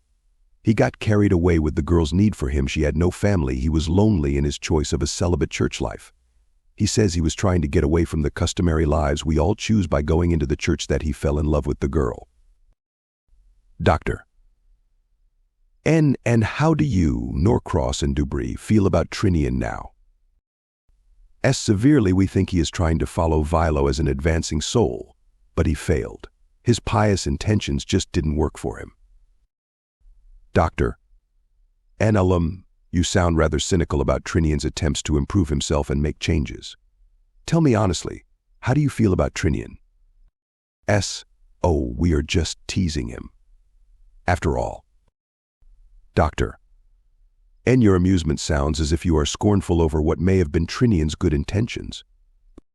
Sadly, you're right. And we all know that. But you see, Norcross, Dubry, and I, well, we don't want to lose him from the group, too. Doctor.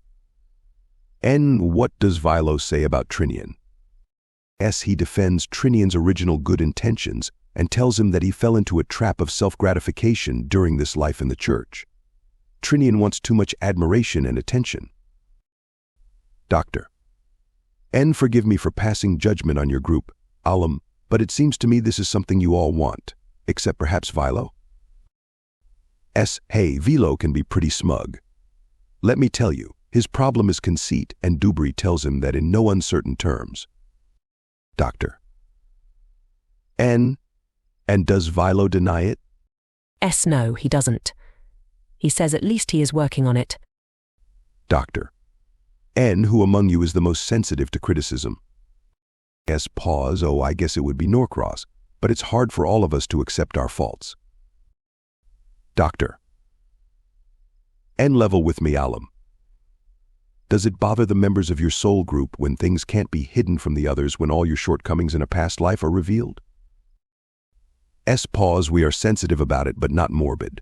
There is great understanding here among us. I wanted to give artistic pleasure to people and grow through the meaning of art. So, what did I do? I ran around the Amsterdam canals a lot at night and got caught up in the fun and games. My original purpose was pushed aside. Doctor. And if you admit all this to the group, what kind of feedback do you get? For example, how do you and Norcross regard each other? Norcross often points out I hate to take responsibility for myself and others. With Norcross, it's wealth. He loves power. But we are both selfish. Except that I am more vain. Neither of us gets many gold stars. Doctor. And how does Dubry fit into your group with his faults? He enjoys controlling others by leadership. He is a natural leader more than the rest of us. He was a sea captain, a pirate, one tough individual. You wouldn't want to cross him. Doctor. And was he cruel? No, just hard. He was respected as a captain. Dubry was merciless against his opponents in sea battles, but he took care of his own men. Doctor. And you have told me that Vilo assisted people who were in need on the road, but you haven't said much about the positive side of your lives. Is anyone in your group given any gold stars for unselfish acts? Intently, there is something else about Dubry. Doctor. And what is that? He did one outstanding thing. Once, during heavy seas, a sailor fell off the mast into the ocean and was drowning. Dubry tied a line around his waist and dove off the deck. He risked his life and saved his shipmate. Doctor. And when this incident is discussed in your group, how do you all respond to Dubry? We praise him for what he did with admiration in our minds.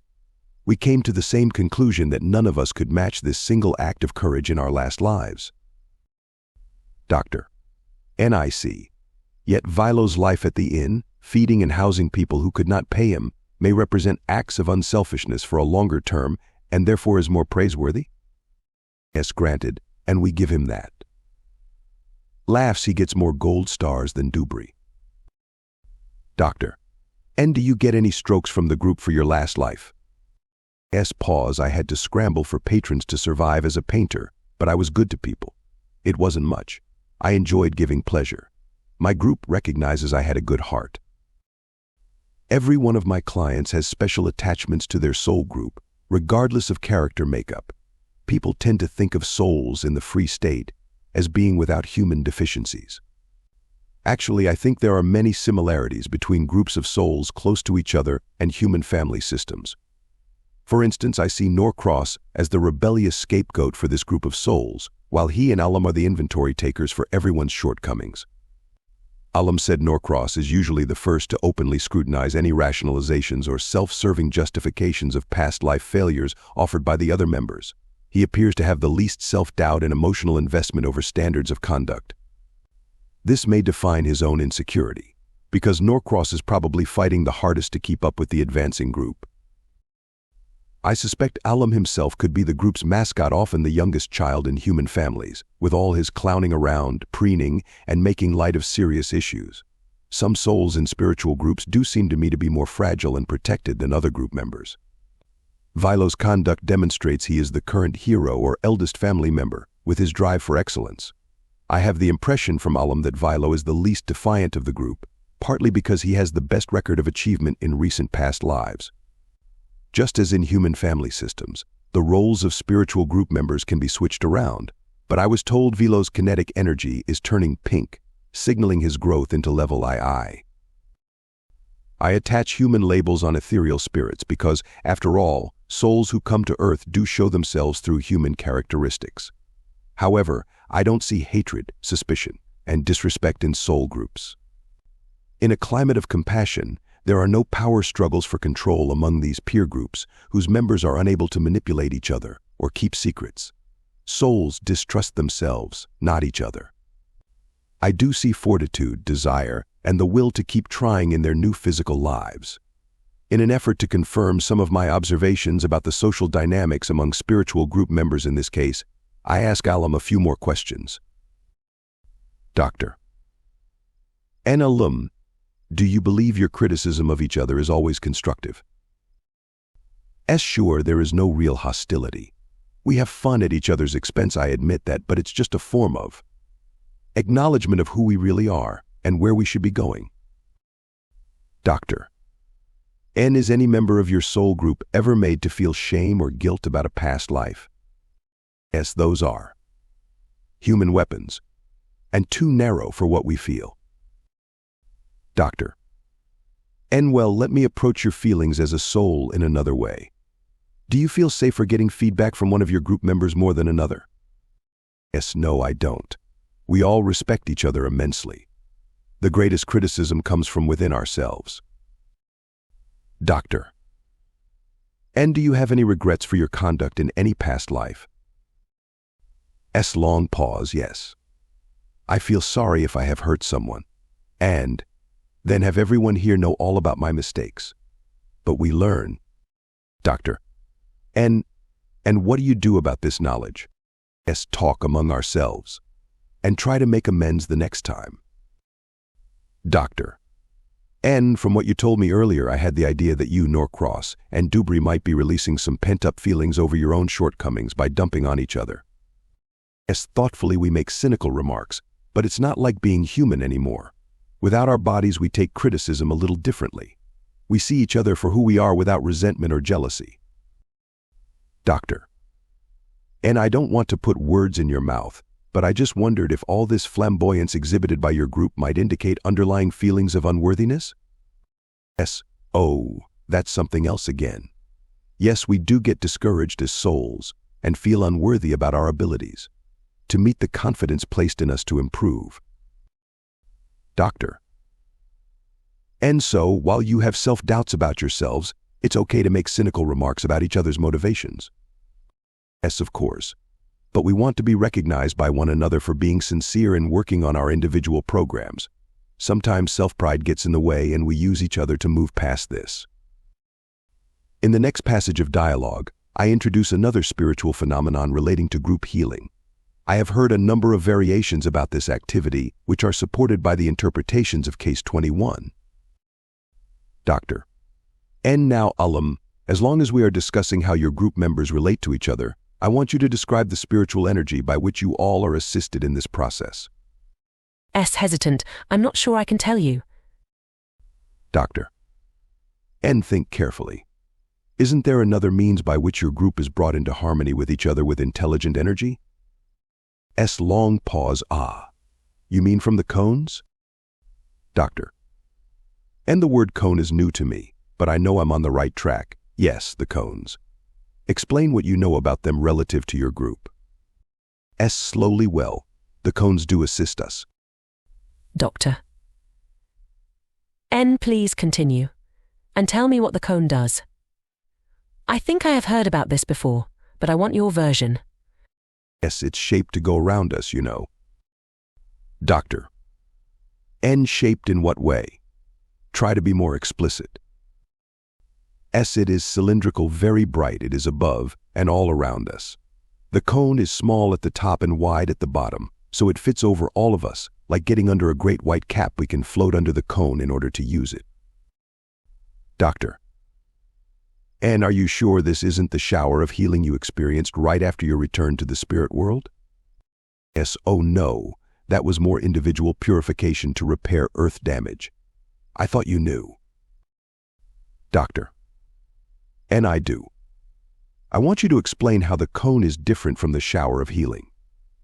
The top funnels energy down as a waterfall in a spreading circle around all of us and allows us to really concentrate on our mental sameness as a group. Doctor. And what do you feel when you are under the cone? We can feel all our thoughts being expanded, then drawn up, and returned back, with more knowledge added. Doctor. And does this intelligent energy help your unity as a group in terms of more focused thinking? Yes, it does. Doctor. And deliberately confrontational, to be frank with you. I wonder if this cone is brainwashing your original thoughts. After all, the arguments and disagreements between you and the others of your group are what make you individuals. Laughs. We aren't brainwashed. Don't you know anything about the afterlife? It gives us more collective insight to work together. Doctor. Is the cone always available? It is there when we need it. Doctor. Who operates the cone? Those who watch over us. Doctor. Your guide? Bursts out laughing. Shadow? I think he is too busy traveling around on his circuit. Doctor. What do you mean? We think of him as a circus master, a stage manager of our group. Doctor. Does Shadow take an active part in your group deliberations? Shakes head. Not really. Guides are above a lot of this stuff. We are left on our own quite a bit, and that's fine. Doctor. Do you think there is one specific reason for the absences of Shadow? Pause. He probably gets bored with our lack of progress. He loves to show off as the master of ceremonies, though. Doctor. In what way? Chuckling. To suddenly appear in front of us during one of our heated debates, throwing off blue sparks, looking like a wizard who is an all-powerful moderator. Doctor. A wizard? Still laughing. Shadow appears in long sapphire blue robes with a tall, pointed hat. With his flowing white beard, he looks simply great, and we do admire him. Doctor. I get the picture of a spiritual Merlin. An oriental Merlin, if you will. Very inscrutable sometimes. He loves making a grand entrance in full costume, especially when we are about to choose another life. He knows how much we appreciate his act. Doctor. With all this stage management, I am curious if Shadow has much emotional connection to your group as a serious guide. Scoffing at me. Listen, he knows we are a wild bunch, and he plays to that as a nonconformist himself, but he is also very wise. Doctor, N, is Shadow indulgent with your group? He doesn't seem to limit your extravagance very much. S, Shadow gets results from us because he is not heavy-handed or preachy. That wouldn't sit well with our people. We respect him. Doctor, N, do you see Shadow as a consultant who comes only once in a while to observe, or as an active supervisor? S, he will pop in unannounced to set up a problem for our discussions. Then he leaves, coming back later to listen to how we might solve certain things. Doctor, N, give me an example of a major problem with your group. S, pause. Shadow knows we identify too much as actors playing parts on Earth. He hits. On superficiality, he is trying to get us to cast ourselves from the inside out rather than the reverse. Doctor, N, so Shadow's instruction is serious, but he knows you all like to have fun along the way. S, yeah, that's why Shadow is with us, I think. He knows we waste opportunities. He assists us in interpreting the predicaments we get into in order to get the best out of us. Dr. N, from what you have told me, I have the impression that your spiritual group is run as a kind of workshop directed by your guide. S, yes, he builds up our morale and keeps us going. Unlike educational classrooms or therapy groups on Earth, I have learned teacher counselors in the spirit world are not confined as group activity leaders on a continuous basis. Although Shadow and his students are a colorful family of souls, there is much here that is typical of all cluster groups. A guide's leadership is more parental than dictatorial. In this case, Shadow is a directive counselor while not being possessive, nor does he pose a threat to the group. There is warm acceptance of these young souls by this empathic guide, who seems to cater to their masculine inclinations. I will close this case with a few final questions about the group as a spiritual unit. Dr. N, why is your group so male-oriented on Earth? S, Earth is an action planet which rewards physical exertion. We are inclined to male roles so we can grab hold and mold events, to dominate our surroundings, to be recognized. Doctor, N, women are also influential in society. How can your group hope to progress without more experience in female roles? S, we know this, but we have such a fierce desire to be independent. In fact, we often expend too much energy for too little return. But the female aspects don't interest us as much right now. Doctor, N, if you have no female counterparts in your immediate group, where do you go for those entities to complement your lives on Earth? S, nearby, there are some who relate better to female roles. I get along with Josie. She has been with me in some of my lives. Trinian is attached to Nyala, and there are others. Doctor, N, alum, I would like to end our conversation about your spiritual associations by asking you what you know about the origin of your group. S, long pause. I can't tell you. We just came together at one time. Doctor, N, well, someone had to bring those of you with the same attributes together. Do you think it was God? S, puzzled. No, below the source. The higher ones. Doctor, N, Shadow or other guides like him. S, no, higher, I think. The planners. I don't know any more. Doctor, N, a while back you told me some of your old friends were reducing their active participation in your group due to their development. Do you ever get new members? S, never. Doctor, N, is this because a new member might have trouble assimilating with the rest of you? S, laughs. We aren't that bad. It's just we are too closely connected by thought for an outsider, and they would not have shared our past experiences. Doctor, N, during your discussions about these past lives together, does your group believe it contributes to the betterment of human society? S, pause. We want our presence in a community to challenge conventions, to question basic assumptions.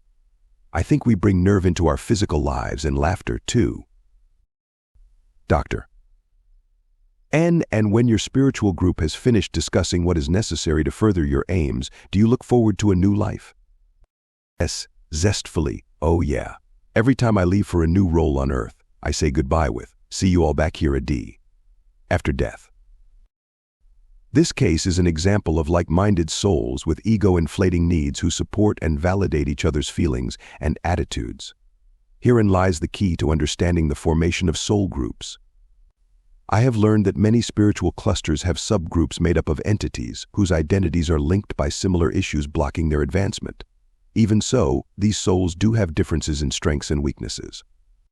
Each group member contributes their best attributes toward advancing the goals of others in the family. I do not want to leave the impression from Case 21 that the few remaining souls in this inner circle of close friends represent the behavior traits of everyone in the original cluster. When a primary group of, say, 15 or 20 souls is formed, there are marked similarities in talent and interests. But a support group is also designed to have differences in disposition, feelings, and reactions. Typically, my subjects report a male-female-oriented mixture of one or more of the following character types in their groups: 1 courageous, resilient, a tenacious survivor; 2 gentle, quiet, devoted, and rather innocent; 3 fun-loving, humorous, a jokester and risk-taker; 4 serious, dependable, cautious; 5 flamboyant, enthusiastic, frank; 6 patient, steady, perceptive; 7 thoughtful, calculating, determined; 8 innovative, resourceful, adaptable. These differences give a group balance. However, if an entire group displays a strong tendency toward flamboyance or daring, the most cautious member would appear less so to another group of souls. There is no question that the souls in Case 21 are in for a long development period, yet they do contribute to the vitality of Earth. Subsequent questioning of this subject revealed the paths of these souls continue to cross in the 20th century. For instance, Alam is a graphic designer and part-time professional guitar player involved with Jose, who is a singer. The fact that the closely knit souls in this case were so male-oriented in their physical lives does not take away from their ability to associate with young souls with predominantly female preferences. Cluster groups are gender mixed. As I have mentioned, truly advanced souls have balanced gender preferences in their physical life choices. The desire for expression of self-identity is an important motivating factor for souls choosing to come to Earth to learn practical lessons. Sometimes a reason for discomfort with the lower-level soul is the discrepancy in perception of self in their free soul state compared to how they act in human bodies. Souls can get confused with who they are in life. Case 21 did not seem to exhibit any conflict in this area, but I question the rate of growth achieved by Alam in recent past lives. However, the basic experience of living a life may compensate, to some extent, for the lack of insight gained from that life. Our shortcomings and moral conflicts are recognized as faults far more in the spirit world than on Earth. We have seen how the nuances of decision-making are dissected and analyzed in spiritual groups. Cluster members have worked together for such a long time in Earth years that entities become accountable to each other and the group as a whole. This fosters a great sense of belonging in all spiritual groups and can give the appearance of thought barriers between clusters, especially with souls in the lower levels. Nevertheless, while rejection and loneliness is part of every soul's life in human form, in the spirit world our individual ego identity is constantly enhanced by warm peer group socialization. The social structure of soul groups is not the same as groups of people on Earth. Although there is some evidence of paired friendships, I don't hear about cliques, stars of attraction, or isolated souls within clusters. I am told souls do spend time alone in the silence of personal reflection when attached to a group. Souls are intimate entities in their family relationships on Earth and engagement in group community life in the spirit world. And yet souls do learn much from solitude. I understand from my white light subjects that souls at the beginning levels are frequently separated from their groups to individually work on simple energy projects. One rather young soul recalled being alone in an enclosure trying to put together a moving puzzle of disassembled geometric shapes of cylinders, spheres, cubes, and squares with self-produced energy. It was described as being multidimensional, colorful, and holographic in nature. He said, "We have to learn to intensify our energy to bring the diffused and jumbled into focus to give it some kind of basic shape." Another subject added, "These tests give the watchers information about our imagination, creativity, and ingenuity, and they offer us encouragement rather than being judgmental." Souls on all levels engage in another all-important activity when they are alone. They are expected to spend time mentally concentrating on helping those on Earth or other physical worlds whom they have known and cared about. From what I can gather, they go to a space some call the place of projection. Here they enter an interdimensional field of floating silvery blue energy and project outward to a geographical area of their choosing. I am told this is a mental exercise in holding and releasing positive vibrational energy to create a territory. This means souls ride on their thought waves to specific people, buildings, or a given area of land in an attempt to comfort or affect change. Chapter 10. The Intermediate Soul. Once our souls advance past level II into the intermediate ranges of development, group cluster activity is considerably reduced. This does not mean we return to the kind of isolation we saw with the novice soul. Souls evolving into the middle development levels have less association with primary groups because they have acquired the maturity and experience for operating more independently. These souls are also reducing the number of their incarnations. Within levels II and IV, we are at last ready for more serious responsibilities. The relationship we have with our guides now changes from teacher-student to one of colleagues working together.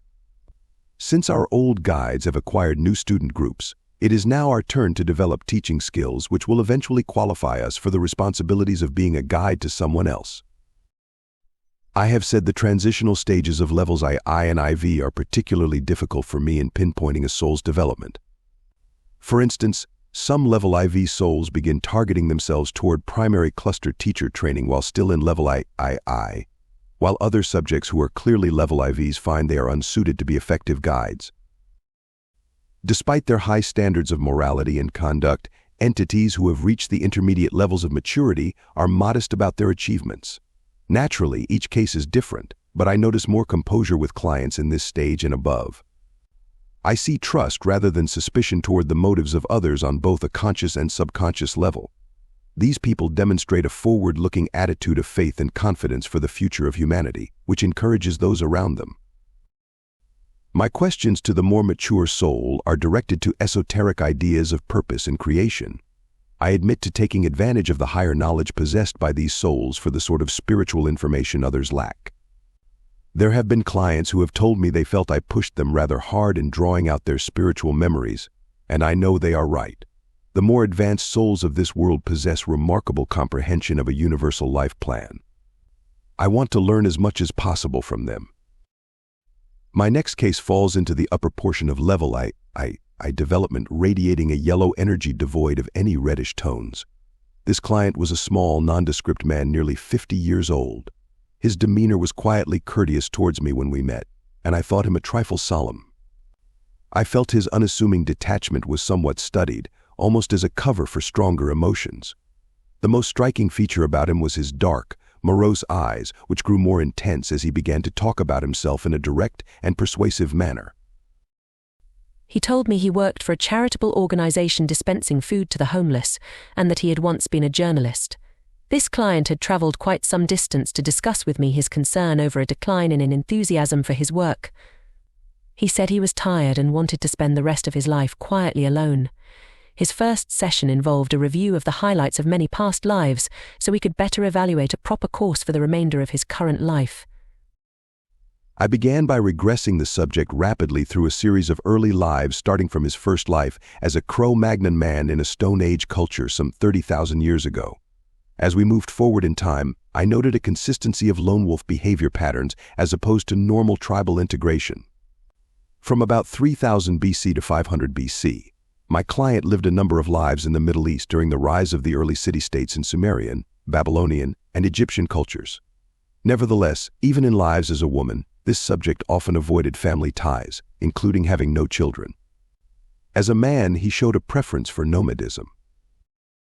By the time we reached a life in Europe during the Dark Ages, I was becoming accustomed to a rebellious soul resisting tyrannical societies. During his lives, my subject worked to uplift people from fear, while remaining non-aligned to opposing factions. Suffering hardships and many setbacks, he continued as a wanderer with an obsession for freedom of movement.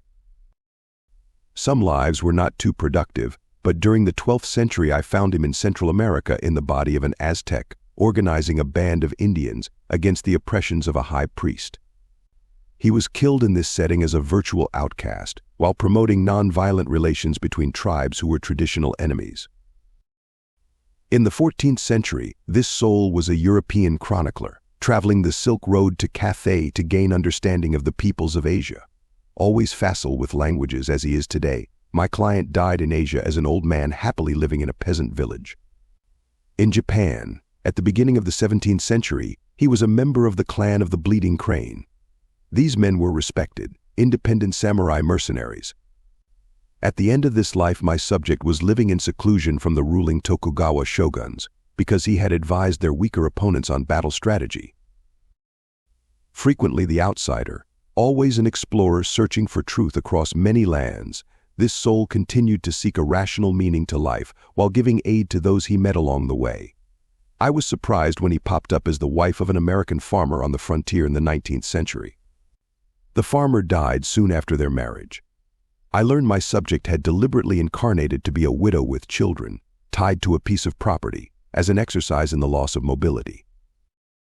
When this part of his session ended, I knew I was working with a more advanced, older soul, even though he had a great many lives we did not review. Since this soul is approaching level IV, I would not have been surprised if his first appearance on Earth had gone back 70,000 years rather than half that amount of time. However, as I have mentioned, it is not an absolute prerequisite that souls have hundreds of physical lives in order to advance. I once had a client who entered into a level I state of awareness after only 4,000 years in outstanding performance.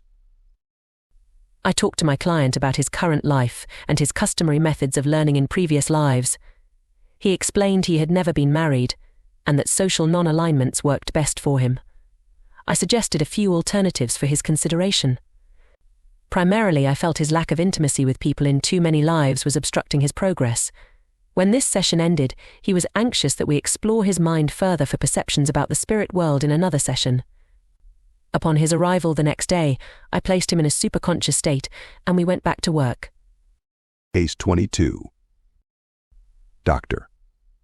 N. By what name are you called in the spirit world? S. I am called Nentham. Doctor. N. Nentham, do you have spirits around you right now, or are you alone? S. Pause. I am with two of my longtime companions. Doctor. N. What are their names? S. Raoul and Senji. Doctor. N. And are the three of you part of a larger spiritual group of souls working together? Yes, we were. But now the three of us work, more by ourselves. Doctor. N. What are the three of you doing at this moment? S. We are discussing the best ways to help each other during our incarnations. Doctor. N. Tell me what you do for each other. S. I help Senji to forgive herself for mistakes and appreciate her own worth. She needs to stop being a mother figure all the time on Earth. Doctor. And how does she assist you? S2. See my lack of a sense of belonging. Doctor. And give me an example of Senji's actions to assist you with this issue. S. Well, she was my wife in Japan after my days as a warrior were over.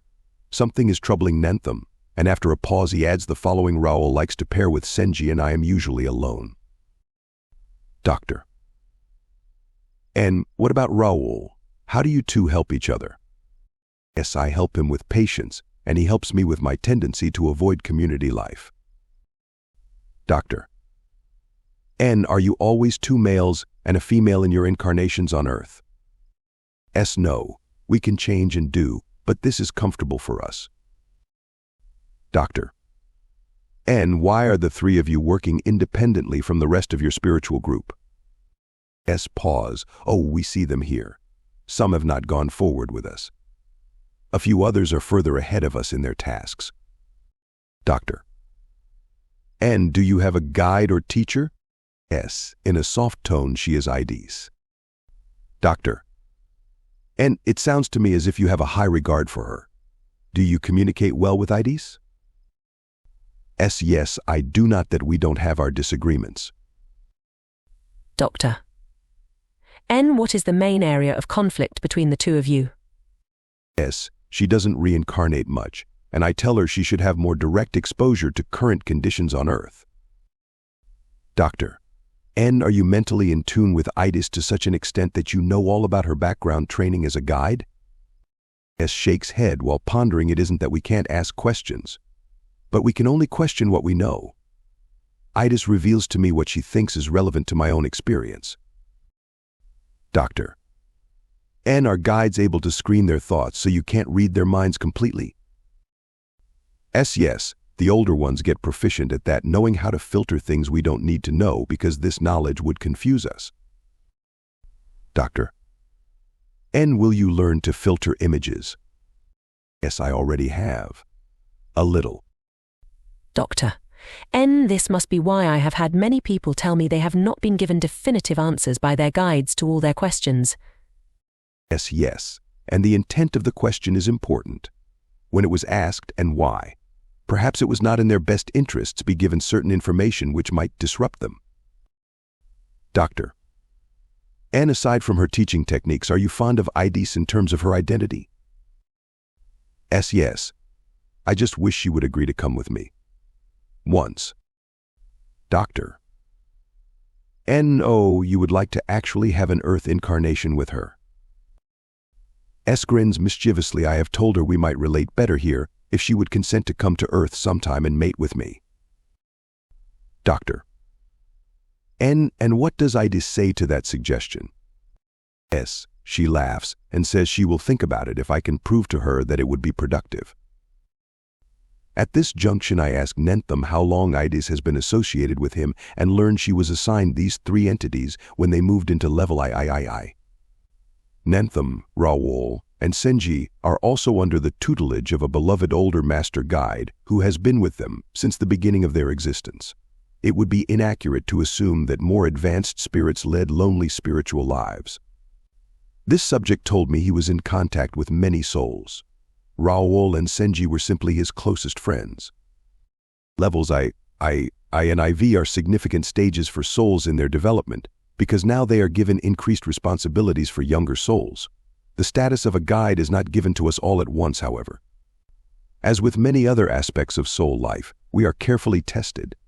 The intermediate levels are trial periods for potential teachers. While our aura is still yellow, our mentors assign us a soul to look after, and then evaluate our leadership performance both in and out of physical incarnations. Only if this preliminary training is successful are we allowed to function even at the level of a junior guide. Not everyone is suited for teaching, but this does not keep us from becoming an advanced soul in the blue section. Guides, like everyone else, have different abilities and talents, as well as shortcomings. By the time we reach level V, our soul aptitudes are well known in the spirit world. We are given occupational duties commensurate with our abilities, which I will go into later in this chapter. Different avenues of approach to learning eventually bring all of us to the same end in acquiring spiritual wholeness. The richness of diversity is part of a master plan for the advancement of every soul, and I am interested in how Case 22 is progressing in level I. Doctor. N. Nentham, can you tell me if Itis is preparing you to be a guide, assuming you have an interest in that activity? S. Quick response, I do have an interest. Doctor. N.O. Then are you developing as a guide yourself? S. Modestly, don't make too much of it. I'm really no more than a caretaker, helping IDs and taking directions. Doctor. N. Do you try and imitate her teaching style? S. No, we are different. As an apprentice, a caretaker, I couldn't do what she is able to accomplish anyway. Doctor. And when did you know you were ready to be a caretaker and begin assisting others spiritually? Yes, it's an awareness which comes over you after a great number of lives, that you are more in balance with yourself than previously and are able to aid people as a spirit and in the flesh. Doctor. N. Are you operating in or out of the spirit world as a caretaker at this time? S. Has difficulty in forming a response. I'm out. In 2 lives. Doctor. N. Are you living in 2 parallel lives now? S. Yes, I am. Doctor. N. Where are you living in this other life? S. Canada. Doctor. N. Is geography important to your Canadian assignment? S. Yes, I picked a poor family in a rural community where I would be more indispensable. I'm in a small mountain town. Doctor. And give me the details of this Canadian life and your responsibilities. Yes, slowly I'm taking care of my brother Billy. His face and hands were horribly burned by a flash fire from a kitchen stove when he was 4 years old. I was 10 when it happened. Doctor. And are you the same age in the Canadian life as you are now in your American one? Yes, about the same. Doctor. And your prime assignment in the Canadian life? Yes, to care for Billy. To help him see the world past his pain. He is almost blind and his facial disfigurement causes him to be rejected by the community. I try to open him to an acceptance of life and to know who he really is from the inside. I read to him and go for walks in the forest holding his arm. I don't hold his hands because they are so damaged. Doctor. And what about your Canadian parents? Yes, without boasting, I am the parent. My father left after the fire and never came back. He was a weak man who was not kind to the family even before the fire. My mother's soul is not very capable in her body. They need someone with seasoning. Doctor. And someone physically strong? S laughing, no. I'm a woman in Canada. I'm Billy's sister. My mother and brother require someone mentally tough to hold the family together and give them a course to follow. Doctor. And how do you provide for the family? Yes, I am a baker and I'll never marry because I can't leave them. Doctor. And what is your brother's major lesson? Yes, to acquire humility without being crushed by a life of little self-gratification. Doctor. And why didn't you take the role of your burned brother? Wouldn't that scenario provide you with the more difficult challenge? S grimacing, I've already been through that one. Note this subject has been physically injured in a number of past lives. Doctor. And yes, I suppose you have. I wonder if Billy's soul was ever involved with physically hurting you in one of your past lives. Yes, as a matter of fact, he did in one of them. When I was the sufferer, another caretaker stayed with me, and I was a grateful receiver. Now, it is Billy's turn, and I am here for him. Doctor. And did you know in advance your brother was going to be incapacitated before you came into the Canadian life? S sure. Idis and I discussed the whole situation. She said Billy's soul would require a caretaker, and since I had negative contact with this soul before in another life, I welcomed the job. Doctor. And besides the karmic lesson for Billy's soul, there are some for you too, in terms of your being in the role of a woman who is tied down. You can't just take off and roam around as you often do in your lives. Yes, that's true. The degree of difficulty in a life is measured by how challenging the situation is for you, not others. For me, being Billy's caretaker is harder than when I was on the receiving end with another soul as my caretaker. Doctor. And give me the most difficult factor of this assignment for you as a caretaker. Yes, to sustain a child through their helplessness, to adulthood, to teach a child to confront torment with courage. Doctor. And Billy's life is an extreme example, but it does seem Earth's children have much physical and emotional pain to go through. Yes, without addressing and overcoming pain, you can never really connect with who you are and build on that. I must tell you, the more pain and adversity which come to you as a child, the more opportunity to expand your potential. Doctor. And how are things working out for you as a caretaker in Canada? Yes, there is a more difficult set of choices to be made in the Canadian family, unlike my American life. But I have confidence in myself to put my comprehension to practical use. Doctor. And did Idis encourage or discourage your wanting to accelerate development by living parallel lives? Yes, she is always open about this. I haven't done it too much in the past. Doctor. And why not? Yes, life combinations can be tiring and divisive. The effort may become counterproductive with diminished returns for both lives. Doctor. And well, I see that you are helping people in both your lives today, but have you ever lived contrasting lives where you did poorly in one life and better in another at the same time? Yes, although that was a long time ago on Earth. This is one of the advantages of life combinations. One life can offset the other. Still, doing this can be rough going. Doctor. And then, why do the guides permit parallel lives? Scowling at me, souls are not in a rigid bureaucratic environment. We are allowed to make mistakes in judgment and learn from them.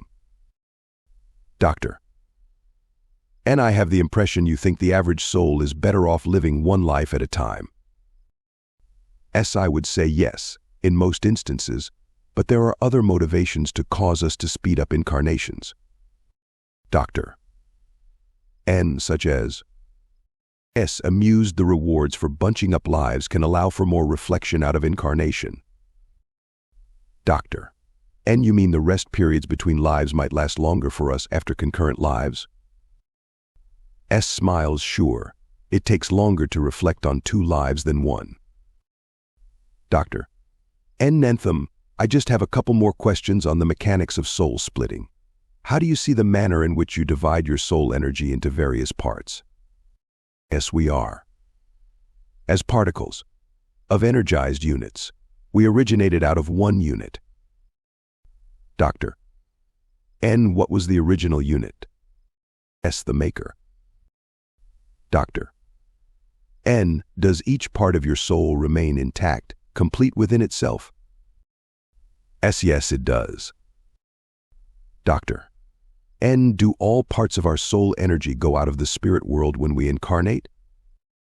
Part of us never leaves, since we do not totally separate from the maker. Doctor. And what does the part that remains in the spirit world do while we are on Earth in one or more bodies? It is more dormant, waiting to be rejoined to the rest of our energy. Most of my colleagues who work with past life clients have listened to overlapping time chronologies from people living on Earth in 2 places at once. Occasionally, there are 3 or more parallel lives. Souls in almost any stage of development are capable of living multiple physical lives, but I really don't see much of this in my cases. Many people feel the idea of souls having the capacity to divide in the spirit world and then attaching to 2 or more human bodies is against all their preconceptions of a singular, individualized spirit. I confess that I too felt uncomfortable the first time a client told me about having parallel lives. I can understand why some people find the concept of soul duality perplexing, especially when faced with the further proposition that one soul may even be capable of living in different dimensions during the same relative time. What we must appreciate is, if our souls are all part of one great oversoul energy force which divides or extends itself to create our souls, then why shouldn't the offspring of this intelligent soul energy have the same capacity to detach and then recombine? Collecting information about spiritual activity from souls who are in the higher stages of development is sometimes frustrating. This is because the complex nature of memory and knowledge at these levels can make it difficult to sift out what these people recognize and won't tell me from what they really don't know. Case 22 was both knowledgeable and open to my questions. This case is compatible with other accounts in my files about the diversity of soul training in the spirit world. Doctor. N. Nentham, I want to turn now to your activities in the spirit world when you are not so busy with Earth incarnations, interacting in souls groups, and learning to be a guide. Can you tell me of other spiritual areas in which you are occupied? Long pause. Yes, there are other areas. I know of them. Doctor. N. How many? Cautiously, I can think of 4. Doctor. N. What would you call these areas of activity? The world without ego, the world of all-knowing, the world of creation and non-creation, and the world of altered time. Doctor. N. Are they worlds which exist in our physical universe? One does. The rest are non-dimensional spheres of attention. Doctor. And all right, let's start with the non-dimensional spheres. Are these 3 areas in the spirit world for the use of souls? Yes. Doctor. And why do you call all these spiritual areas worlds? I see them as habitations for spiritual life. Doctor. And so 3 of them are mental worlds? Yes, that's what they are. Doctor. N, what is the world without ego? It's the place of learning to be. Doctor. N, I have heard of it, expressed in different ways. Doesn't it involve the beginners? Yes, the newly created soul is there to learn who they are. It's the place of origin. Doctor. N, are the ego identities passed out at random, or is there a choice for beginner souls? The new soul is not capable of choice. You acquire your character based upon the way your energy is, combined, put together for you. Doctor. N, is there some sort of spiritual inventory of characteristics that are assigned to souls, so much of one type, so much of another? Long pause. I think many factors are considered in the allocations of that which makes us who we are. What I do know is, once given, ego becomes a covenant between oneself and the givers. Doctor. N, what does that mean? To do the best I can with who I am. Doctor. And so, the purpose of this world is the distribution of soul identity by advanced beings? Yes. The new soul is pure energy with no real self yet. The world without ego provides you with a signature. Doctor. And then, why do you call it the world without ego? Because the newly created souls arrive with no ego. The idea of self has not come into the new soul's consciousness. It is here where the soul is offered meaning to its existence. Doctor. And does the creation of souls with personhood go on continually? As far as I know, yes. Doctor. And I want you to answer this next question carefully for me. When you acquired your particular identity as a soul, did that automatically mean you were slated for Earth incarnations in human form? Not specifically, no. Planets don't last forever. Doctor. And I wondered if certain types of souls have an affinity for specific forms of physical life in the universe. Pause. I won't argue against that. Doctor. And in your beginnings, Nentham, were you given the opportunity to choose other planetary hosts besides humans on Earth? As a new soul. The guides assist in those selections. I was drawn to human beings. Doctor. N, were you given other choices? Long pause, yes. But it's not very clear at the moment. They usually start you on an easy world or two, without much to do. Then I was offered service on this severe planet. Doctor. And Earth is considered severe? Yes. On some worlds you must overcome physical discomfort, suffering. Others lean toward mental contests. Earth has both. We get kudos for doing well on the hard worlds. Smiling, we are called the adventurous ones by those who don't travel much. Doctor. And what really appeals to you about Earth? The kinship humans have for each other while they struggle against one another, competing and collaborating at the same time. Doctor. N, isn't that a contradiction? Laughs. That's what appeals to me, mediating quarrels of a fallible race which has so much pride and need of self-respect. The human brain is rather unique, you know. Doctor. And how? Humans are egocentric but vulnerable. They can make their character mean and yet have a great capacity for kindness. There is weak and courageous behavior on Earth. It's always a push-me-pull-you tug of war going on with human values. This diversity suits my soul. Doctor. And what are some of the other things about human hosts which might appeal to the souls who are sent to Earth? Those of us developing on Earth have a sanction to help humans know of the infinite beyond their life and to assist them in expressing true benevolence through their passion.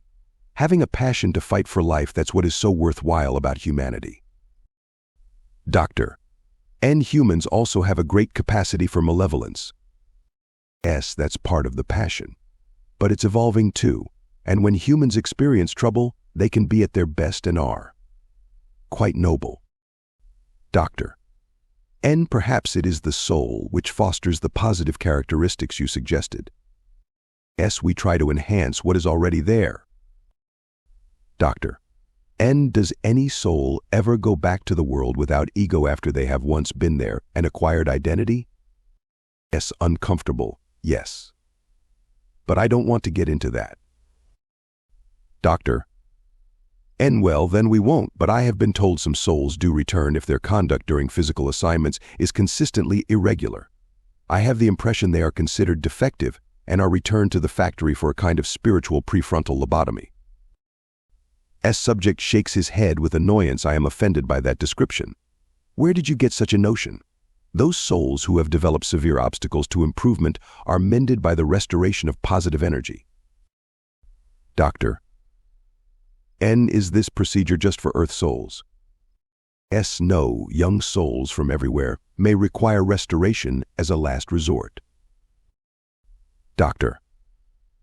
And are these restored spirits then allowed to return to their respective groups and eventually go back to incarnating on physical worlds? S. Sighs deeply, yes.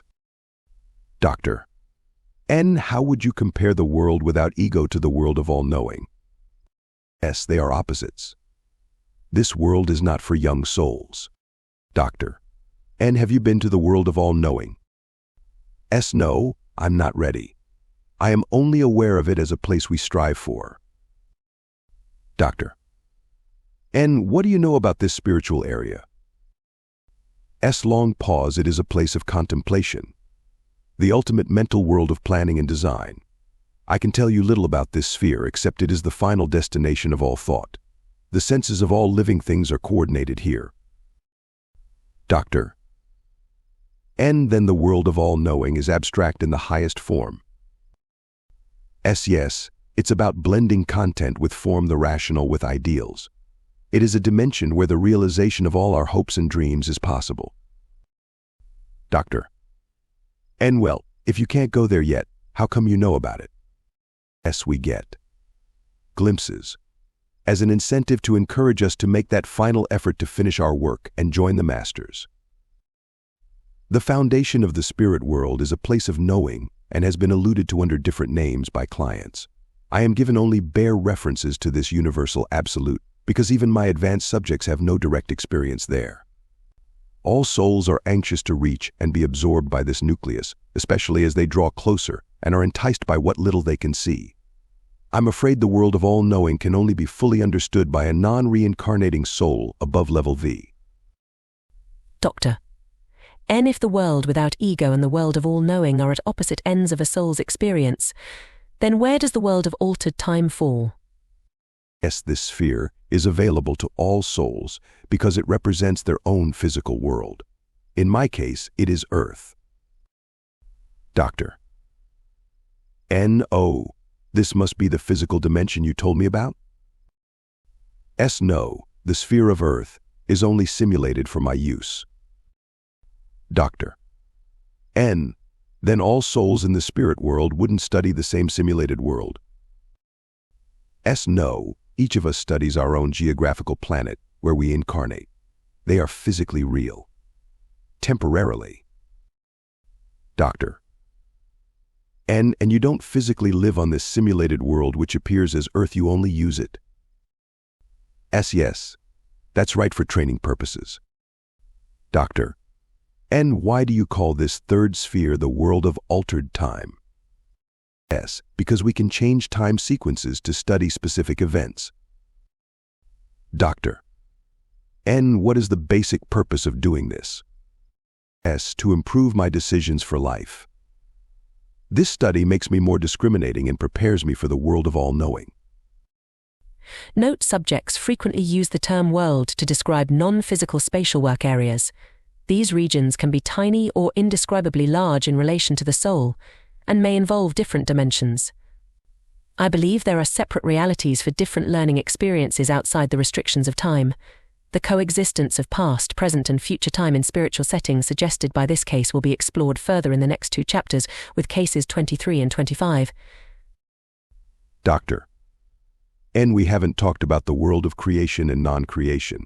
This must be the 3-dimensional physical world you spoke of earlier. S. Yes, and we enjoy using it as well. Doctor. And is this world intended for the use of all souls? S. No, it is not. I'm just starting to apply myself there. I am considered a newcomer. Doctor.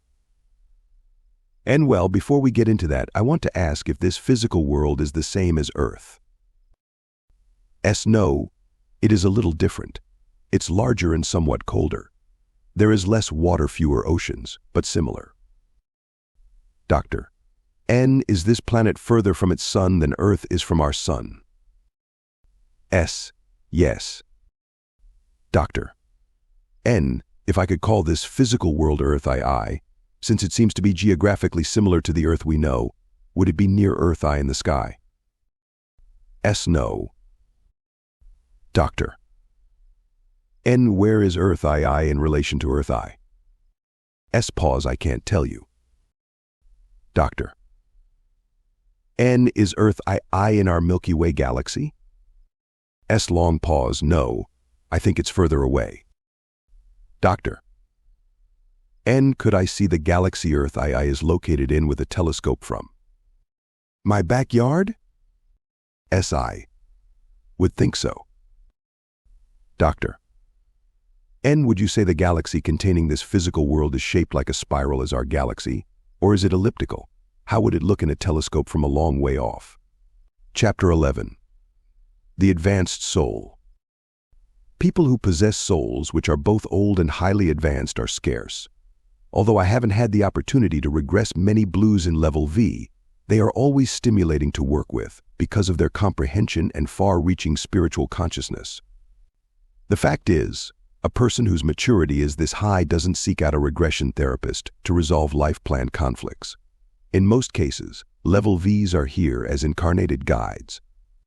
Having mastered the fundamental issues most of us wrestle with daily, the advanced soul is more interested in making small refinements toward specific tasks. We may recognize them when they appear as public figures, such as a Mother Teresa. However, it is more usual for the advanced soul to go about their good works in a quiet, unassuming manner. Without displaying self-indulgence, their fulfillment comes from improving the lives of other people.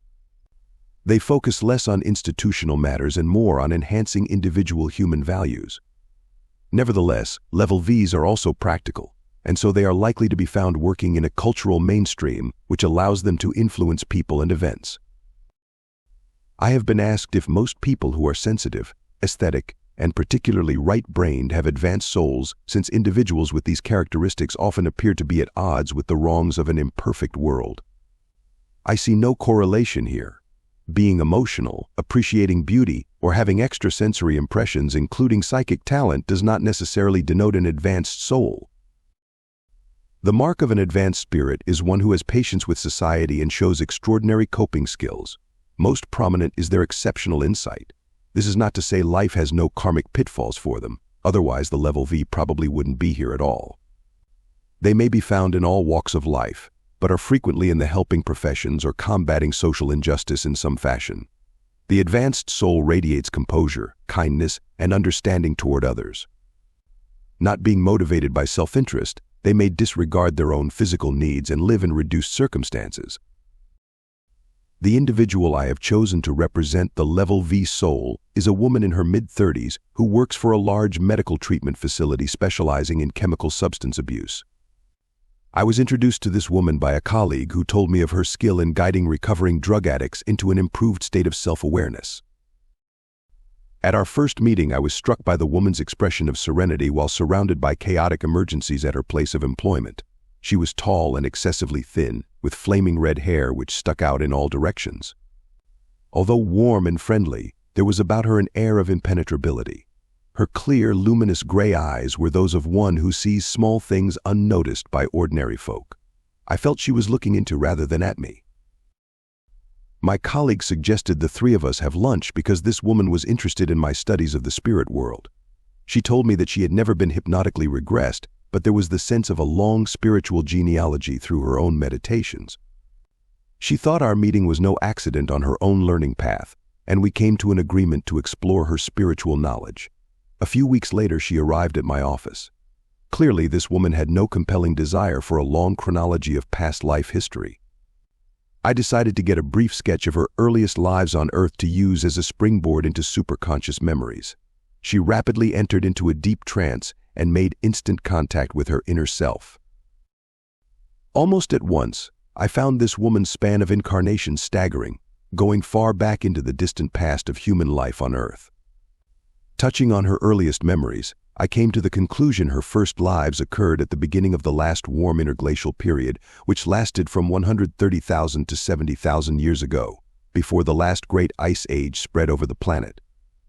During the warmer climate of the Middle Paleolithic period of Earth's history, my subject described living in moist, subtropical savannas near hunting, fishing, and plant-gathering areas. Later, some 50,000 years ago, when continental sheets of ice had again changed Earth's climate, she spoke of living in caves and enduring bitter cold. Leaping rapidly over large blocks of time, I found her physical appearance changing from a slightly bent to a more erect posture. As we moved forward in time, I directed her to look into pools of water and feel her body while reporting back to me. Her sloping forehead became more vertical over thousands of years in different bodies. Supraorbital ridges above the eyes grew less pronounced, as did body hair and the massive jaws of archaic man. In her many lives as both men and women, I was given enough information on habitat, the use of fire, tools, clothes, food, and ritualistic tribal practices for rough anthropological dating. Paleontologists have estimated Homo erectus, an ape-like ancestor of modern humans, appeared at least 1.7 million years ago. Have souls been incarnating on Earth for this long, utilizing the bodies of these primitive bipeds we call hominids? A few of my more advanced clients declare that highly advanced souls who specialize in seeking out suitable hosts for young souls evaluated life on Earth for over 1 million years. My impression is these examiner souls found the early hominid brain cavity and restricted voice box to be inadequate for soul development earlier than some 200,000 years ago. Archaic Homo sapiens, whom we call humans, evolved several 100,000 years ago. Within the last 100,000 years, we find 2 clear signs of spiritual consciousness and communication. These are burial practices and ritualistic art, as found in carved totems and rock drawings. There is no anthropological evidence that these practices existed on Earth before Neanderthal peoples. Souls eventually made us human, not the reverse. One of my advanced subjects remarked, souls have seeded the Earth in different cycles. A composite of information collected from a wide range of clients suggests to me that the land masses we know today deviate from earlier continents, drowned, perhaps, by cataclysmic volcanic or magnetic upheavals. For instance, the Azores in the Atlantic Ocean have been said to represent the tops of mountains of the submerged continent of Atlantis. Indeed, I have had subjects discuss being in ancient lands on Earth that I cannot identify with modern geography. Thus, it is possible souls existed in bodies more advanced than Homo erectus, who died out about 250,000 years ago, with the fossilized evidence hidden from us today by geological change. However, this hypothesis means the physical evolution of humans was an up-down, up affair, which I think is unlikely. I now moved my subject into an African life around 9,000 years ago, which she said was an important milestone in her advancement. This was the last life she was to spend with her guide, Kumara. Kumara was an advanced soul herself at the time of this life, counseling a benevolent tribal chief as his influential wife. I tentatively located their land as the highlands of Ethiopia. Apparently, my subject had known Kumara in a number of earlier lives covering thousands of years during Kumara's final incarnations on Earth. Their association in human form ended when my subject died, saving Kumara's life on a riverboat by throwing herself in front of an enemy spear. Full of love, Kumara still appears to this subject as a large woman with skin of polished mahogany and a shock of white hair crowned by a headdress of feathers. She is practically nude, except for a strip of animal hide around her ample middle. On Kumara's neck hangs a garish bunch of multicolored stones, which she sometimes jiggles in my subject's ear to get her attention during dreams in the middle of the night. Kumara teaches by a technique of flashing symbolistic memories of prior lessons already learned in past lives. Old solutions to problems are mixed with new hypothetical choices in the form of metaphoric picture puzzles. By these means, Kumara tests her students' considerable storehouse of knowledge during meditations and dreams. I glanced at my watch. There was no more time for background information if I was going to allow for exploration of this woman's afterlife experiences. Rapidly, I took her into superconsciousness, anticipating some interesting spiritual disclosures. She would not disappoint me. Case 23. Dr. N, what is your spiritual name? These. Dr. N, and your spiritual guide kept her African name of Kumara. S for me, yes. Dr. N, what do you look like in the spirit world? S, a glowing fragment of light. Dr. N, what exactly is the color of your energy? S, sky blue. Dr. N, does your light have flecks of another color in it? S, pause, some gold. Not much. Dr. N, how about Kumara's energy color? S, it's violet. Dr. N, how does light and color identify the quality of a soul's spiritual attainment? S, the intensity of mental power increases with the darker phases of light. Dr. N, where does the highest intensity of intelligent light energy originate from? S, the knowledge by which the energy of darker light is extended to us comes from the source. Our light is attached to the source. Dr. N, when you say source, you mean God? S, that word has been misused. Dr. N, how? S, by too much personalizing, which makes the source less than it is. Dr. N, what's wrong with us doing that? S, it takes the liberty of making the source too human, although we are all part of its oneness. Dr. N, Thies, I want you to reflect on the source as we talk about other aspects of soul life and the spirit world. Later, I will ask you more about this oneness. Now, let's go back to the energy manifestations of souls. Why do spirits display two black glowing cavities for eyes when not showing their human forms? It seems so spooky to me. S laughs and is more relaxed. That's how Earth's legends of ghosts came about from these memories. Our energy mass is not uniform. The eyes you speak of represent a more concentrated intensity of thought.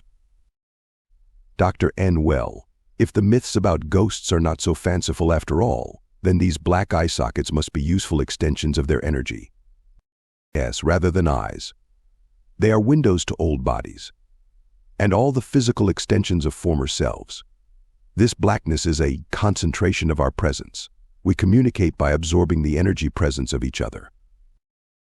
Dr. N, when you return to the spirit world, do you have energy contact with other souls who may look like ghosts? S, yes. An appearance is a matter of individual preference. Of course, there is always a multitude of thought waves around mingling with my returning energy, but I avoid too much contact. Dr. N, why? S, it is not necessary for me to make attachments here. I will be alone for a while to contemplate and sort out any mistakes from my last incarnation before talking to Kumara. Note this statement is typical of advanced souls returning to the spirit world, mentioned earlier in Case 9. However, this soul is so advanced she will have no deliberations with her guide until much later, and upon her request. Dr. N, perhaps we should talk about older souls for a minute. Does Kumara incarnate on Earth anymore? S, no, she doesn't. Dr. N, do you know others like Kumara, who were here during the early times on Earth and don't come back anymore? S, cautiously, a few. Yes. Many got on Earth early and got off before I came. Dr. N, did any stay? S, what do you mean? Dr. N, advanced souls who keep coming back to life on Earth when they could stay in the spirit world. S, oh, you mean the sages? Dr. N, yes, the sages tell me about them. This is a new term for me, but I often pretend to know more than I do with advanced souls to elicit information. S, with admiration, they are the true watchers of Earth, you know. 2. Be here and keep watch over what is going on. Dr. N, is highly advanced souls who continue to incarnate. S, yes. Dr. N, don't the sages get tired of still hanging around Earth? S, they choose to stay and help people directly because they are dedicated to Earth. Dr. N, where are these sages? S, wistfully they live simple lives. I first came to know some of them thousands of years ago. Today it's hard to see them. They don't like cities much. Dr. N, are there many of them? S. No, they live in small communities or out in the open, in the deserts and mountains, in simple dwellings. They wander about too. Dr. N. How does one recognize them? S. Sighs. Most people don't. They were known as the oracles of truth in earlier times on Earth. Dr. N. I know this sounds pragmatic, but wouldn't these old, highly developed souls be more useful helping humankind in positions of international leadership rather than being hermits? S. Who said they were hermits? They prefer to be with the common people who are most affected by the movers and shakers. Dr. N. What is the feeling one gets when meeting a sage on Earth? S. A. You feel a special presence. Their power of understanding and the advice they give you is so wise. They do live simply. Material things mean nothing to them. Dr. N. Are you interested in this sort of service, these? S. HM. No, they are saints. I welcome the time when I can stop incarnating. Dr. N. Perhaps the word sage could also be applied to souls like Kumara, or even with the entities to whom she turns for knowledge. S. Pause. No, they are different. They are beyond the sages. We call them the old ones. Note, I would place these beings beyond level VI. Dr. N. Are there many old ones working with souls at Kumara's level and above? S. I don't think so, compared to the rest of us. But we feel their influence. Dr. N. What do you feel in their presence? S. Pensive. A. Concentrated power of enlightenment and guidance. Dr. N. Could the old ones be embodiments of the source itself? S. It is not for me to say, but I don't think so yet. They must be close to the source. The old ones represent the purest elements of thought, engaging in the planning and arranging of substances. Dr. N. Could you clarify a bit more what you mean by these highly placed souls being close to the source? S. Vaguely, only that they must be close to conjunction. Dr. N. Does Kumara ever talk about these entities who help her? S. To me only a little. She aspires to be of them, as we all do. Dr. N. Is she getting close to the old ones in knowledge? S. Faintly. She approaches as I approach her. It is slow assimilating with the source, because we are not complete. Once the duties of a guide are fully established for the advancing soul, it is necessary for these entities to juggle two balls. Besides completing their own unfinished business with continued though less frequent incarnations, they must also help others while in a discarnated state. These talks to me about this aspect of her soul life. Dr. N. When you are back in the spirit world and come out of your self-imposed isolation, what do you ordinarily do then? S. I join with members of my company. Dr. N. How many souls are in your company? S. 9. Dr. N. Jumping to the next conclusion too quickly. Oh, so the 10 of you are a group of souls under the leadership of Kumara. S. No, they are my responsibility. Dr. N. Then, these 9 entities are students whom you teach. S. HM. You could say that. Dr. N. And they are all in one group cluster, which I assume is your company. S. No, my company is made up of 2 different groups. Dr. N. Why is that? S. They are in different progressions levels. Dr. N. And yet you are the spiritual teacher for all 9? S. I prefer to call myself a watcher. 3 of my company are also watchers. Dr. N. Well, who are the other 6? S. Matter-of-factly people who don't watch. Dr. N. I want to clarify this using my terms, if you will, these. If you are a senior watcher, 3 of your company must be what I would call junior guides. S. Yes, but the words senior and junior that portrays us as authoritarian, which we are not. Dr. N. My intention is not to denote rank. For me it is just an easy identification of responsibility. Consider the word senior as meaning an advanced teacher. I would call Kumara a master teacher, or possibly an educational director. S. Shrugs. That's okay, I suppose, as long as director doesn't mean dictator. Dr. N. It doesn't. Now these, cast your mind to a place where you can see the energy colors of all your company. What do the 6 souls who are not watchers look like? S smiles dirty snowballs. Dr. N, if they are white in tone, what about the rest? S paws well. 2 are rather yellowish. Dr. N, we are 1 short. What about the 9th member? S, that's an Araz. He is doing quite well. Dr. N, describe his energy color. S, he is turning bluish. An excellent watcher. He will be leaving me soon. Dr. N, let's go to the opposite end of your company. What member are you most concerned about and why? S. Ojanowin. She has the conviction from many lives that love and trust only bring hurt. Musing, she has fine qualities which I want to bring out, but this attitude is holding her back.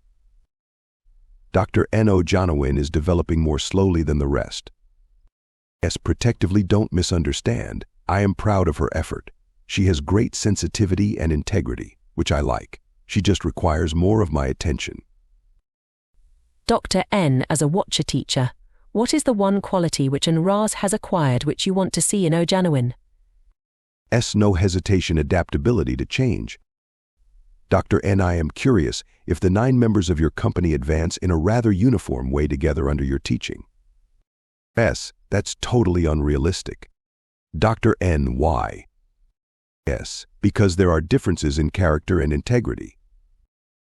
Dr. N, well, if learning rates are different between souls because of character and integrity, how does this equate with the mental capabilities of the human brain a soul selects? S. It doesn't. I was speaking of motivation. On Earth, we use many variations of the physical brain in the course of our expansion. However, each soul is driven by its integrity. Dr. N, is this what you mean by a soul having character? S. Yes. An intensity of desire is part of character. Dr. N, if character is the identity of a soul, where does desire come in? S. The drive to excel is internal to each soul, but this too can fluctuate between lives. Dr. N, so where does a soul's integrity fit into this? S. The extension of desire. Integrity is the desire to be honest about self and motives to such an extent that full awareness of the path to the source is possible. Dr. N, if all basic intelligent energy is the same, why are souls different in their character and integrity? S. Because their experiences with physical life change them, and this is intentional. By that change, new ingredients are added to the collective intelligence of every soul. Dr. N, and this is what incarnation on Earth is all about. S. Incarnation is an important tool, yes. Some souls are driven more than others to expand and achieve their potential, but all of us will do so in the end. Being in many physical bodies in different settings expands the nature of our real self. Dr. N, and this sort of self-actualization of the soul identity is the purpose of life on our world. S. On any world. Dr. N, well, if each soul is preoccupied with self, doesn't this explain why we have a world of self-centered people? S. No, you misinterpret. Fulfillment is not cultivating self for selfish means, but allowing for integration with others in life. That also shows character and integrity. This is ethical conduct. Dr. N, does Ojanowin have less honesty than an Araz? S. Pause, I'm afraid she does engage in self-deception. Dr. N, I wonder how you can function effectively as a spiritual guide for the 9 members of your company and still incarnate on Earth to finish your own lessons. S. It used to affect my concentration to some extent, but now there is no conflict. Dr. N, do you have to separate your soul energy to accomplish this? S. Yes, this capacity of souls allows for the management of both. Being on Earth also permits me to directly assist a member of my company and help myself at the same time. Dr. N, the idea that souls can divide themselves is not an easy thing for me to conceptualize. S, your use of the term divide is not quite accurate. Every part of us is still whole. I'm only saying it does take some getting used to at first, since you manage more than one program at a time. Dr. N, so your effectiveness as a teacher is not diminished by having multiple activities? S, not in the least. Dr. N, would you consider the major thrust of your instruction to be on Earth with your human body or in the spirit world as a free entity? Yes, they are two different settings. My instruction is diversified but no less effective. Dr. N, but your approach to a company member would be different, depending upon the setting? Yes, it would. Dr. N, wouldn't you say the spirit world is the main center for learning? Yes, it is the center for evaluation and analysis, but souls do rest. Dr. N, when your students are living on Earth, do they know you are their guide and are with them always? S laughs some more than others, but they all sense my influence at one time or another. Dr. N, these, you are on Earth with me right now as a woman. Are you also able to be in contact with members of your company? S, I told you, yes. Dr. N, what I am getting at is this isn't teaching by example difficult when your Earth visits are rather infrequent these days? S, if I came too often and worked with them directly as one human being to another, I would be interfering with their natural unfolding. Dr. N, do you have the same reservations about interference as a teacher operating from the spirit world in a discarnate state? S, yes, I do, although the techniques are different. Dr. N, for mental contact? S. Dr. N, I would like to know more about the ability of spiritual teachers to contact their students. What exactly do you do from the spirit world to comfort or advise one of the 9 company members on Earth? S, no answer.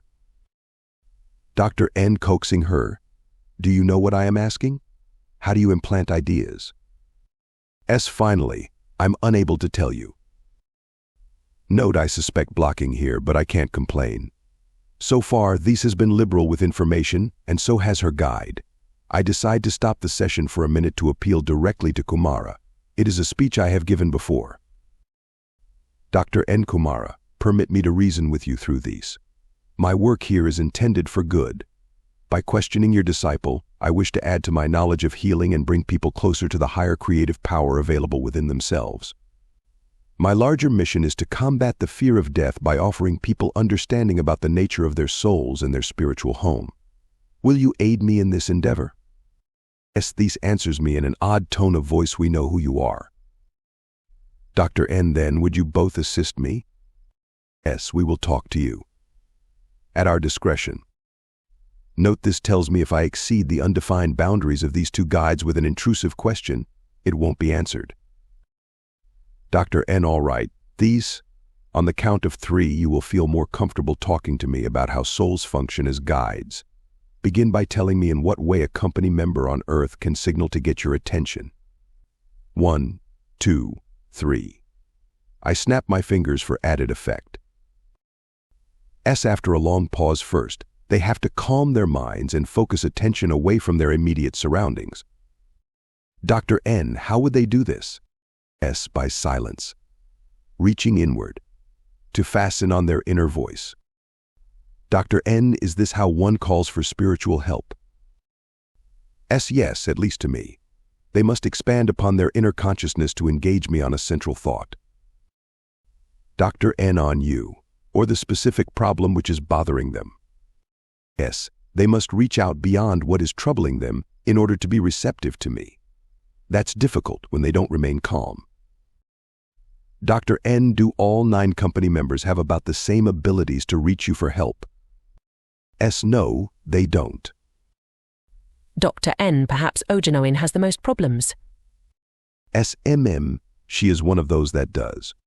Dr. N. Why? S. For me, getting the signals is easy. It's harder for people on Earth. The energy of directed thought must override human emotion. Dr. N. Within a spirit world framework, how do you pick up the messages of just your company out of billions of souls who are sending out distress signals to other guides? S. I know instantly. All watchers do, because people send out their own individual patterns of thought. Dr. N. Like a vibrational code in a field of thought particles? S. Laughing, you could describe an energy pattern that way, I guess. Dr. N. Okay. Then how would you reach back to someone in need of guidance? S. Grins by whispering answers into their ear. Dr. N. Lightly, Is that what a friendly spirit does with a troubled mind on earth? S. It depends. Dr. N. On what? Are teacher spirits rather indifferent with the day-to-day problems of humans? S. Not indifferent, or we wouldn't communicate. We gauge each situation. We know life is transitory. We are more detached because without human bodies we are unencumbered by the immediacy of human emotion. Dr. N. But when the situation does call for spiritual guidance, what do? S. Gravely, as watchers in the stillness, we recognize the amount of turbulence from the wake of troubled thought. Then we carefully merge with it and gently touch the mind. Dr. N. Please describe this connection process further. S. Pause. It's a slipstream of thought which is usually turbulent rather than smooth from someone in distress. I was awkward at first and I still don't have Kumara's skill. One must enter with subtlety, to wait for the best receptivity. Dr. N. How can a watcher be awkward? You have had thousands of years of experience. S. Communicators are not all the same. Watchers too have a variety of abilities. If one of my company is in crisis, physically hurt, sad, anxious, resentful, they send out great amounts of uncontrolled negative energy which alerts me, but exhausts them. This is the challenge of a watcher, to know when and how to communicate. When people want immediate relief, they may not be in the proper mode for reflection. Dr. N. Well, in terms of abilities, can you tell me how you were awkward as an inexperienced guide? Yes, I wanted to rush in too fast to help without coordinating the patterns of thought we talked about. People can go numb. You don't get through to them when they have intense grief, for example. You are shut out of a cluttered mind when attentions are distracted and thought energy is scattered all about. Dr. N. Do the 9 members of your company sense your intrusion into their minds following a cry to you for help? S. Watchers are not supposed to intrude. It's more of a soft coupling.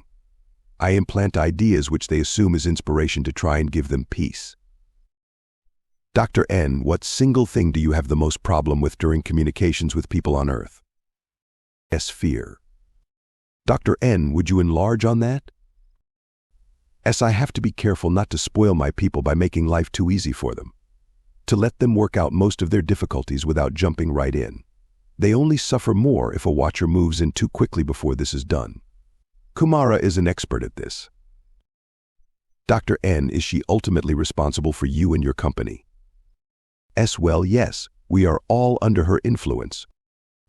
Dr. N. Do you ever see any of your own peer members around? I'm thinking of associates at your level of attainment with whom you can confer about teaching methods. S. Oh, you mean with those I grew up with here? Dr. N. Yes. S. Yes. 3 in particular. Dr. N. And do they lead company groups themselves? S. Yes. Dr. N. Are these more advanced souls responsible for about the same number of souls as you? S. Yes. Except Waru. His company is more than double my own. He is good.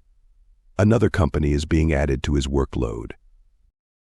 Dr. N. How many superior entities do you and your friends who are company leaders go to for advice and direction?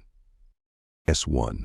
We all go to Kumara to exchange observations and seek ways of improvement. Dr. N. How many souls like you and Waru does Kumara oversee? S.O. I couldn't know that. Dr. N. Try and give an estimate of the number. S. After reflection, at least 50, probably more. Additional inquiries into Kumara's spiritual activities were fruitless, so I turned next to Thesa's creation training. Her experiences, which I have condensed, take us a little further than those training exercises described by Nentham in the last chapter. To those readers with a scientific bent, I want to stress that when a subject is reporting to me about creation, their frame of reference is really not grounded in earth science. I have to make the best interpretations I can from the information provided. Dr. N. The curriculum for souls seems to have great variety these. I want to go into another aspect of your training. Does your energy utilize the properties of light, heat, and motion in the creation of life? S. Startled. You know about that.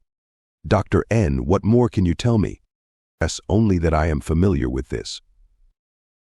Dr. N, I don't want to talk about anything which will make you uncomfortable, but I would appreciate your confirmation of certain biological effects resulting from the actions of souls. S hesitates. Oh, I don't think. Dr. N, I jump in quickly. What creation have you recently done which makes Kumara proud of you? S, without resistance I am proficient with fish. Dr. N, I follow up with a deliberate exaggeration to keep her going. Oh, so you can create a whole fish with your mental energy? S, vexed. You must be kidding? Dr. N, then where do you start? S, with the embryos, of course. I thought you knew. Dr. N, just checking. When do you think you will be ready for mammals? S, no answer. Dr. N, look these. If you will try to cooperate with me for a few more minutes, I promise not to take long with my questions on this subject. Will you agree to that? S, pause, we will see. Dr. N, okay. As a means of basic clarification, tell me what you actually do with your energy to develop life up to the stage of fish. S, reluctantly we give instructions to organisms within the surrounding conditions. Dr. N, do you do this on one world or many in your training? S, more than one. Would not elaborate except to say these planets were Earth types. Dr. N, in what kind of environment are you working now? S, in oceans.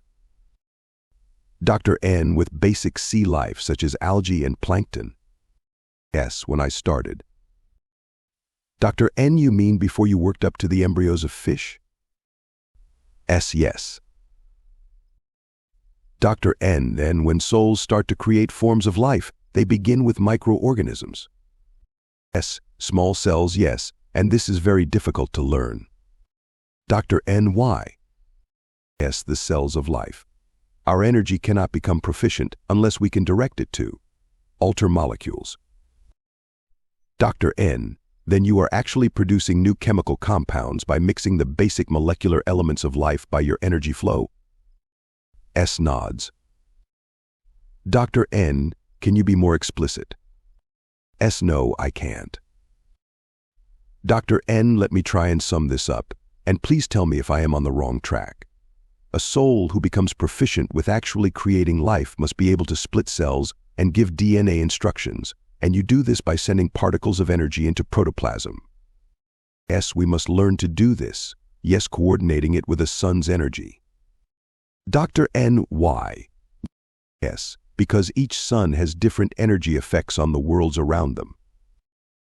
Dr. N, then why would you interfere with what a sun would naturally do with its own energy on a planet? S, it is not interference. We examine new structures, mutations, to watch and see what is workable. We arrange substances for their most effective use with different suns. Dr. N, when a species of life evolves on a planet, are the environmental conditions for selection and adaptation natural, or are intelligent soul minds tinkering with what happens? S, evasively, usually a planet hospitable to life has souls watching and whatever we do is natural. Dr. N, how can souls watch and influence biological properties of growth evolving over millions of years on a primordial world? S, time is not in Earth years for us. We use it to suit our experiments. Dr. N, do you personally create suns in our universe? S, a full-scale sun? Oh no, that's way over my head, and requires the powers of many. I generate only on a small scale. Dr. N, what can you generate? S, small bundles of highly concentrated matter, heated. Dr. N, but what does your work look like when you are finished? S, small solar systems. Dr. N, are your miniature suns and planets the size of rocks, buildings, the moon? What are we talking about here? S, laughs, my suns are the size of basketballs and the planets. Marbles. That's the best I can do. Dr. N, why do you do this on a small scale? S, for practice, so I can make larger suns. After enough compression, the atoms explode and condense, but I can't do anything really big alone. Dr. N, what do you mean? S, we must learn to work together to combine our energy for the best results. Dr. N, well, Who does the full-sized thermonuclear explosions which create physical universes in space itself? S. The source. The concentrated energy of the old ones. Dr. N.O. So the source has help. S. I think so. Doctor. N. Why is your energy striving to create universal matter and more complex life when Kumara and the entities above her are already proficient? S. We are expected to join them, just as they wish to unite their accomplished energy with the old ones. Creation questions always evoke the issue of first cause. Was the exploding interstellar mass which caused the birth of our stars and planets an accident of nature or planned by an intelligent force? When I listen to subjects such as these, I ask myself why souls would be practicing the chain reactions of energy matter with models on a small scale if they were not intending to make larger celestial bodies. I have had no subjects in levels VI and above to substantiate how they might carry the forces of creation further. It would seem if souls do progress, then entities at this level could be expected to involve themselves with the birthing of planets and the development of life forms capable of higher intelligence suitable for soul use. After pondering why less than perfect souls are associated with creation at all, I came to the following conclusion. All souls are given the opportunity to participate in the development of lower forms of intelligent life in order to advance themselves. This principle could also be applied to the reason why souls incarnate in physical form. These suggested that the supreme intelligence she calls the source is made up of a combination of creators, the old ones, who fuse their energy to spawn universes. The thought has been expressed to me in different ways by other subjects when they describe the combined power of non-reincarnating old souls. This concept is not new. For instance, the idea we have no single godhead is the philosophy of the Jainist sect in India. The Jains believe fully perfected souls, called siddhas, are a group of universal creators. These souls are fully liberated from further transmigrations. Below them are the arhat souls, advanced illuminators who still incarnate along with 3 more lower gradations of evolving souls. To the Jains, reality is uncreated and eternal. Thus, the siddhas need no creator. Most Eastern philosophies deny this tenet of Jainism in favor of a divine board of directors created by a chairman. This conclusion is more palatable to the Western mind as well. With certain subjects, it is possible to pursue a wide range of topics in condensed periods. Earlier, Thies had alluded to intelligent life existing on other worlds when she talked about a soul's cosmic training. This brings up another aspect about soul life which may be hard for some of us to accept. A small percentage of my subjects, usually the older, advanced souls, are able to recall being in strange, non-human intelligent life forms on other worlds. Their memories are rather fleeting and clouded about the circumstances of these lives, the physical details, and planetary location relative to our universe. I wondered if Thies had any such experiences long ago, so I opened up this line of inquiry for a few minutes to see where it might lead. Dr. N. A while back you remarked about other physical worlds besides Earth which are available to souls. S. Hesitant, yes. Dr. N. Casually, and, I assume, some of these planets support intelligent life which are useful to souls wishing to incarnate. S. That's true. There are many schoolyards. Dr. N. Do you ever talk to other souls about their planetary schoolyards? S. Long pause. It's not my inclination to do so. I'm not attracted to them, the other schools. Doctor. N. Perhaps you could give me some idea of what they are like. S. Oh, some are analytical schools. Others are basically mental worlds, subtle places. Doctor. N. What do you think of the Earth School by comparison? S. The Earth School is insecure, still. It is filled with resentment of many people over being led and antagonism of the leaders toward each other. There is so much fear to overcome here.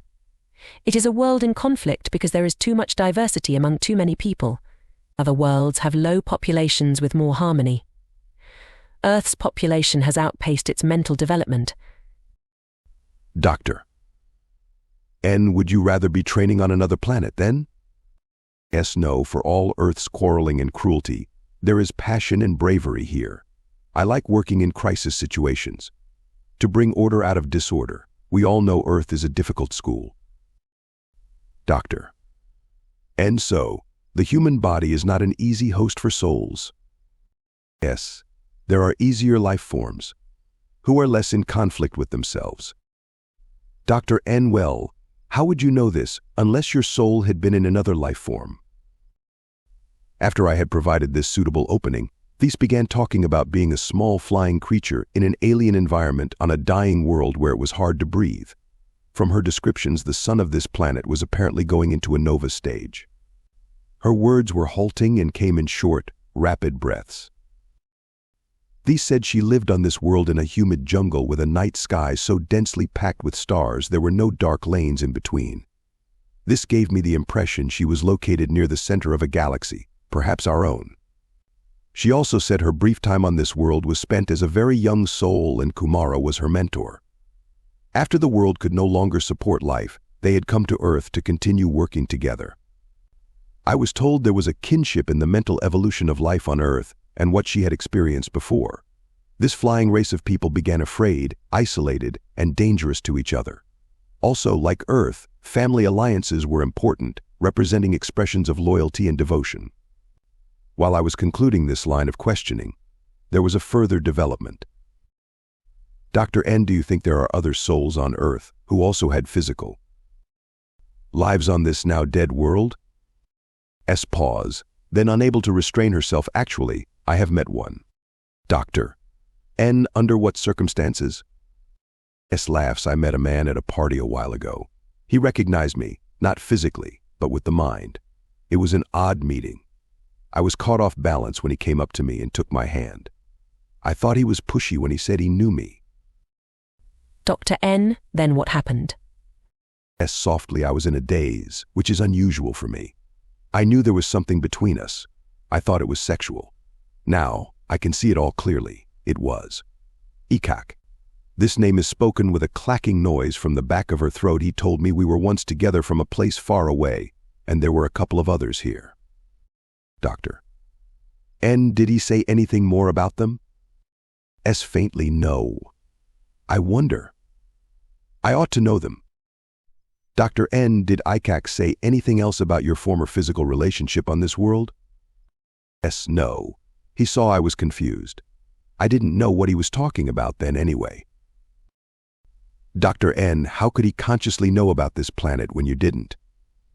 S, puzzled he is. Ahead of me. He knows Kumara. Then, more to herself than me, what is he doing here? Dr. N, why don't you finish telling me about him at the party? S laughs again. I thought he was just trying to pick me up. It was awkward because I was drawn to him. He said I was very attractive, which is something men don't usually say to me.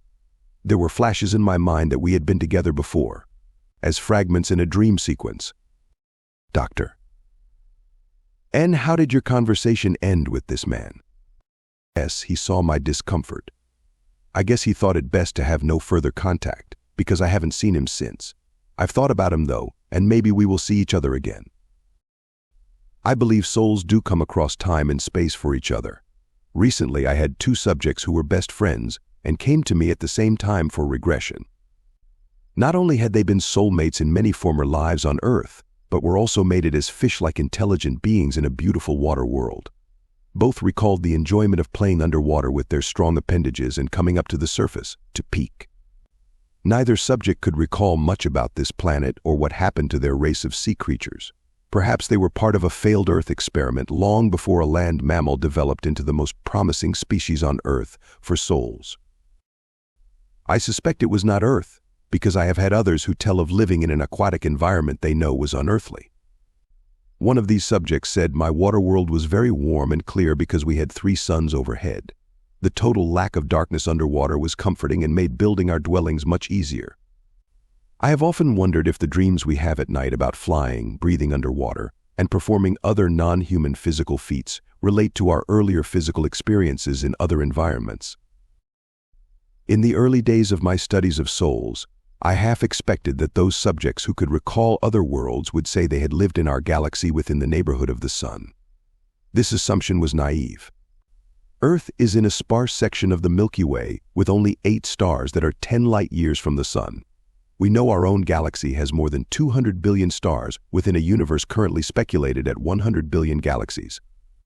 The worlds around the suns which might support life are staggering to the imagination. Consider, if only a small fraction of 1% of the stars in our galaxy had planets with intelligent life useful to souls, the number would still be in the millions.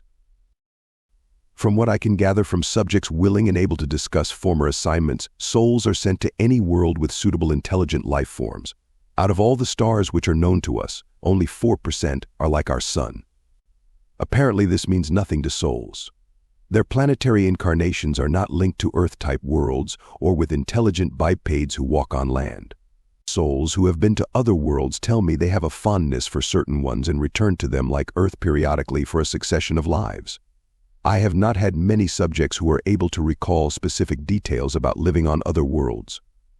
This may be due to lack of experience, a suppression of memory, or blocks imposed by master guides to avoid any discomfort from flashbacks in non-earthly bodies. Those subjects who are able to discuss their experiences on other worlds tell me that before coming to Earth, souls are frequently placed in the bodies of creatures with less intelligence than human beings, unlike Theseus' case. However, once in a human body, souls are not sent back down the mental evolutionary ladder. Yet physical contrasts can be stark and side trips away from Earth are not necessarily pleasant. One mid-level client of mine expressed it this way. After a long series of human lives, I told my guide I needed a break from Earth for a while in another kind of environment. He warned me, "You might not like this change right now because you have become so accustomed to the attributes of the human mind and body." My client persisted and was duly given life on what was described as a pastel world living among a race of small, thickly set beings. They were a thoughtful but somber people with tiny chalk white faces which never smiled. Without human laughter and physical flexibility, I was out of sync and made little progress. The assignment must have been particularly difficult for this individual when we consider that humor and laughter is such a hallmark of soul life in the spirit world. I was now approaching the final phase of my session with Case 23. It was necessary to apply additional deepening techniques because I wanted these to reach into the highest recesses of her superconscious mind to talk with me about space-time and the source. Dr. N. These. We are coming to the end of our time together, and I want you to turn your mind once again to the Source Creator. Pause, will you do that for me? Yes. Doctor, and you said the ultimate objective of souls was to seek unification with the supreme source of creative energy. Do you remember? Yes, the act of conjunction, yes. Dr. N, tell me, does the source dwell in some special central space in the spirit world? Yes, the source is the spirit world. Doctor. And then why do souls speak of reaching a core of spiritual life? Yes, when we are young spirits we sense power around us everywhere, and yet we feel we are on the edge of it. As we grow older there is an awareness of a concentrated power, but it is the same feeling. Doctor. And even though you have called this the place of the old ones? Yes, they are part of the concentrated power of the source, which sustains us as souls. Doctor. And well, lumping this power together as one energy source, can you describe the Creator in more human terms? Yes, as the ultimate selfless being which we strive to be. Dr. N, if the source represents all the spirit world, how does this mental place differ from physical universes with stars, planets, and living things? Yes, universes are created to live and die for the use of the source. The place of spirits is the source. Doctor. And we seem to live in a universe which is expanding and may contract again and eventually die. Since we live in a space with time limitations, how can the spirit world itself be timeless? Yes, because here we live in non-space which is timeless, except in certain zones. Dr. N, please explain what these zones are. Yes, they are interconnecting doors, openings for us to pass through into a physical universe of time. Doctor. And how can time doors exist in non-space? Yes, the openings exist as thresholds between realities. Doctor. And well, if the spirit world is non-dimensional, What kind of reality is that? A constant reality state, as opposed to the shifting realities of dimensional worlds, which are material and changing. Doctor: Do past, present, and future have any relevance for souls living in the spirit world? Yes, only as a means of understanding succession in physical form. Living here, there is a changelessness. For those of us not crossing thresholds into a universe of substance and time. Doctor: You speak of universes in the plural. Are these other physical universes besides the one which contains Earth? Vaguely there are. Differing realities to suit the source. Doctor: Are you saying souls can enter various rooms of different physical realities from spiritual doorways? Nods yes, they can and do. Before concluding this session with this highly advanced subject, I should add that most people who are in deep hypnosis are able to see beyond an earth reality of three-dimensional space into alternate realities of timelessness. In the subconscious state, my subjects experience a chronology of time with their past and present lives which resembles what they perceive when conscious. There is a change when I take them into superconsciousness and the spirit world. Here they see the now of time as one homogeneous unit of past, present, and future. Seconds in the spirit world seem to represent years on Earth. When their sessions are over, clients will often express surprise at how time in the spirit world is unified. Quantum mechanics is a modern branch of physics which investigates all subatomic movement in terms of electromagnetic energy levels, where all things in life are thought to be ultimately non-solid and existing in a unified field. Going beyond Newton's physical laws of gravity, the elements of action on time are also considered to be unified by light wave frequency and kinetic energy. Since I show that souls do experience feelings of the passage of time in a chronological fashion in the spirit world, doesn't this contradict the concept of oneness for past, present, and future? No, it does not. My research indicates to me that the illusion of time progression is created and sustained for those souls coming to and from physical dimensions who are used to such biological responses as aging, so they may more easily gauge their advancement. Thus it makes sense to me when the quantum physicists hypothesize that time, rather than being an absolute of three phases, is only an expression of change. When my subjects speak of traveling as souls on lines which curve, I think of the space-time theories of those astrophysicists who believe light and motion are a union of time and space curving back on itself. They say if space is bent severely enough, time stops. Indeed, when listening to my clients talk about time zones and tunnels of passage into different dimensions, I think about the similarities here to current astronomical theories of physical space being warped or twisted into cosmic loops creating mouths of hyperspace and black holes which may lead out of our three-dimensional universe. Perhaps the space-time concepts of astrophysics and metaphysics are edging closer together. I have suggested to my subjects that if the spirit world seems round to them and appears to curve when they travel rapidly as souls, this could represent a finite, enclosed sphere. They deny the idea of any dimensional boundaries, yet offer me little else, except metaphors. Case 23 says the spirit world itself is the source of creation. Some have called this place the heart, or breath, of God.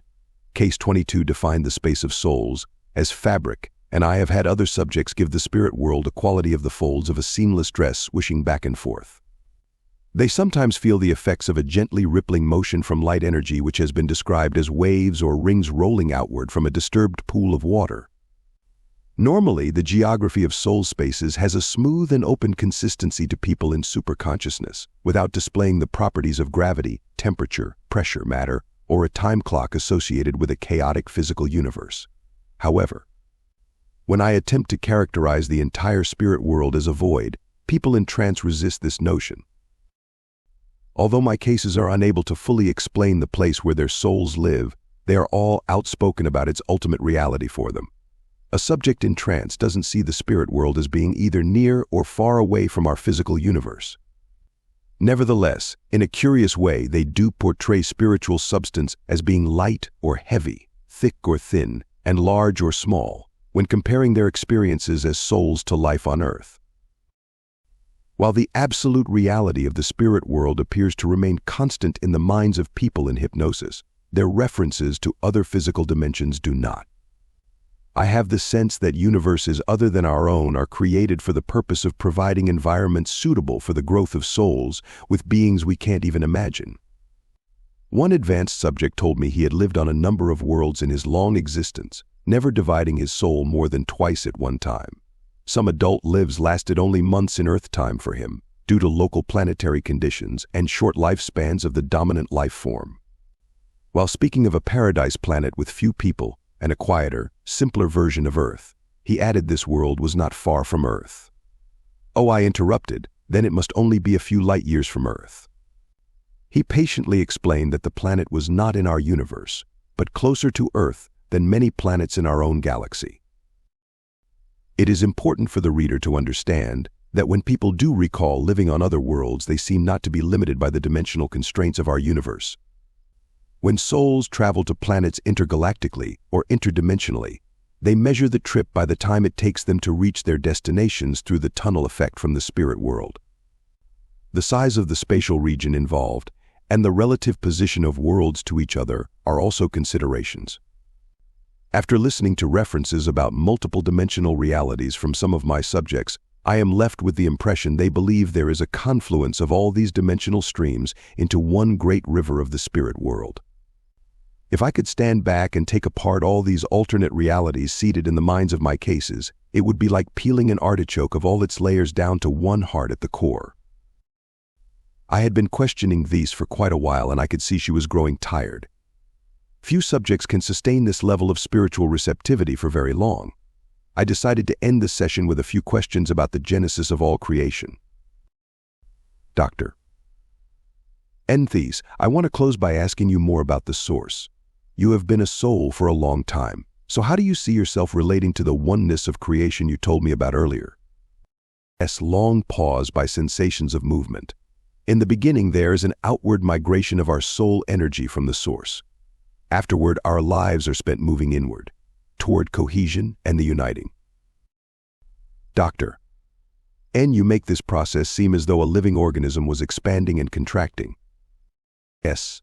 There is an explosive release. Then a returning.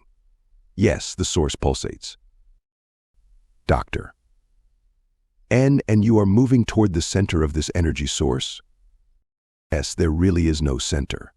The source is all around us as if we were inside a beating heart. Doctor. N. But you did say you were moving back to a point of origin as your soul advanced in knowledge? S. Yes. When I was thrust outward, I was a child. Now I'm being drawn back as my adolescence fades. Dr. N. Back where? S. Further inside the source.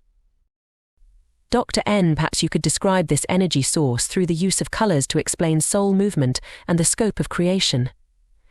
S. Size, it's as if souls are all part of a massive electrical explosion which produces a halo effect. In this circular halo is a dark purple light which flares out, lightening to a whiteness at the edges. Our awareness begins at the edges of brilliant light, and as we grow, we become more engulfed in the darker light. Dr. N. I find it hard to visualize a God of creation as cold, dark light. S. That's because I am not close enough to conjunction to explain it well. The dark light is itself a covering beyond which we feel an intense warmth, full of a knowing presence which is everywhere for us and alive. Doctor. And what was it like when you were first aware of your identity as a soul after being pushed out to the rim of this halo? S. To be is the same as watching the first flower of spring open, and the flower is you. And as it opens more, you become aware of other flowers in a glorious field, and there is unbounded joy. Doctor. N. If this explosive, multicolored energy source collapses in on itself, will all the flowers eventually die? S. Nothing is collapsing. The source is endless. As souls, we will never die, we know that, somehow. As we coalesce, our increasing wisdom makes the source stronger. Doctor. N. Is that the reason the source desires to perform this exercise?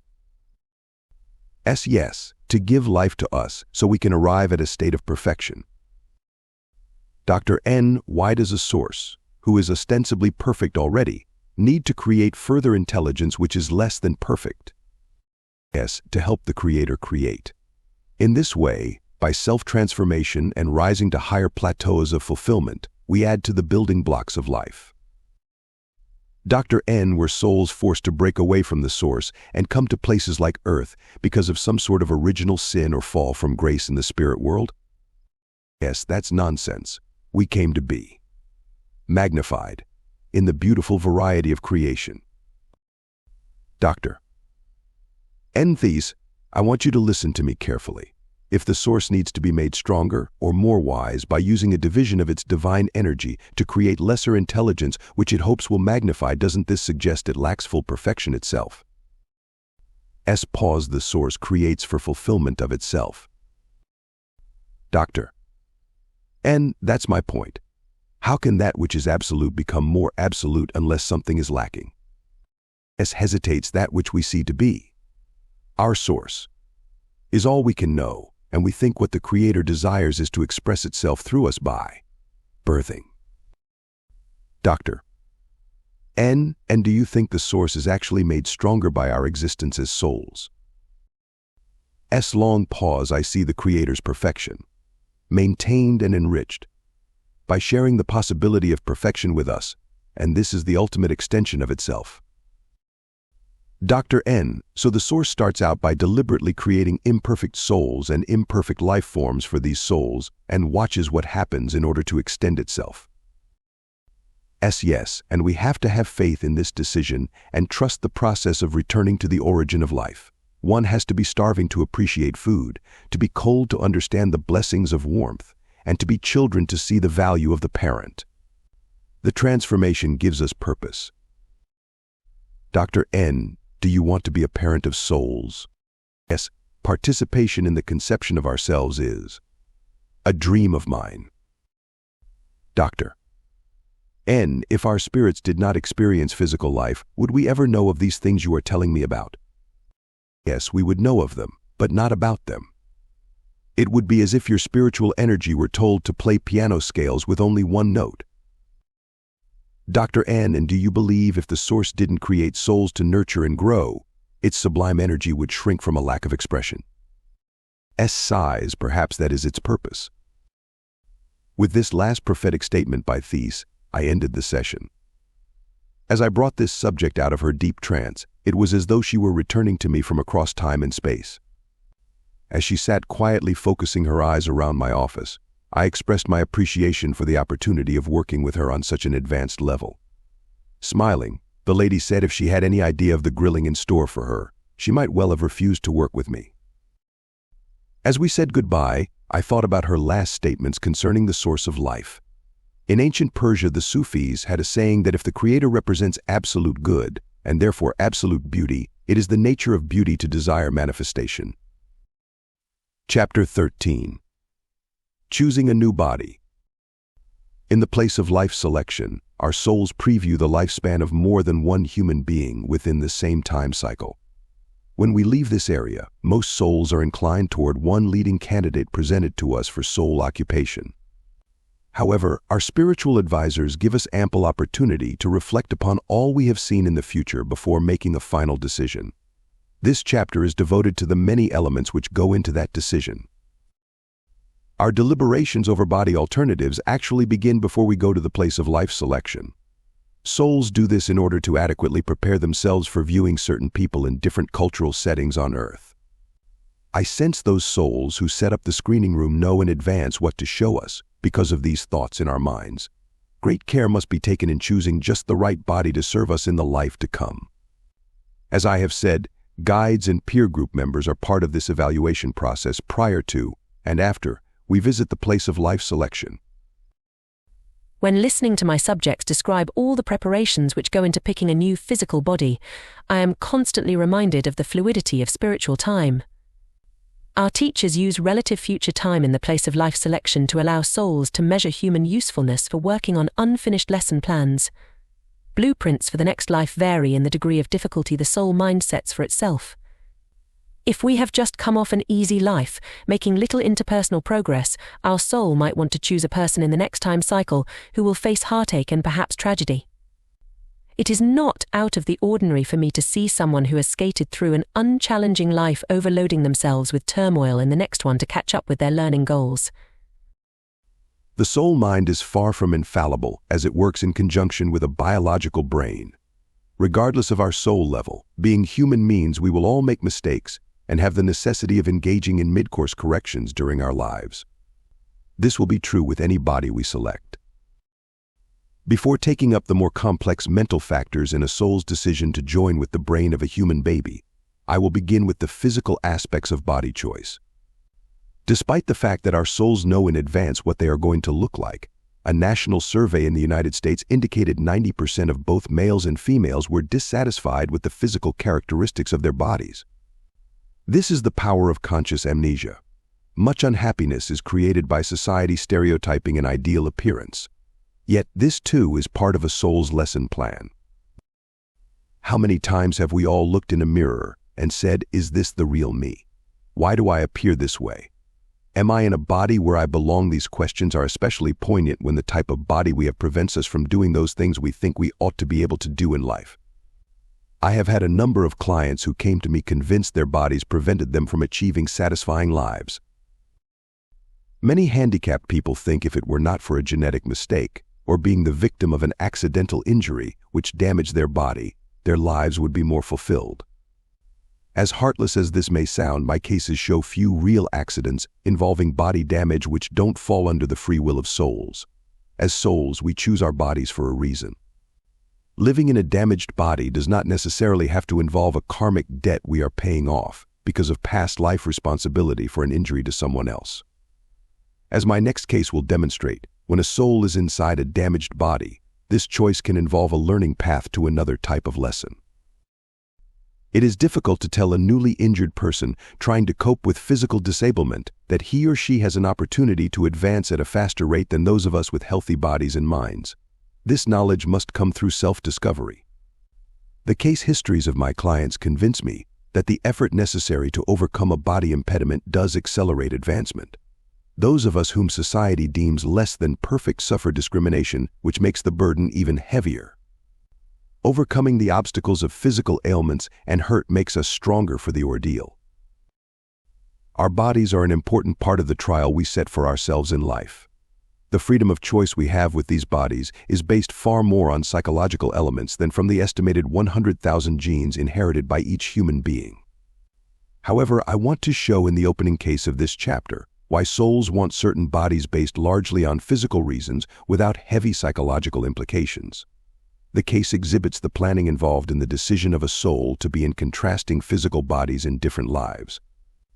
After this case, we will examine why souls choose their bodies for other reasons. Case 26 was a tall, well-proportioned woman who enjoyed participating in sports despite being bothered all her life with recurring leg pains. During her preliminary interview, I learned the pain was a dull ache in both legs, about midway down the thigh bones. Over a period of years, she had been to a number of doctors who could find no medical evidence of anything wrong with her legs. Clearly, she was worn down and willing to try anything for relief. When I heard the doctors had concluded her discomfort was probably psychosomatic, I suspected the origin of this woman's pain might lie in a past life. Before going to the source of her problem, I decided to take my client through a couple of past lives to ascertain her motivations for body choices. When I asked her to tell me about a life in which she was the happiest with a human body, she told of being in the body of a Viking called Leth around 800 AD. She said Leth was a child of nature who traveled by the Baltic Sea route into western Russia.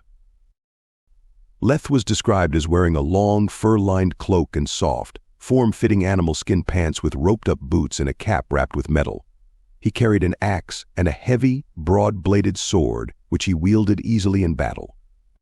My subject was intrigued by the picture in her mind of again being inside this magnificently proportioned warrior with dirty strands of reddish blonde hair spilling over my shoulders. Standing well over 6 feet tall, he must have been a giant of his time, with enormous strength, a huge chest, and powerful limbs. A man of great endurance, Leth navigated with other Norsemen over long distances, sailing up rivers and hiking through thick, virgin forests, pillaging settlements along the way. Leth was killed during a raid while looting a village. Case 26. Dr. N, what was most important to you about this life you have just recalled as Leth the Viking? S, to experience that magnificent body and the feeling of raw physical power. I have never had another body like that one in all my existences on Earth. I was fearless because my body did not react to pain even when wounded. In every respect, it was flawless. I never got sick. Dr. N, was Leth ever mentally troubled by anything? Was there any emotional sensitivity for you in this life? S bursts out laughing. Are you kidding? Never. I lived only for each day. My concerns were not getting enough fighting, plunder, food, drink, and sex. All my feelings were channeled into physical pursuits. What a body. Doctor. And all right, let's analyze your decision to choose this great body in advance of Leth's life. At the time you made your choice in the spirit world, did you request this body of good genetic stock, or did your guide simply make the selection for you? S counselors don't do that. Doctor. And then explain to me how this body came to be chosen by you. S, I wanted one of the best physical specimens on Earth at the time, and Leth was offered to me as a possibility. Doctor. And you had only one choice?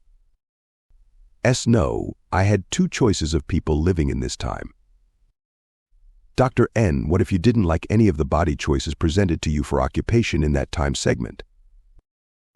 S, thoughtfully, the alternatives of my choices always seem to match what I want to experience in my lives.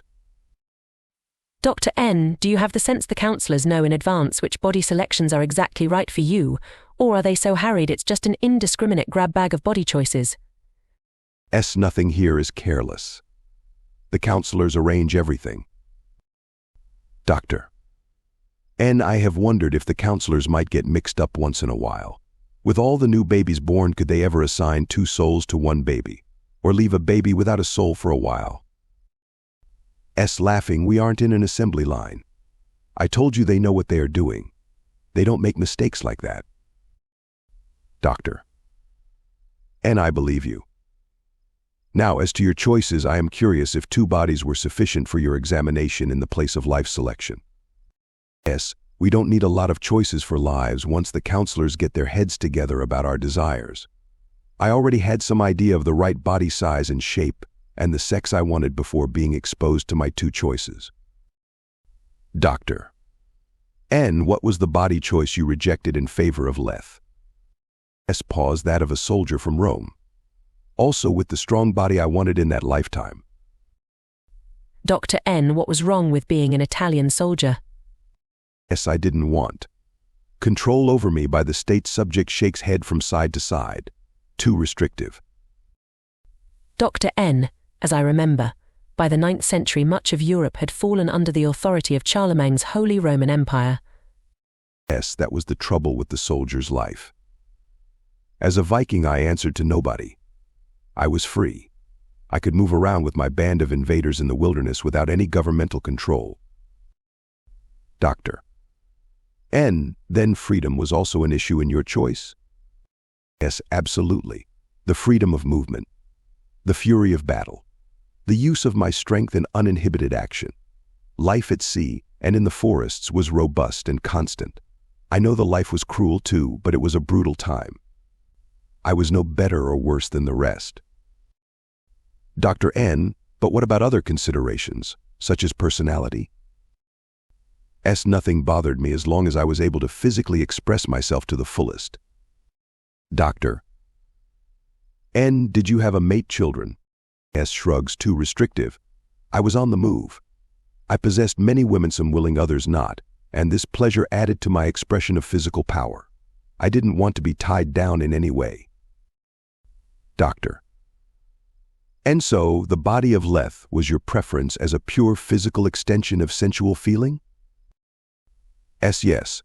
I wanted to experience all body senses to the fullest, nothing more. I felt my subject was now ready to go to work on her current problem. After bringing her out of superconscious into a subconscious state, I asked her to go directly to a life which may have involved leg pain. Almost at once the woman dropped into her most recent past life and became a 6-year-old girl named Ashley living in New England in the year 1871. Ashley was riding in a fully loaded, horse-drawn carriage when suddenly she opened the door and tumbled out under the vehicle. When she hit the cobblestone street, one of the heavy rear carriage wheels rolled over her legs at the same point above both knees, crushing the bones. My subject re-experienced a sharp pain in her legs while describing the fall. Despite efforts from local physicians and the prolonged use of wood splints, Ashley's leg bones did not heal properly. She was never able to stand or walk again, and poor circulation caused repeated swelling in her legs for the rest of a rather short life. Ashley died in 1912 after a productive period of years as a writer and tutor of disadvantaged children. When the narration of Ashley's life ended, I returned my subject to the spirit world. Doctor: N, in your history of body choices, why did you wait 1,000 years between being a physically strong man and a crippled woman? S, well, of course, I developed a better sense of who I was during the lives in between. I chose to be crippled to gain intellectual concentration. Doctor: N, you chose a broken body for this? S, yes, you see, being unable to walk made me read and study more. I developed my mind and listened to my mind. I learned to communicate well and to write with skill because I wasn't distracted. I was always in bed. Doctor: N, was any characteristic about your soul particularly evident in both Ashley and Leth the Viking? Yes, that part of me which craves fiery expression was in both bodies. Doctor: N, I want you to go to the moment you were in the process of choosing the life of Ashley. Tell me how you decided on this particular damaged body. S, I picked a family in a well-established, settled part of America. I wanted a place with libraries and to be taken care of by loving parents so I could devote myself to scholarship. I constantly wrote to many unhappy people and became a good teacher. Doctor: N, as Ashley, what did you do for this loving family who took care of you? S, it always works two ways, the benefits and liabilities. I chose this family because they needed the intensity of love with someone totally dependent upon them all their lives. We were very close as a family because they were lonely before I was born. I came late as their only child. They wanted a daughter who would not marry and leave them to be lonely again. Doctor: N, so it was a trade-off? Yes, most definitely. Doctor: And then let's track this decision further back to the place of life selection, when your soul first saw Ashley's life. Did you see the details of your carriage accident then? Yes, of course. But it wasn't an accident, it was supposed to happen. Doctor: And once you came to Earth, who was responsible for the fall? Was it your soul mind or Ashley's biological mind? Yes, we worked in unison. She was going to be fooling with the carriage door handle and I capitalized on that. Doctor: And tell me what was going through your soul mind in the life selection room when you saw the scene of Ashley falling and being injured. Yes, I thought about how this crippled body could be put to good use. I had some other choices for body injuries, but I preferred this one because I didn't want to have the capability for much movement. Doctor: And I want to pursue the issue of causality here. Would Ashley have fallen anyway if she had a soul other than your own? Yes, defensively we were right for each other. Doctor: And that doesn't answer my question. S, long pause. There are forces beyond my knowledge as a spirit. When I saw Ashley for the first time, I was able to see her without me. Healthy, older, another life possibility. Doctor: And now we are getting somewhere. Are you saying if Ashley had begun her life with another soul entity that she might not have fallen at all? S, yes. That's a possibility. One of many. She could also have been less severely injured, with the ability to walk on crutches. Doctor: And well, did you see a physically healthy Ashley living happily without your soul? Yes, I saw. A grown woman. Normal legs. Unhappiness with a man. Frustration at being trapped in an unrewarding life. Sorrowful parents. But easier. Voice becomes more firm, no. That course would not have worked well for either of us. I was the best soul for her. Doctor: N, were you the prime mover of the fall, once you elected to become Ashley's soul? Yes, it was both of us. We were one at that moment. She was being naughty, bouncing around in the carriage, playing with the door handle when her mother said she must stop. Then, I was ready, and she was ready. Doctor. And just how rigid was your destiny? Once you were Ashley's soul, was there any way you could have backed out of this entire incident in the carriage? Pause. I can tell you I had a flash just before I fell. I could have pulled back and not fallen out. A voice inside my mind said, "It's an opportunity. Don't wait any longer. Take the fall. This is what you wanted. It's the best course of action." Doctor. And was that particular moment important? I didn't want Ashley to get too much older. Doctor. But the pain and suffering this child went through. It was horrible. The agony of those first 5 weeks was beyond belief. I almost died, but I learned from enduring it all, and I now see the memories of Leth's capacity for managing pain helped me. Doctor. And did your inner mind have any regrets during those moments when the pain was most severe? As I slipped in and out of consciousness during the worst of the ordeal, my mind began gaining in power. Overriding my damaged body, I started to better control the pain. Lying in bed, the doctor's helpless. The skills I developed in managing pain were later used to concentrate on my studies, and my counselor was helping me, too, in subtle ways. Dr. N, so you gained a lot in this life by being unable to walk? Yes, I became a listener and thinker. I corresponded with many people and learned to write with inspiration. I gained teaching ability with the young and felt guided by an internal power. Doctor. N, was your counselor proud of your accomplishments after you returned to the spirit world? Yes, very, although I was told I had become a little too indulged in pampered laughs, but that's an okay trade-off. Doctor. And how does your experience with the strong body of Leth and the weak one of Ashley help you today, or is this of no consequence? Yes, I benefit every day by my appreciation of the necessity of a union between mind and body to learn lessons. During my client's reliving of the street scene which broke her legs, I initiated desensitization measures. At the close of our session together, I then deprogrammed her generational memory of leg pain entirely. This woman later notified me she has had no further pain and regularly enjoys playing tennis. The 2 past lives I have represented in this case were largely devoted to physical choices for soul actualization in 2 quite different environments. Souls search for self-expression by developing different aspects of their character. Regardless of what physical or mental tools are used through the use of many bodies, the laws of karma will prevail. If the soul chooses one extreme, somewhere down the line this will be counterbalanced by an opposite choice to even out development. The physical lives of Leth and Ashley are examples of karmic compensation. The Hindus believe a rich man sooner or later must become a beggar for his soul to develop adequately. By surviving different challenges, our soul identity is strengthened. The word strength should not be misunderstood. My subjects say the real lessons of life are learned by recognizing and coming to terms with being human.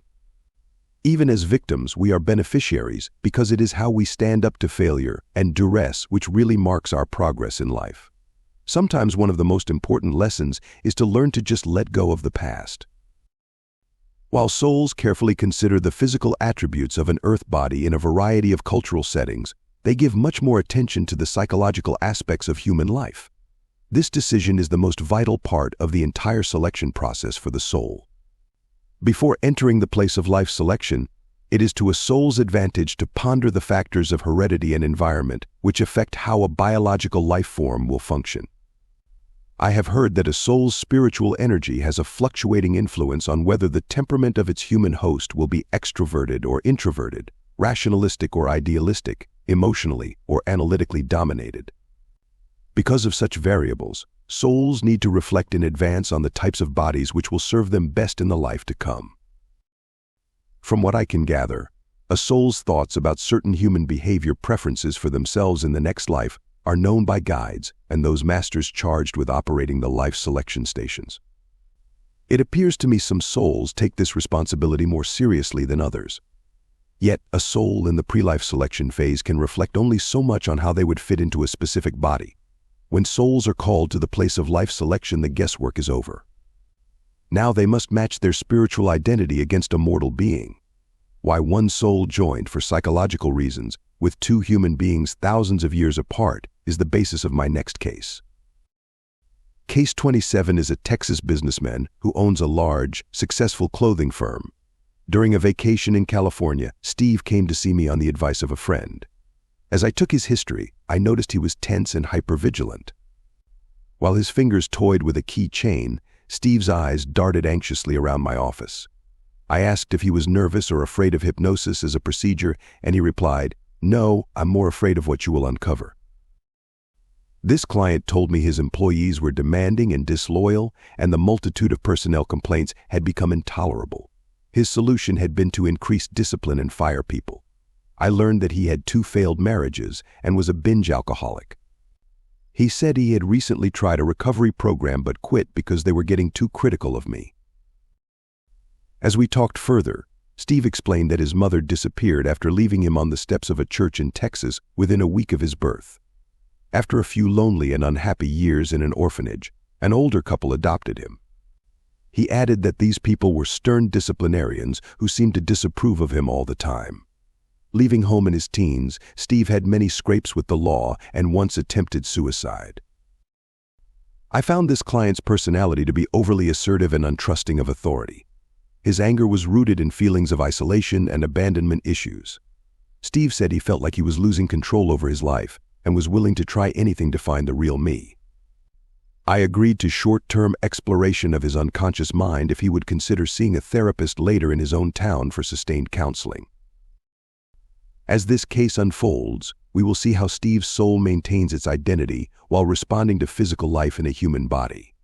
The intensity of this association is increased in hypnosis when my subjects discuss their motives for body selection. One reason why I have used this case is to expose a difficult barrier to discovering our identity, that of childhood trauma. Souls who unite with people that develop early personality disorders deliberately set themselves up for a difficult life.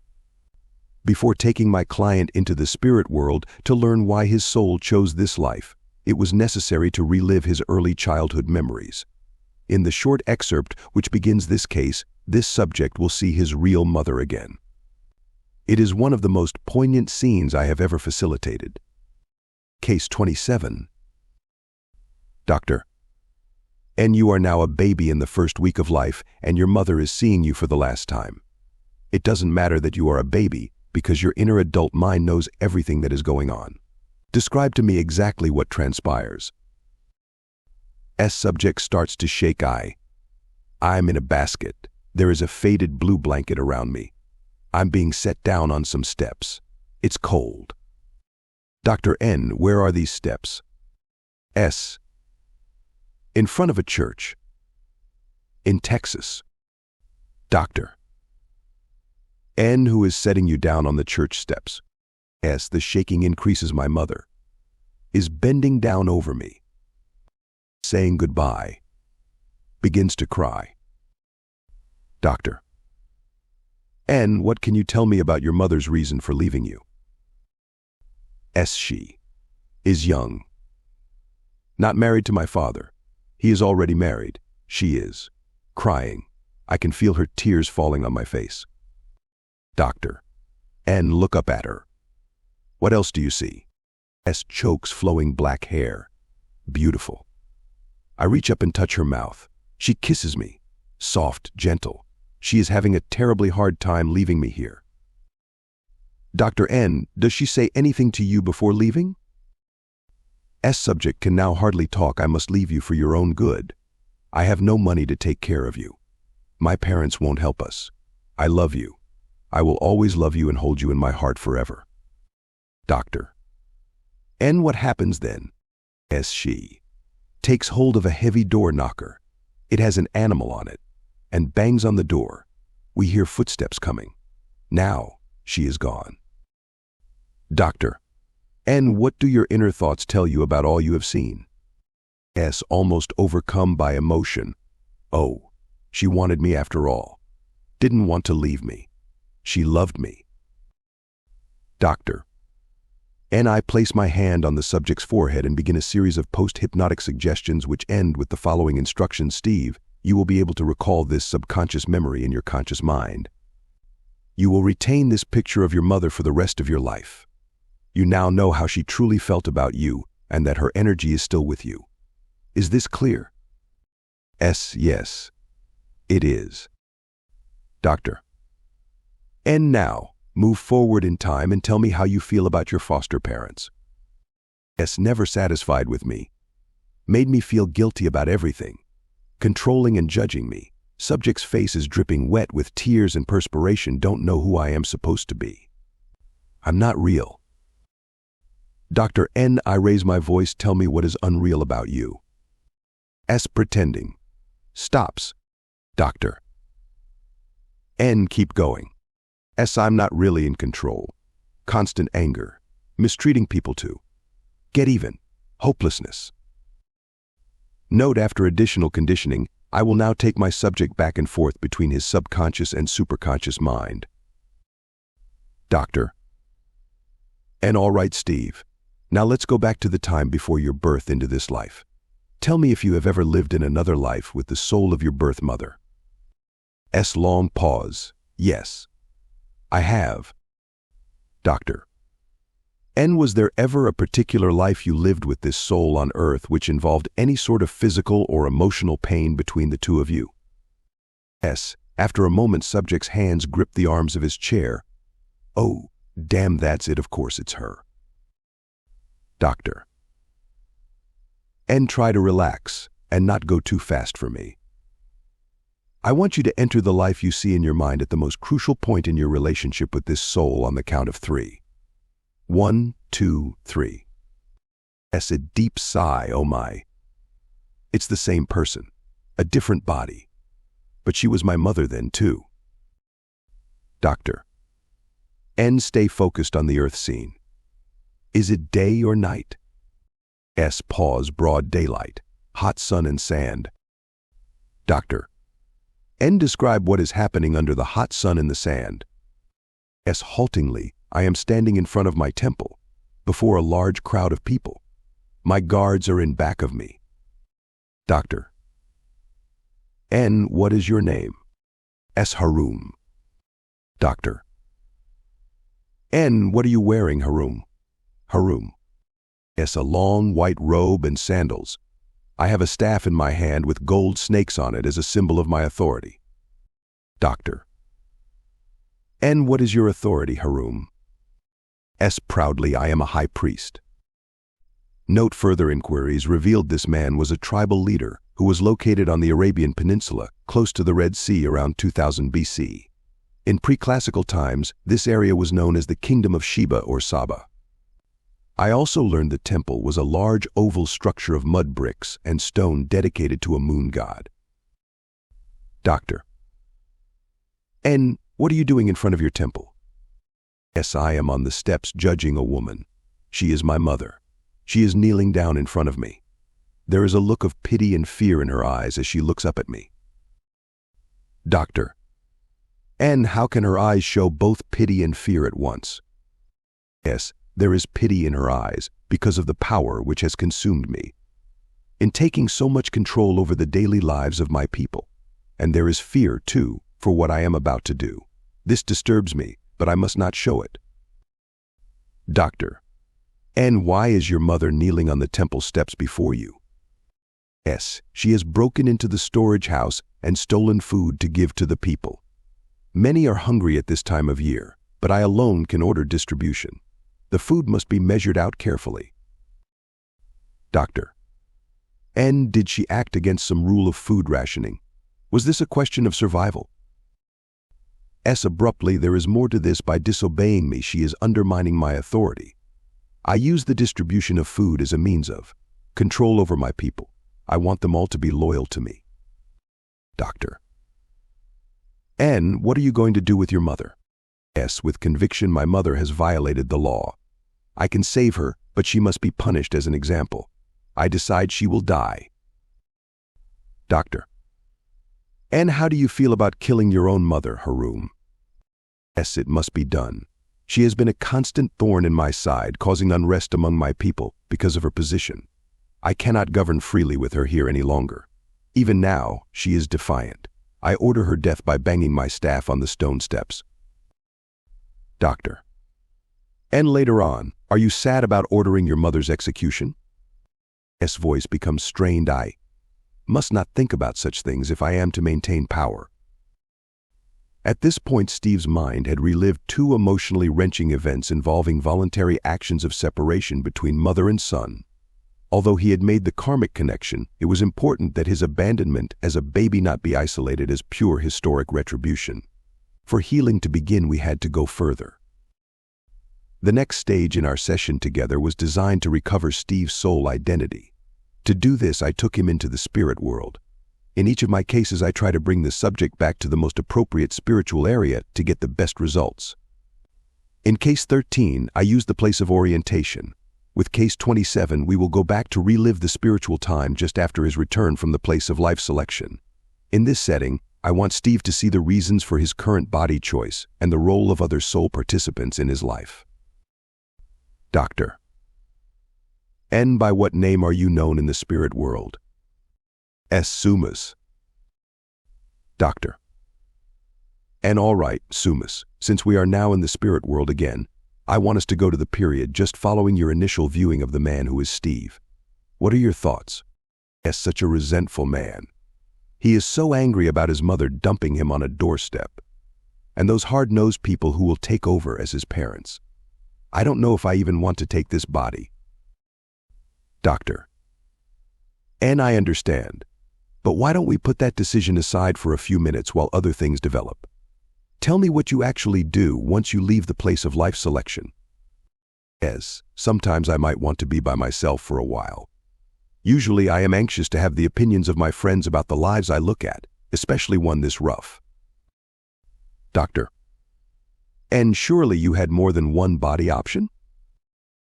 S. shakes head. This is one I should take. It's a rough decision. Doctor. And tell me, Sumas, when you are back with your group of friends, do you discuss the possibility of yourself associating with some of them in the next life? S. Yes, more often than not, these close friends are going to be in my life to come, just as I will be in theirs. Some of my clutch will not be in certain lives. It doesn't matter. We all discuss our next life with each other. I want to get their ideas on details.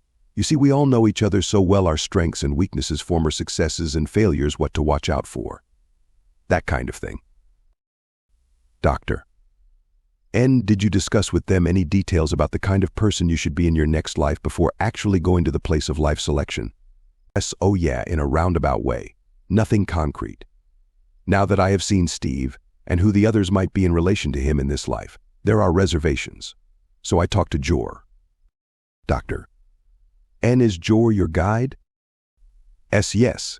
He listened a lot to what I had to say about who I thought I should be before I was sent to the place where we look at lives. Doctor. And okay, Sumas, you have just returned to your primary cluster group from the place of life selection. What do you do first? S. I talk about this guy Steve, who is so unhappy, no real mother, all that stuff. What kinds of people will be around him? Their plans, too. It must fit all together for us. Doctor. And you mean which souls are going to take certain bodies? S. Right, we need to firm that up. Doctor. And are soul assignments still negotiable at this point, or is everyone told which body they will be in after leaving the place of life selection? S. No one is forced to do anything. We know what should be done. Jor. And the others help us make adjustments. They are sent in to round out the picture. Subject's face becomes grave. Doctor. And is something bothering you at this moment, Sumas? S. In a cheerless manner. My friends are moving away. There are others coming. Oh. Doctor. And I gather some deliberations are about to occur with other souls. Try to relax as best you can.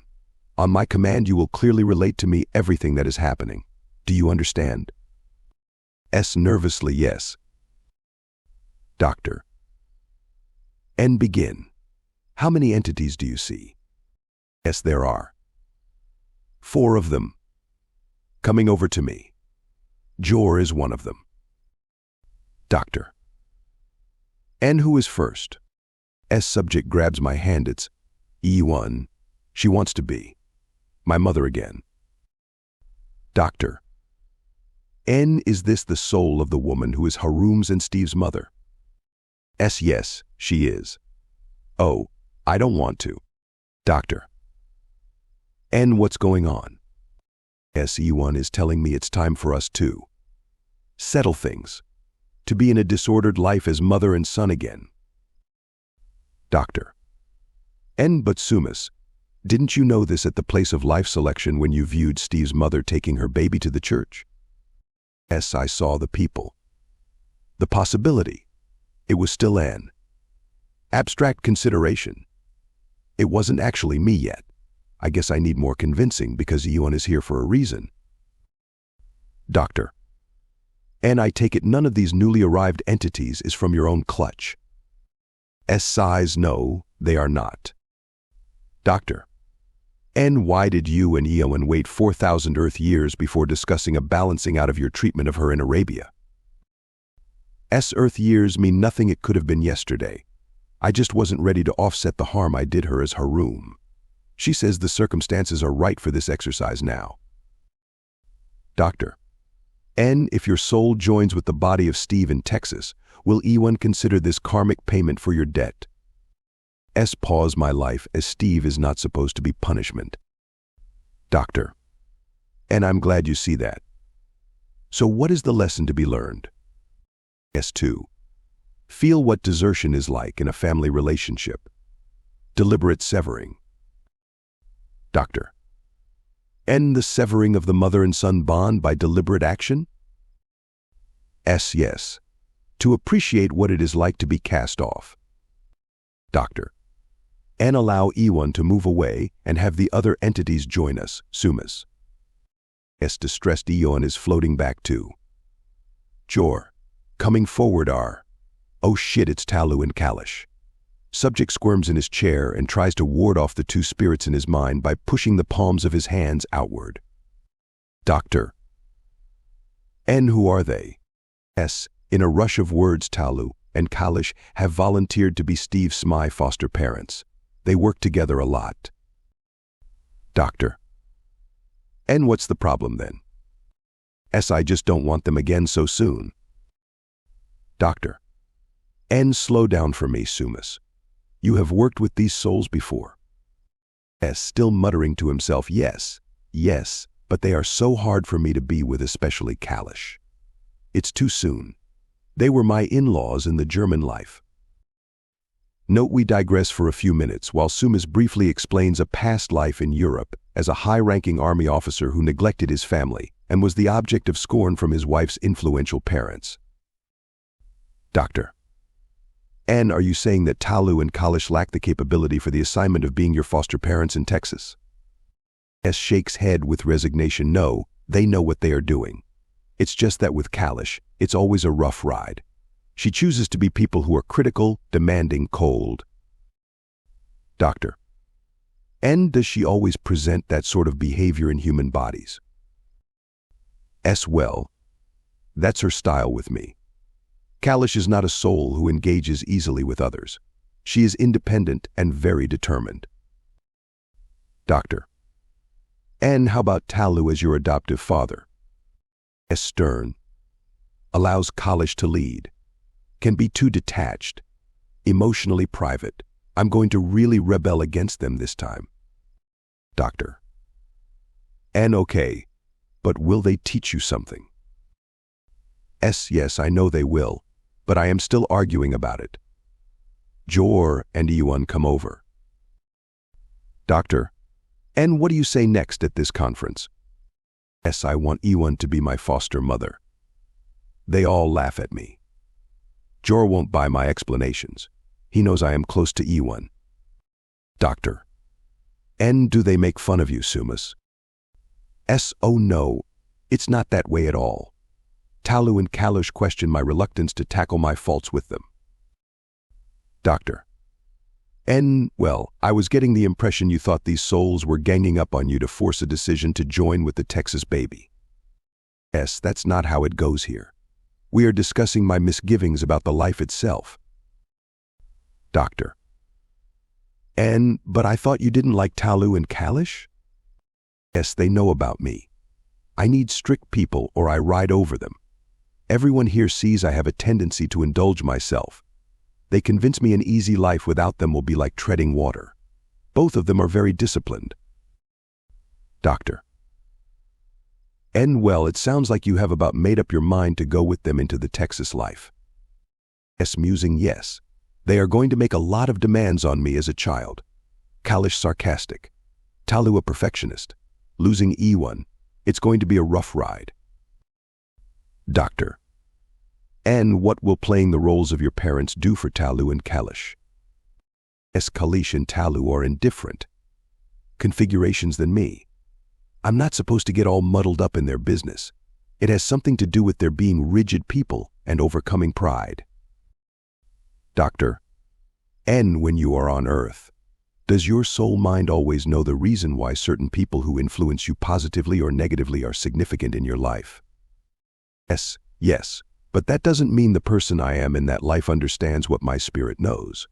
Smiles, that's what we should be able to figure out on Earth. Doctor. Which is what we are doing now.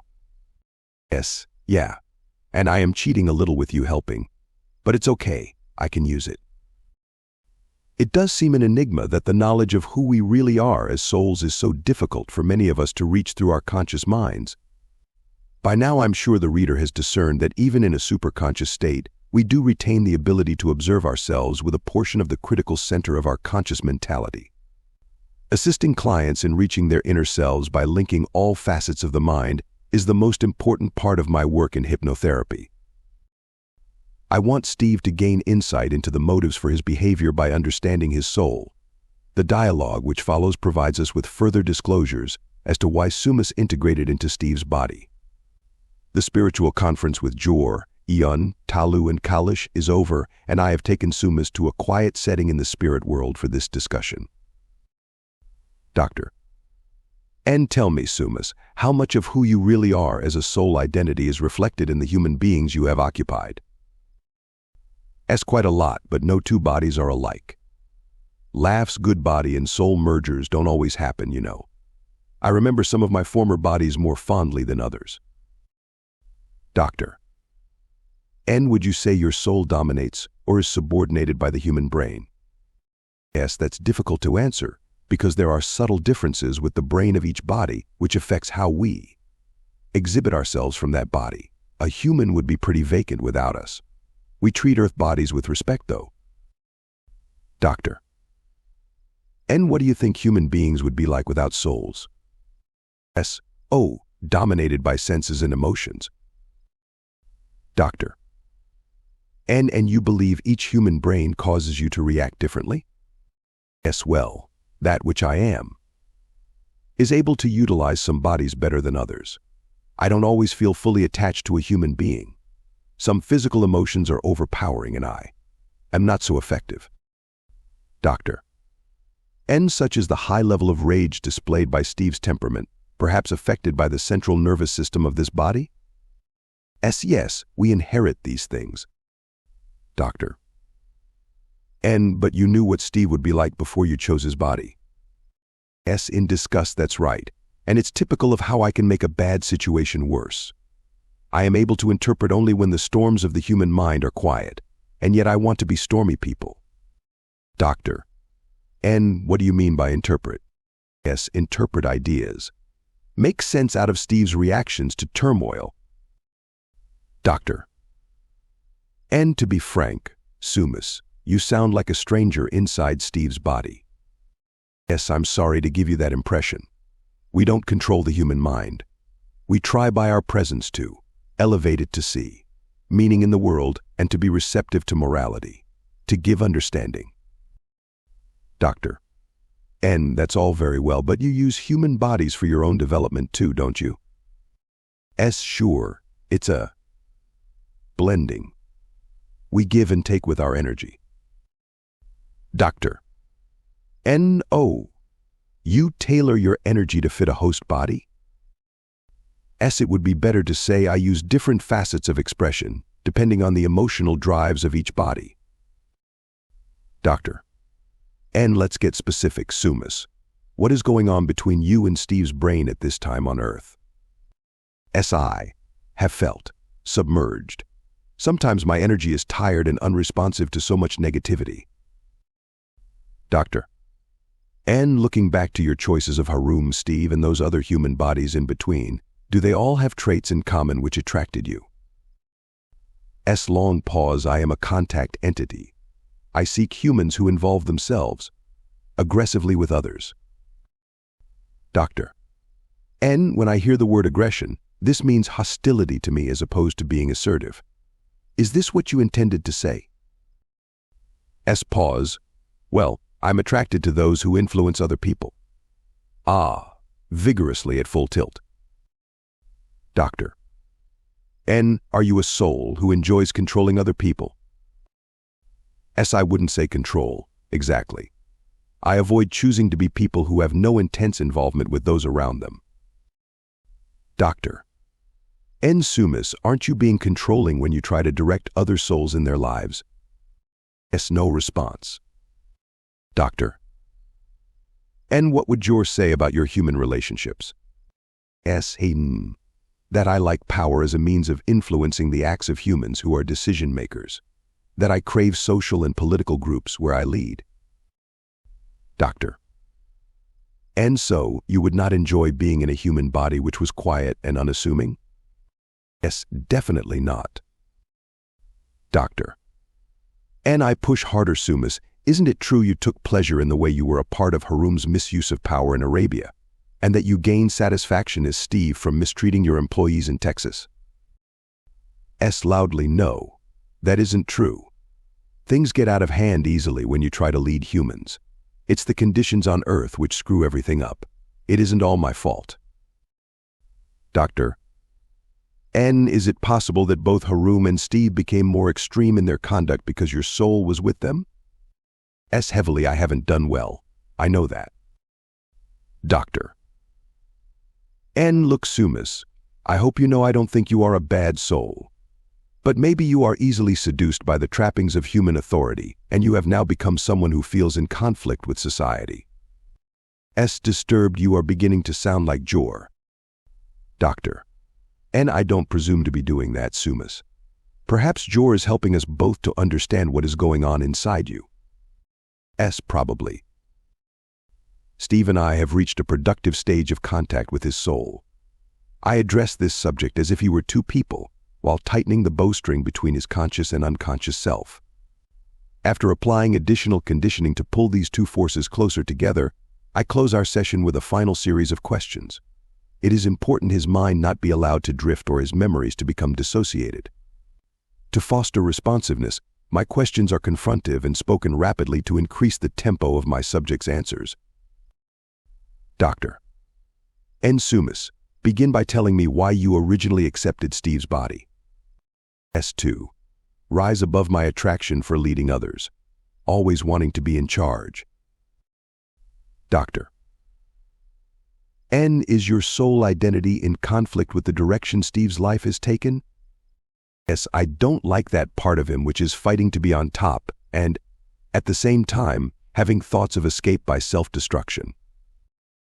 Doctor. N. If this is a contradiction for you, why does it exist? S. Childhood. Sadness. Stops. Doctor. N. Who am I listening to now? Sumis, why aren't you more active in helping yourself? As Steve, overcome the shame of abandonment by E1 in your anger from an unloving childhood with Talu and Kalish. S. I am grown now.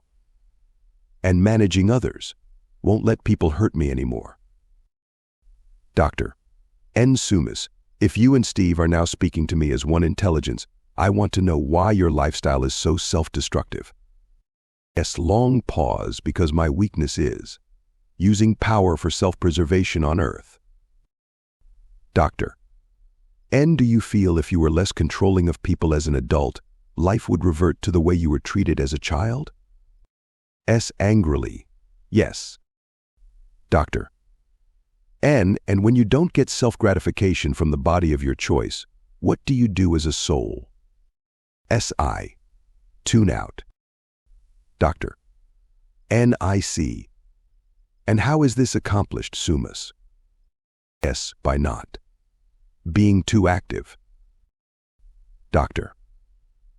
N. Because you are intimidated by a body in an emotional tailspin? S. Well, I go into a shell. Doctor. And so you use avoidance in not actively dealing with the major lesson you came to Earth to learn. S. Doctor. And Steve, your adoptive parents were rough on you, weren't they? S. Yes. Doctor. And do you now see why? S. Pause to know what being constantly judged is like. Doctor. And what else? S2. Overcome. And be whole. Bitterly, I don't know. Doctor. And I think you do know, Steve. Tell me about the damaged self you present to people around you. S. After some procrastination, pretending to be happy, covering up my feelings by drinking and mistreating people. Doctor. And do you want to stop this cover-up and go to work? S. Yes, I do. Doctor. And define who you really want to be. S. Tearfully, we don't want to be hostile to people, but don't want to risk being a non-person, without respect or recognition either. Doctor. N. So you are on a fence? S. Quietly, yes. Life is so painful. Doctor. And do you think this is an accident? S. No, I see it isn't. Doctor.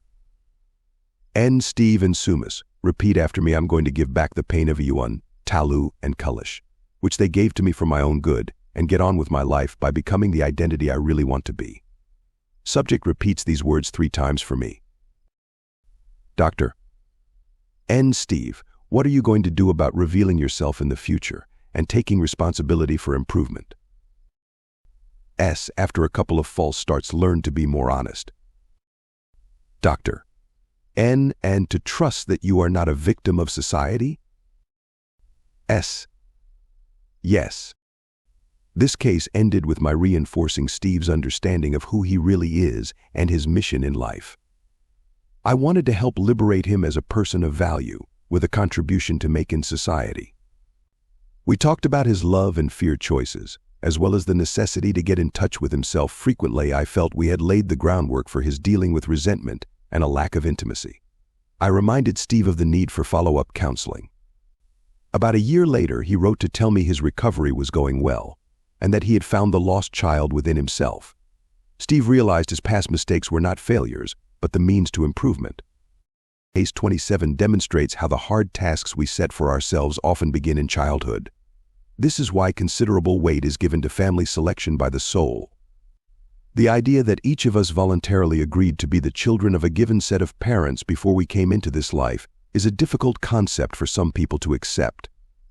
Although the average person has experienced love from his or her parents, many of us have unresolved, hurtful memories of those near to us who should have offered protection and did not. We grow up thinking of ourselves as victims of biological parents and family members whom we inherited without any choice in the matter. This assumption is wrong. When clients tell me how much they suffered from the actions of family members, my first question to their conscious mind is, if you had not been exposed to this person as a child, what would you now lack in understanding?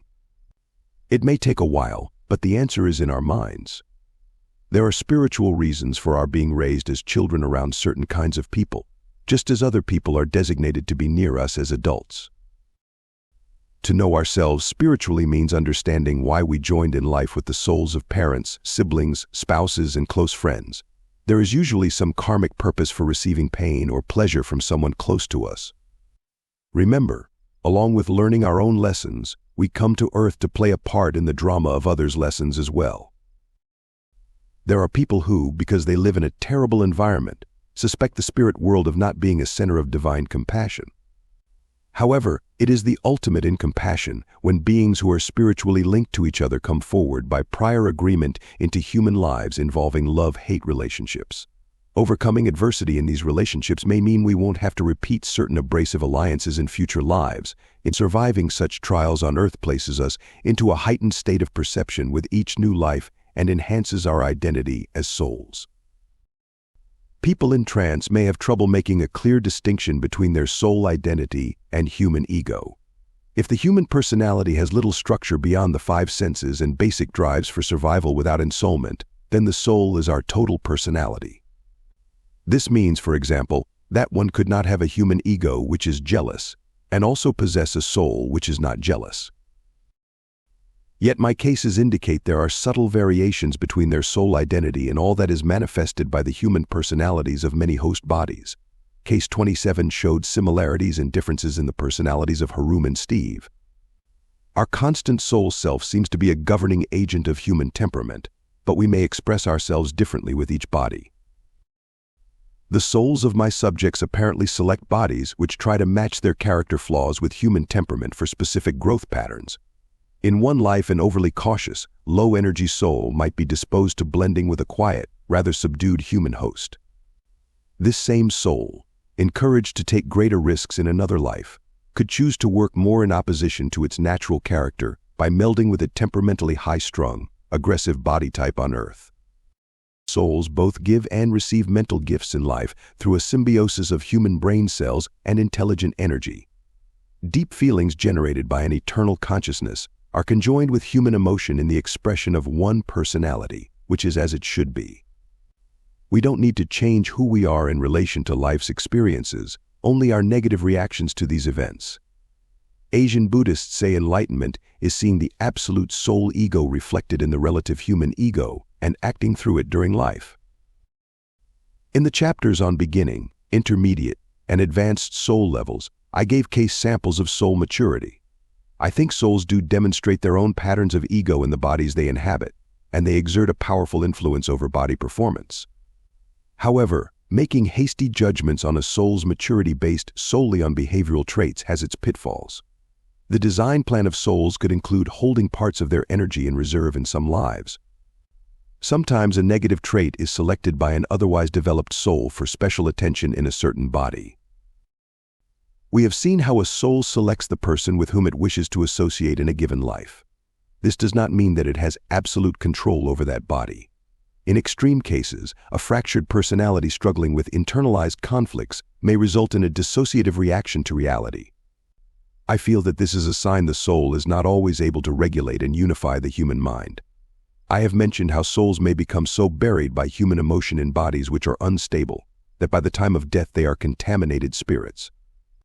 If we become obsessed by our physical bodies, or carried along on an emotional roller coaster in life, the soul can be subverted by its outer self.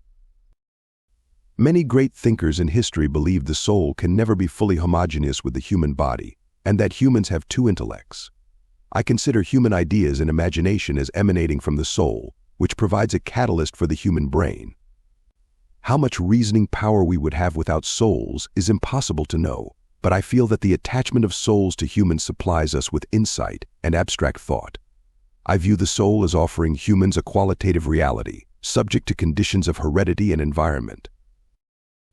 If it is true that every human brain has a host of biological characteristics, including raw intelligence and the facility for invention, which are separate from the soul, then choosing our body raises an important question. Do souls choose bodies whose intellectual capabilities match their own development? For instance, are advanced souls drawn to human brains with high intelligence? In looking at the scholastic and academic achievements of my clients, I find there is no more correlation here than with an immature soul being inclined to bodies with lower intellectual aptitudes. The philosopher Kant wrote that the human brain is only a function of consciousness, not the source of real knowledge. Regardless of body choice, I find souls do demonstrate their individualism through the human mind. A person may be highly intelligent and yet have a closed attitude about adjusting to new situations, with little curiosity about the world. This indicates a beginner's soul to me. If I see someone with an evenness of mood, whose interests and abilities are solidly in focus and directed toward helping human progress, I suspect an advanced soul at work. These are souls who seek personal truths beyond the demands of ego.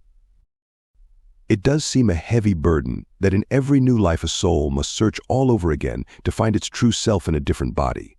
However, some light is allowed through the blackout of amnesia by spiritual masters who are not indifferent to our plight. When it comes to finding soulmates on earth and remembering aspects of the lives we saw in the place of life selection, there is an ingenious form of coaching which is given to souls just before the next life. We will see how this is done in the following chapter. In conclusion, the information contained in this book about the existence of souls after physical death represents the most meaningful explanation I have found in my life as to why we are here. All my years of searching to discover the purpose of life hardly prepared me for that moment when a subject in hypnosis finally opened the door to an eternal world. My oldest friend is a Catholic priest today. As boys walking together in the hills and along the beaches of Los Angeles, we had many philosophical discussions, but were miles apart in our spiritual beliefs. He once told me, "I think it must take courage for you to be an atheist and believe in nothing beyond this life." I didn't see it that way at the time, nor for many years afterward. Starting at age 5, I had been sent by my parents to military-type boarding schools for long periods. The feelings of abandonment and loneliness were so great I believed in no higher power than myself. I now realize strength was given to me in subtle ways I was unable to see. My friend and I still have different approaches to spirituality, but we both have convictions today that order and purpose in the universe emanate from a higher consciousness. Looking back, I suppose it was no accident in my own life that people would eventually come to me for hypnosis, a medium of truth I could believe in, to tell me about guides, heavenly gateways, spiritual study groups, and creation itself in a world of souls. Even now, I sometimes feel like an intruder in the minds of those who describe the spirit world and their place in it, but their knowledge has given me direction. Still, I wonder why I am the messenger for the spiritual knowledge contained in this book, when someone with less original cynicism and doubt would surely have been much better suited. Actually, it is the people represented in these cases who are the real messengers of hope for the future, not the reporter. Everything I have learned about who we are and where we come from, I owe to those who were drawn to me for help. They have taught me that a major aspect of our mission on earth as souls is to mentally survive being cut off from our real home. While in a human body, the soul is essentially alone. A soul's relative isolation on earth during a temporary physical life is made more difficult on a conscious level by thoughts that nothing exists beyond this life. Our doubts tempt us into finding attachment solely in a physical world we can see. The scientific knowledge that Earth is only a grain of sand at the edge of a galactic shoreline within a vast sea in the universe adds to our feelings of insignificance. Why is no other living thing on Earth concerned with life after death? Is this simply because our inflated egos hate to think of life as only temporary? Or is it because our being is associated with a higher power? People argue that any thoughts of a hereafter are wishful thinking. I used to do so myself. However, there is logic to the concept we were not created by accident for mere survival, and that we do operate within a universal system which directs the physical transformation of self for a reason. I believe it is the voice of our souls, which tell us we do have personhood that is not intended to die. All the accounts of life after death in my case files have no scientific foundation to prove the statements of these subjects. To those readers who find the material offered in this book too unprecedented to accept, I would hope for one thing. If you carry away nothing, except the idea you may have a permanent identity worth finding, I will have accomplished a great deal. One of the most troublesome concerns of all people who want to believe in something higher than themselves is the causality of so much negativity in the world.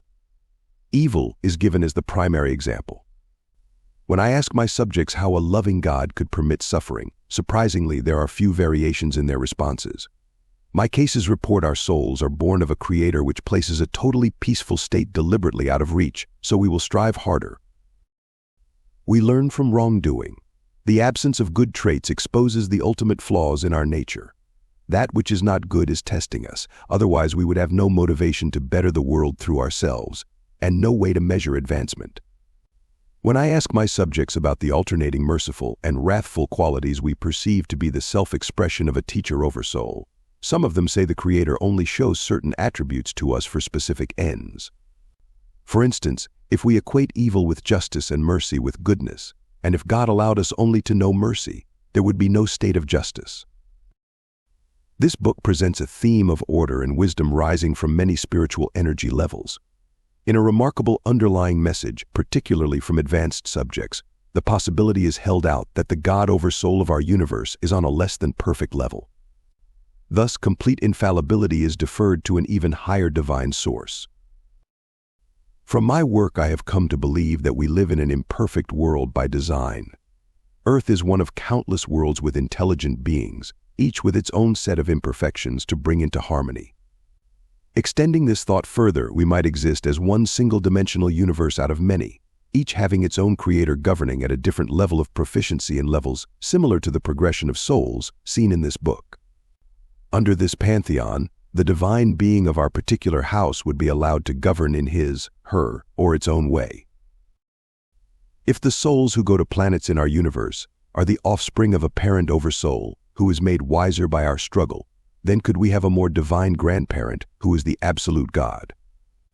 The concept that our immediate God is still evolving as we are takes nothing away from an ultimate source of perfection who spawned our God. To my mind, a supreme, perfect God would not lose omnipotence or total control over all creation by allowing for the maturation of less than perfect superior offspring. These lesser gods could be allowed to create their own imperfect worlds as a final means of edification so they might join with the ultimate God. The reflected aspects of divine intervention in this universe must remain as our ultimate reality. If our God is not the best there is because of the use of pain as a teaching tool, then we must accept this as the best we have and still take the reasons for our existence as a divine gift. Certainly this idea is not easy to convey to someone who is physically suffering, for example, from a terminal illness. Pain in life is especially insidious because it can block the healing power of our souls, especially if we have not accepted what is happening to us as a preordained trial. Yet, throughout life, our karma is designed so that each trial will not be too great for us to endure. At a Wat temple in the mountains of northern Thailand, a Buddhist teacher once reminded me of a simple truth. Life, he said, is offered as a means of self-expression, only giving us what we seek when we listen to the heart. The highest forms of this expression are acts of kindness. Our soul may be traveling away from a permanent home, but we are not just tourists. We bear responsibility in the evolution of a higher consciousness for ourselves and others in life. Thus, our journey is a collective one. We are divine but imperfect beings who exist in two worlds, material and spiritual. It is our destiny to shuttle back and forth between their universes through space and time while we learn to master ourselves and acquire knowledge. We must trust in this process with patience and determination. Our essence is not fully knowable in most physical hosts, but self is never lost because we always remain connected to both worlds. A number of my more advanced subjects have stated there is a growing movement in the spirit world to change the game rules on Earth. These people say their souls had less amnesia about self and the interlife when they lived in earlier cultures. It seems in the last few thousand years there has been tighter blocking, on a conscious level, of our immortal memories. This has been a contributing factor in the loss of faith in our capacity for self-transcendence. Earth is filled with people who feel an empty hopelessness toward the meaning of life. The lack of connection with our immortality combined with the availability of mind-altering chemicals and overpopulation has created rumbles upstairs. I am told large numbers of souls who have had more frequent incarnations in recent centuries on Earth are opting, when they get the chance, for less stressful worlds.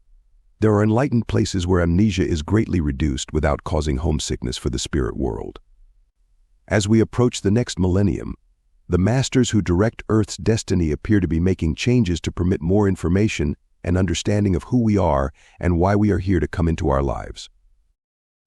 Perhaps the most gratifying feature of my work in uncovering the existence of a spirit world in the minds of my subjects is the effect this conscious knowledge has on them. The most significant benefit which comes from knowing we have a home of everlasting love waiting for us is being receptive to the higher spiritual power within our minds. The awareness that we do belong somewhere is reassuring and offers us peace, not merely as a haven from conflict, but to unify ourselves with a universal mind. One day we are going to finish this long journey, all of us, and reach an ultimate state of enlightenment, where everything is possible.